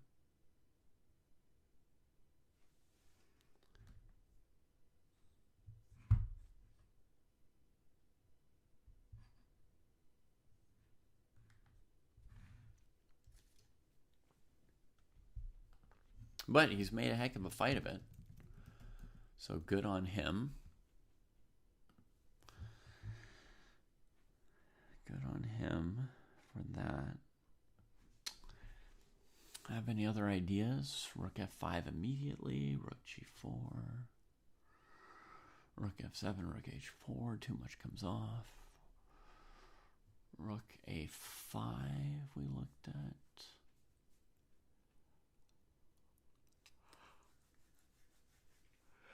Yeah. We've looked at more or less everything. Donchenko's down a game from yesterday, Mr. Pizza. So if he can't come up with something in this rook ending that none of us have seen yet, he would be out of the World Cup. Yeah. That would be the end.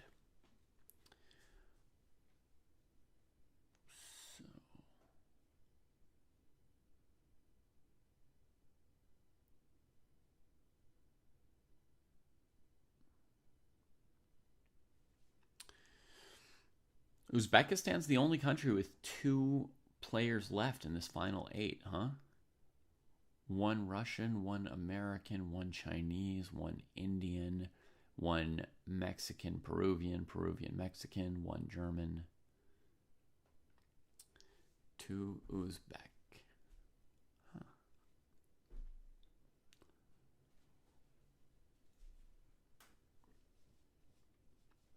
Impressive.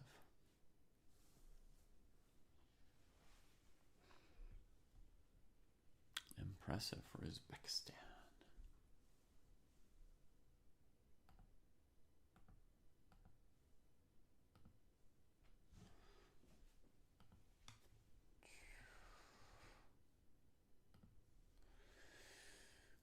Yeah, could we have reached 2,700 yesterday? That's correct.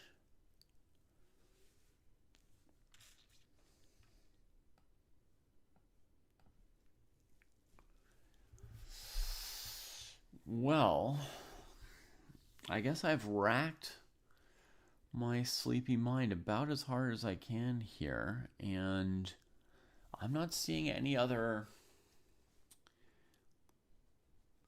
things to try here for white. We've done something like this, this, this, this. In this position, I played king e3. b4 would be a slightly different look, but in general, I think we believe that black's pawns are good enough counterplay in this kind of position. It's 3 against 3, and black's pawns are further advanced than white, so it's not really any particular reason to think that white would be better in this position. And in fact, I would almost say it's riskier for white. Like, white might want to play a move really soon that tries to draw here.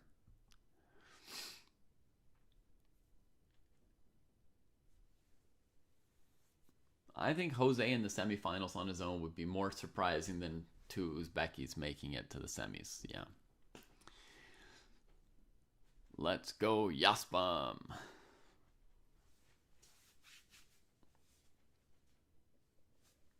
I loved the game that he won as black against Serrana. That was in the martial attack of the semi-Slav. That was pretty cool. Okay, Donchenko catching up on time with Noterbeck, not finding anything.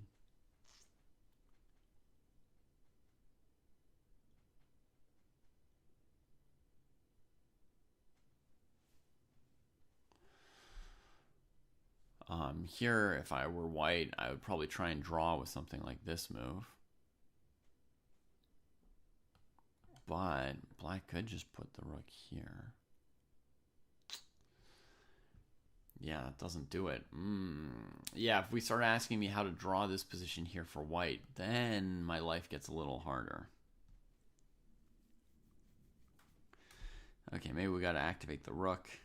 I mean, if we're going to be here, might as well solve tricky puzzles. And then, boom, get behind that.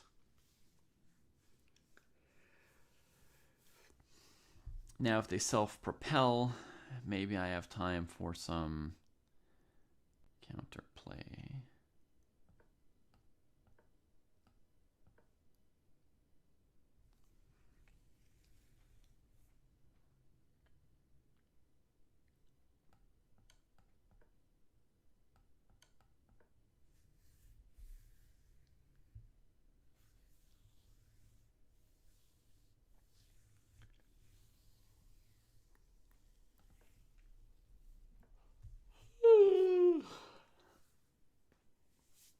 Well, this is the live position here, Salvador. And yeah, if I do really crazy stuff for Donchenko, there are ways to lose. But right now, I mean, at the moment, there's no reason on the board Donchenko should lose this second game. He should be able to easily draw if he accepts a draw at some point. There is always a chance that when you're in a must-win situation, you do something that causes yourself to lose a theoretically unlosable position. Yeah.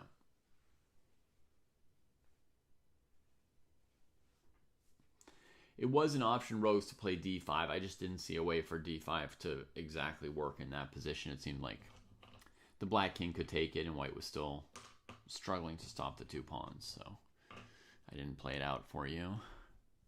Oh, we got a move. King e3 played, 19 minutes. Rook takes g4 immediately. So now there's h5 and rook h5 for white, our main things we considered here.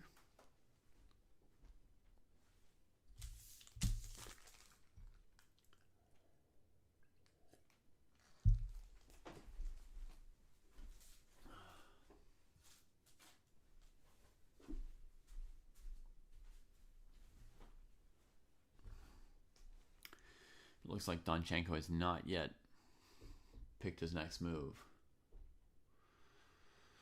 Yeah, who are the favorites in these tie breaks that are coming up? Good question. We have to discuss some other things other than just me staring at this rook endgame in pain. So Asapenko Shanky should be very close. More or less a toss-up.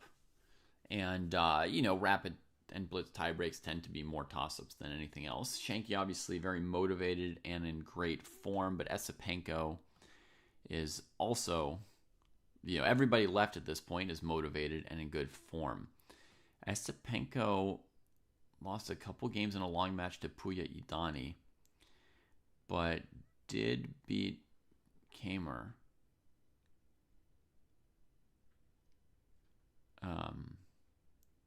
In tie breaks, did eventually beat Idani in tie breaks, and did beat Grebnev in tie breaks. Yeah, I mean, you could try to say that, Shanklin's a 53%, 47% favorite or something like that, but what's the point? I mean, it's just a toss-up. And then we've got Aragaisi against Wei Yi, where I guess Aragaisi would be like a tiny favorite, but again, not by much. Sindarov against Yospam.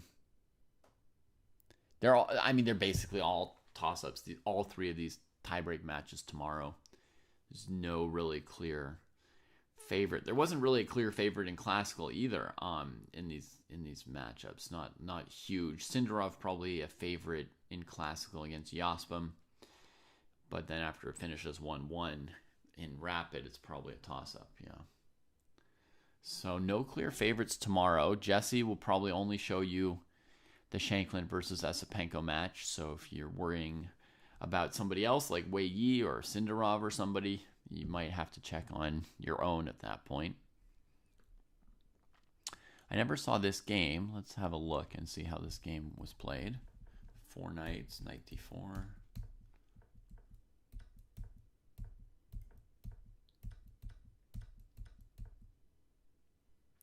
Wow. Big Theory played quickly here. Exchange sack from black.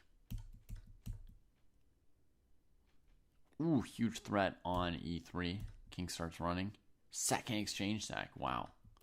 It's a very exciting game.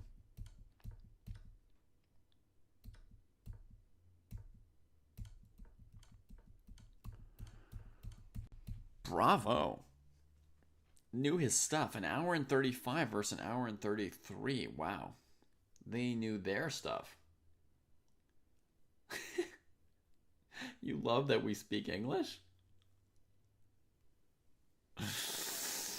Okay, I don't think that's particularly special in the world of chess commentary, but I'm glad that you like us. I mean, Meyer slash, it was clearly a known drawing line to them. Did I know that line? No. That was not something that I knew by heart. I don't know so much by heart.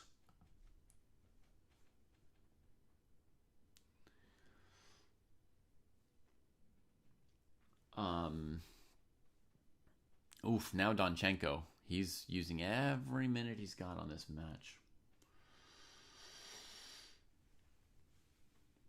Oh, 我很累了。我需要睡觉。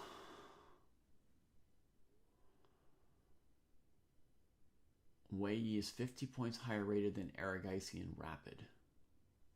Yeah. I'd seen that. He's 27.58 in rapid, right? Which is quite high. But I think Aragaisi's rapid rating's probably just not accurate. I imagine it's a pretty well-balanced match there. Try listening to FIDE and chess.com commentators. Do they not speak proper English or something? Are you upset by some accents on some international commentators? Or is it worse than accents to you? I mean, I thought today's broadcast was Artur's and Anna and Jovanka. I think Jovanka is a native English speaker, and I've spoken much more with Anna and Artur's. Never had any problem understanding them. They're fluent.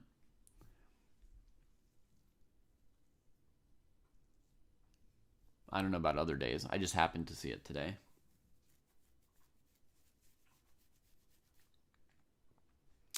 But generally, I never watch the chess.com or FIDE commentators for long because there are engine evaluations and they're just repeating engine evaluations and engine lines, and that's why I don't really have any experience watching anything else.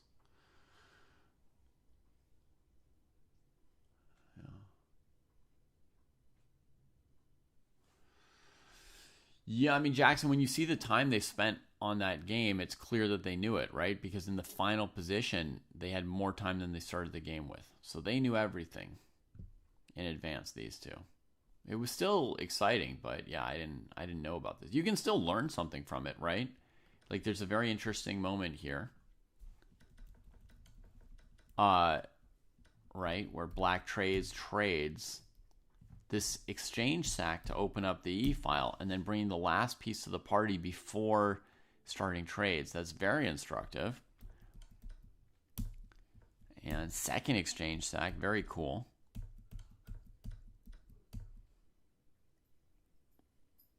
And then even this position that's still down the exchange that white can't sort out the king without avoiding a repetition is very cool.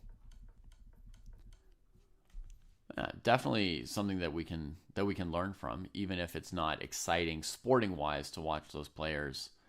To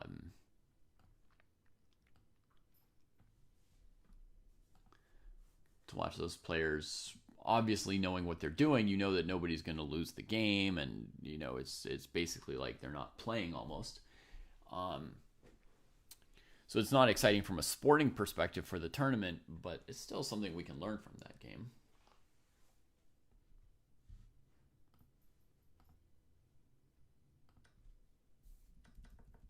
Saying, why does white take with the knight, not the pawn at the first exchange? Well, I guess what black wants is this file open. So if white did it this way, perhaps black would just play rook e8 immediately. Preparing, oh, actually, also since black hasn't sacked an exchange, it might be enough for black to go here, here, takes. Right, Pearl? Having not sacked an exchange, maybe we don't need the extra power of the rook. We can just go here, and here, and here, and here. And that's plenty good enough for black to hold the game, or maybe even get a little advantage or something. Yeah.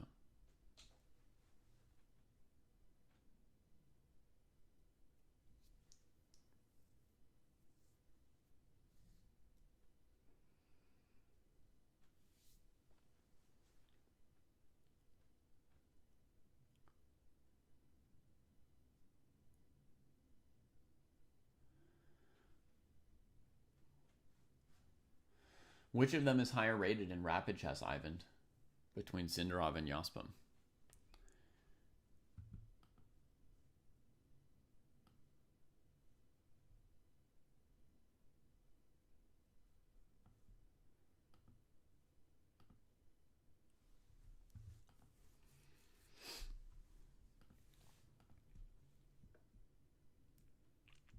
Okay, h5. Donchenko down to 8 minutes, saves the h-pawn.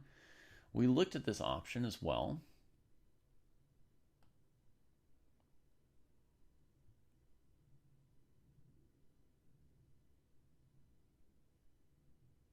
In this position, my move was rook g2. when we analyzed. Sindarov is higher rated at 2688. Okay. Well, if Yosmim is rated 2640 rapid, we can say that Yosmim is way underrated for OTB FIDE rapid, right? He should surely be 2700. Sindarov should probably also be 2700. You know, a lot of people don't play as much rapid. Basically, rapid chess is played a lot more by players over 2700 because they get invited to these elite rapid tournaments with big prize funds, and the players under 2700 play classical chess for very small prize funds. Why he didn't go rook h5 here? We had something ready against rook h5 as well. What was it? Oh, I came up with the move f5 here, I think. And I think that was a very good one, Jackson, because if white takes on f5, black gets rid of the h-pawn. And if white takes on h6, then after king d5, black gets good counterplay with these two connected passed pawns, rook g3, rook f3 coming.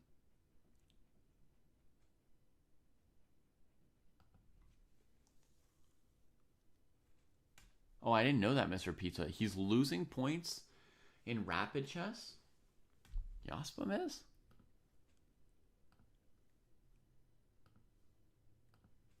So he had a tiebreak with Ivic. Oh, and he drew all the rapid games and won in Blitz. And with Hari, he drew a couple rapid games and then won one rapid game. Okay. Interesting. Okay, so Yakubuyev thinking here. I don't imagine that f5 is the only road for black. But rook g5, h5, h6 probably wins for white. So there are some blunders left. I don't think in a million years anything like that could be blundered. So f5's one draw. What else could be a plausible draw? There's also rook g2, which has a fair chance of drawing. Oh, sorry. My plan here was rook g2. It was against rook h5 that we had f5. Against h5, f5 would be illogical. White would just take it. So we have one draw here that we figured out before, which is rook g2. Are there other moves for black that make sense? In theory, moves like rook h4 and f6 could be playable as well. Rook g2, definitely pretty direct. Rook h4 looks like it shouldn't spoil anything. Keeps things attacked and defended. Can always go to h2. Waiting to see what white actually wants to do.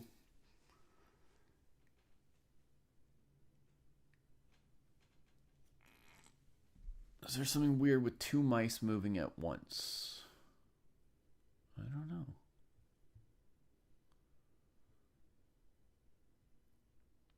Oh, you can see my mouse here over both windows, right? Yeah, that's because of screen real estate. One window is under the other. Because I don't need to edit it that often, so it's just hidden back there. f6, if black plays rook g6, they could eventually lose. Well, f6 could set up rook g5. Yeah, fair enough. So probably three moves that are good candidates for holding. We'd only really analyzed rook g2 before, and it did hold just fine. I'm not too worried for Yakubuyev at this point. I feel like his confidence should be pretty good. Donchenko obviously was tanking, looking for something, and then that gives you confidence. You stop worrying as much when you can tell that your opponent doesn't see anything really troubling.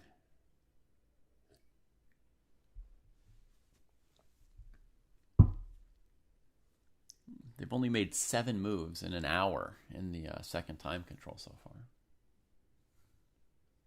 6 in Yakubuyev's case.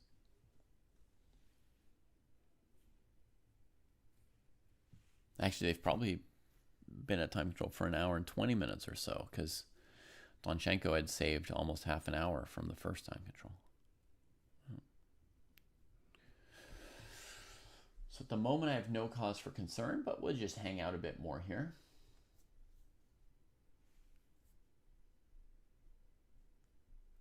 How did the pawn structure get fixed, Patrick?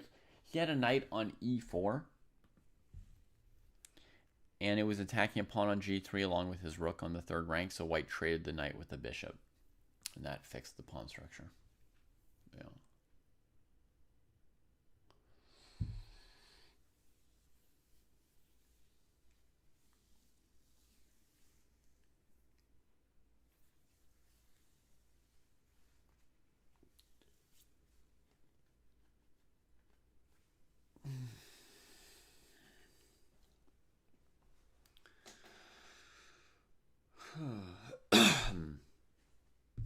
I played a little bit of chess yesterday myself, but it was blitz chess.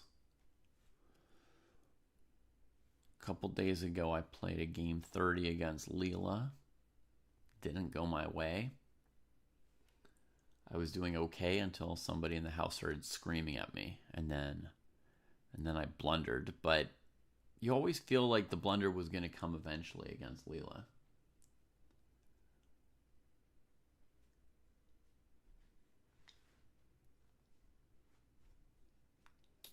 To me, it's a draw, Skibix, yeah.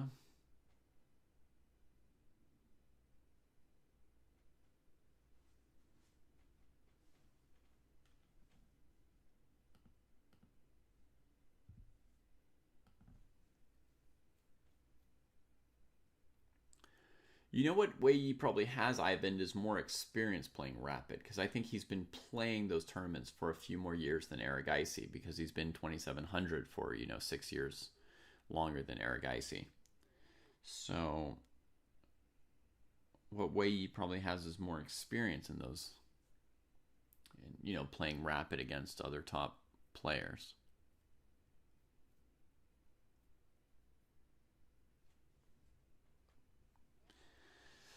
But yeah, I played some blitz games yesterday. I got wrecked in one bishop g5 Najdorf line. It's very rare for me to lose with the Najdorf, but the position was just so bad so quickly. I didn't have anything to play with to try and save it.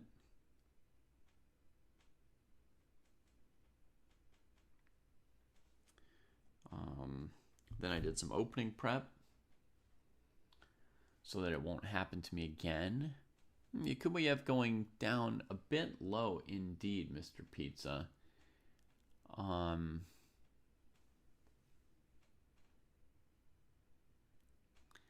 would probably play a little faster than this, just saving some minutes for later if I were confident in my move, which I am. So I wonder. The pressure of this moment seems really, really high for both these players. Crazy to think that, they're just looking at 2 or 3 moves in an endgame here, and they're spending as much time on it as they will spend on an entire, some people spend on an entire game tomorrow in the Rapid tiebreaker. Hey, Skibix. So basically, I think it's only set for January right now, because January is sort of 1 month test case. So I can't speak to how many spots there would be in the group classes in future months if we decide to keep doing them. But I think the idea for January is that the classes where you go over people's profiles and their games would have a maximum of 10 students in the group. So depending on the group, it could be anywhere from 4 to 10 players, probably a minimum of 4, maximum of 10. And then the classes that are on a particular topic, like classes on end games 400 1200 or Najdorf for 14 to 1800, stuff like that, those group classes won't have a particular limit. So it's just however many people are in the right rating range and want to attend the class. So if 20 people want to attend the lecture on the Najdorf, they can, and they can ask questions via chat. But the sessions about people's games and profiles will be kept somewhat smaller with everybody on, like having a mic, so you don't have to ask your questions by typing them. You just speak up when you want to.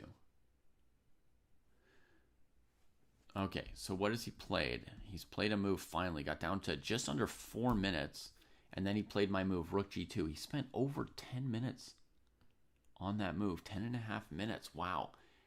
A sign of maybe a little bit of lack of confidence still or something, but yeah, I mean, I would have rather spent 4 or 5 minutes on that move and saved 10 minutes for my next move than and spend 10 minutes on that move and save 4 minutes for the game. White quickly plays Rook B5 in response, and now what are the options here? Maybe F5 is the main option. It was half an hour ago that I analyzed this, so I have to try to remember even what I thought about.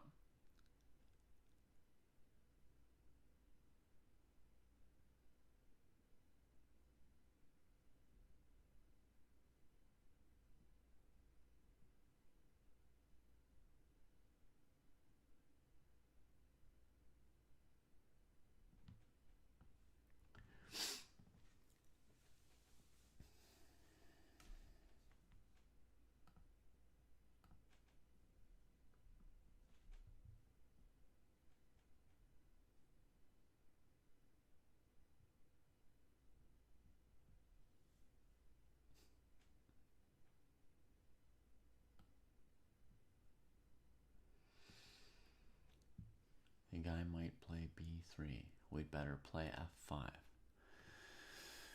Right, so F5 could be a move here. Just kind of try and force the game along with Rook F5, Rook B2. 2.5 minutes. We might still be in line for some surprise drama at the end of this game, folks. Let's think about it. Rook G5 still loses. F6, King E4. Rook H2, King E4. King C6, challenging the rook.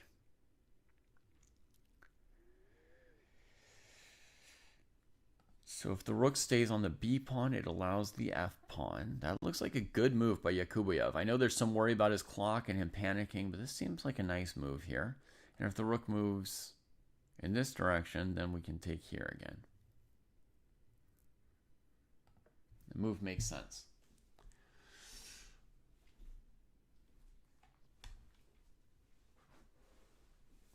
Okay, so Jackson has a question about this alternative. What if black had gone for the more forcing F5, rook takes, rook check, king here, rook here? Doesn't white have chances? I think no, Jackson, because of rook check here being pretty strong. King here, rook check, king here, rook takes. And then, yeah, basically, you know, black's pawns are good enough. Yeah.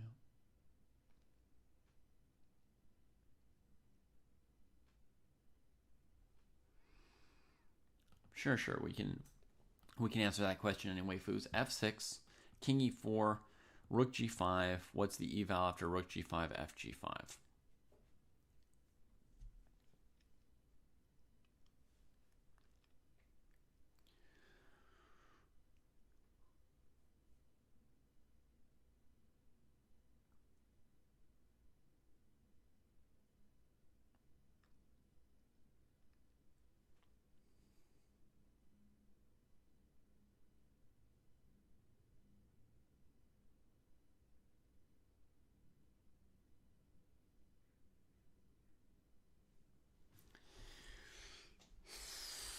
One second.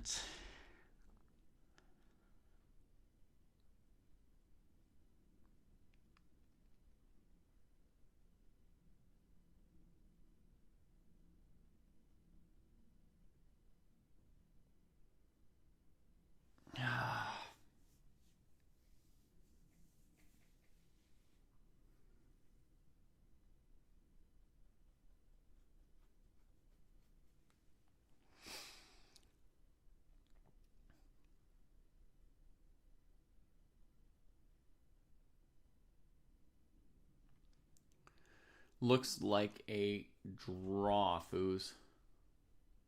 Looks like a draw.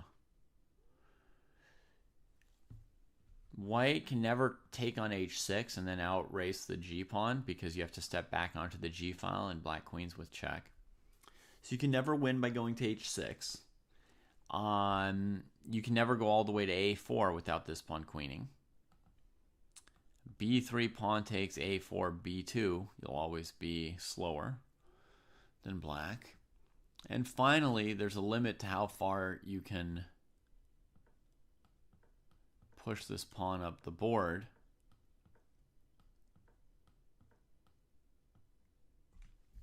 Sorry. Because at some point, you go past this rank and this pawn queens. So I'd say draw. King c6 on the board. That's a live position. 3 minutes for Noterback, 4 for Dunchenko. Whew.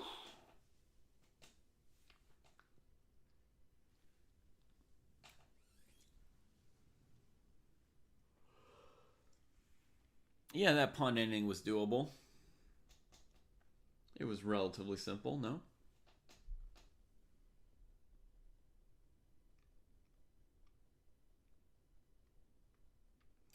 When white plays b3, black can take it, Pearl.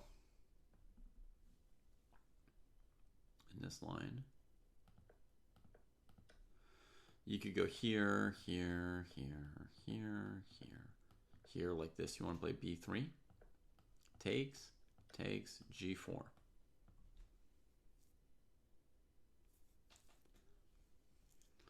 So b3 is too far for your king.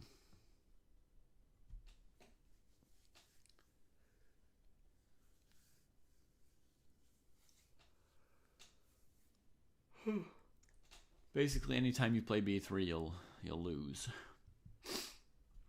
You don't have to take the pawn right away. You could play a4, then black plays g4.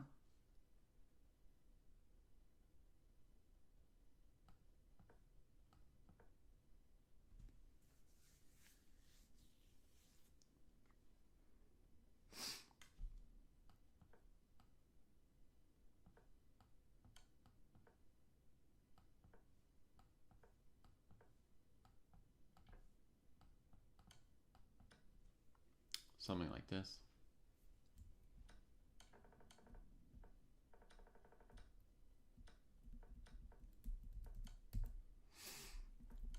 Okay, so king comes here, check, here.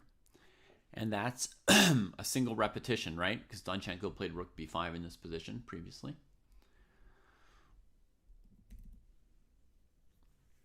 Now he's down to 2 minutes.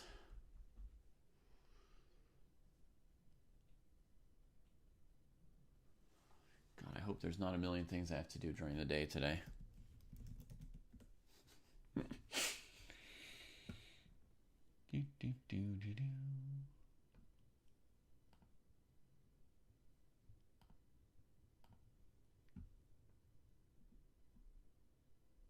Yeah, nothing.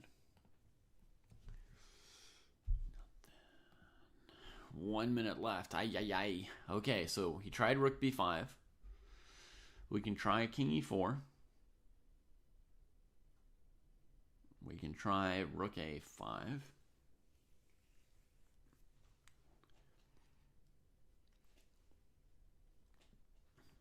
With rook a5, the idea would be rook b2, king e4. Ooh, it goes back to b5.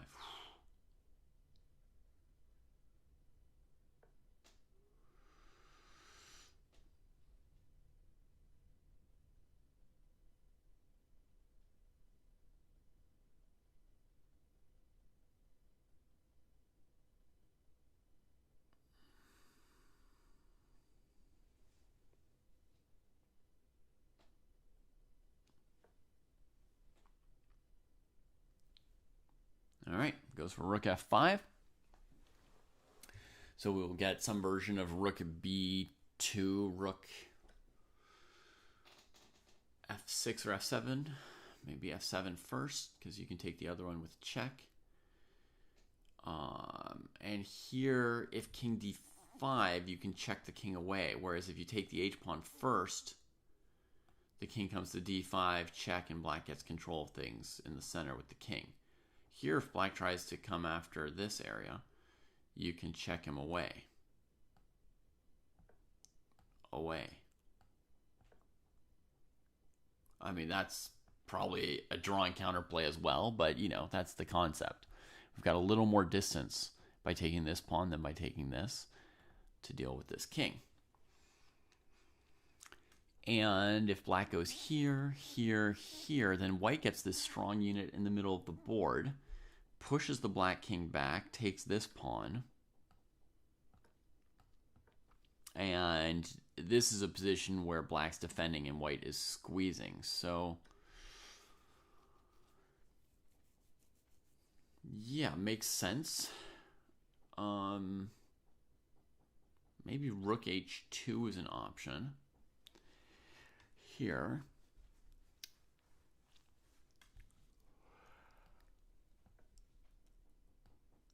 It could be seen as tempo losing if white goes and takes this, but your rook's good behind the pawn, and your point is now maybe not to take here, but to play with this pawn.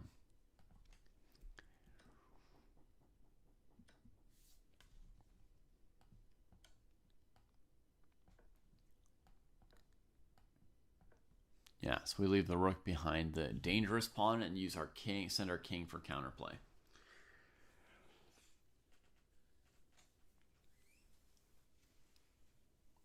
Oh yeah, definitely still tricks.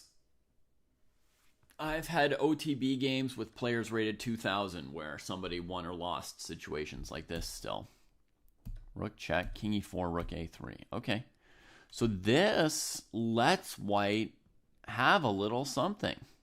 I don't think it's lost for black, but it gives white a little something. I feel like the rook h2 line gave white less than this one does, because now the white king and pawn are bossing the middle. Yeah, this is like the first of maybe 2 steps towards losing. Like, that's halfway towards losing. Just that choice right there. King b7. So, he wants to make real counterplay here where the rook won't be able to get back behind it.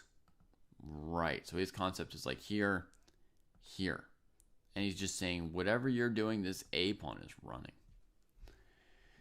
And when you deal with it with your rook, then I'll take here. And my king's still close enough that the D pawn's not going to win by itself. Okay, that makes sense. That makes sense. That's still just a clear draw.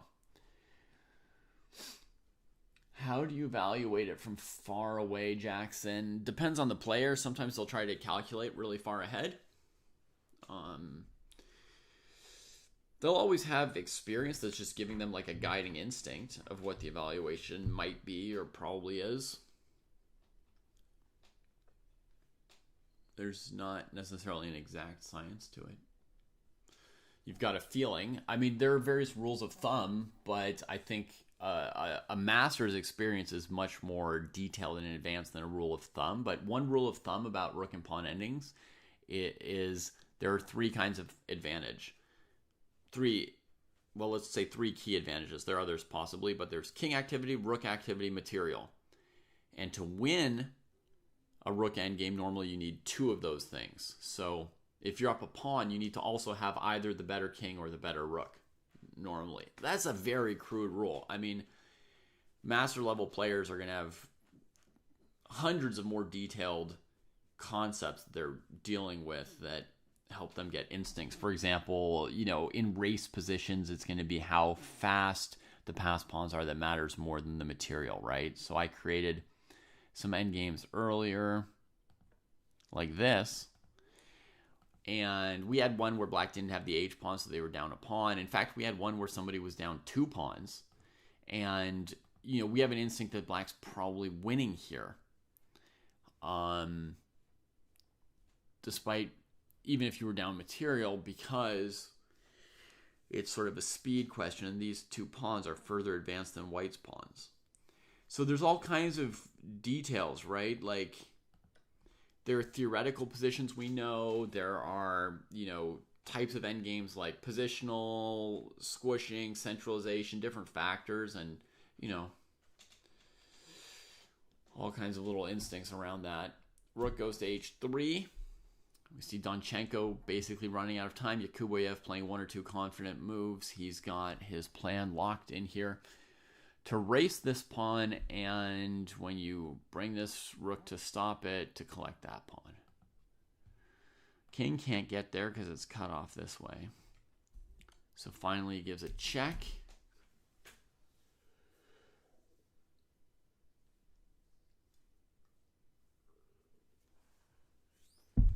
Black's not going to want to let the rook get behind his pawn on a7, so these are the moves. King b6 and king b8 both look fine.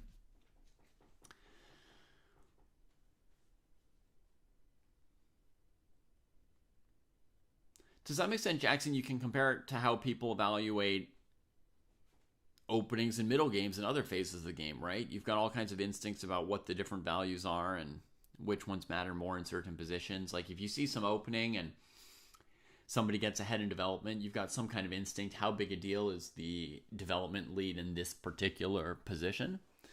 And similarly, in rook endgames, you're going to have instincts once you have a lot of experience. And those instincts are going to tell you something like, oh, here the passed pawn is really hard to stop, or here the rook is very active, or etc., etc.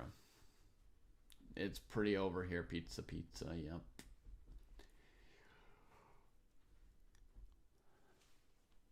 Oh, we've got another move, rook h8, trying to get behind. I guess king b7 would be the most basic move now, right? For Noterbeck, who's double checking some stuff, but probably has his plan in mind. I suppose one thing you can think about is he's got a second way of doing this. He can let the rook get behind, right? And just... oh, this is a nice little finesse. This is a dirty finesse. If the king goes here, you can take, and they can't take this pawn yet. And if the king comes up, you can take with check. So rook h8, a3 is a pretty clear draw as well. King b7 is the most obvious technique to me, however. Bonjour. Ah, t'as apporté deux doudous. Bonne idée. Doucement, Pops. Doucement, doucement, doucement. Hey, hey, hey, hey. Hey, hey, hey. Elle n'a pas aimé ça. T'as compris? T'as compris? Elle n'a pas aimé ça. Ça va? Bien dormi ce soir? Yeah. Okay, Papa likes me. Oh oui, elle t'adore. Elle aime jouer avec toi, toujours. Ouais, j'ai presque fini mon émission là. Yeah. Draw agreed. Rook h8, he offered the draw. I want to go on you. What do you have? All right. And so, I want that. well played by both of them. Epic fight. Tu veux la souris? Oh, tu veux les petits trucs là? Tu peux avoir une, oui. I want it like that. Tu veux manger dans le bol direct? Yeah. Un moment, je suis pas là. Laisse-moi juste ajuster ça. So we get 0.5 to 1.5, the final score in that match. Yakuboyev now very, very close to the candidates. The only way for him to not become a candidate is to now lose 2 consecutive matches. He needs to win 1 out of 2 matches. So his chances of qualifying to the candidates are somewhere in the 65 to 75% range at this point, probably. Oh, yeah. Big deal. Oh, elle s'en va? Sans nous? Yeah, I mean, epic fight. Great run at this tournament for Donchenko. Donchenko eliminated 2 candidates personally, right? Giri and Bluebaum. Then he also took out Lei Kwang Liem, another one of the favorites at that stage, right? 27-29. So he had a great run, even if he won't be joining Bluebaum in the candidates. And that's our show for today. We've got 3 tiebreak matches tomorrow. Jesse will be covering Asapenko versus Shankland at around the same time. So have a great day, everybody. And we gotta run. On va partir, ok? On va arrêter la stream. Ok, on met stop. Tu Tu peux manger un truc après.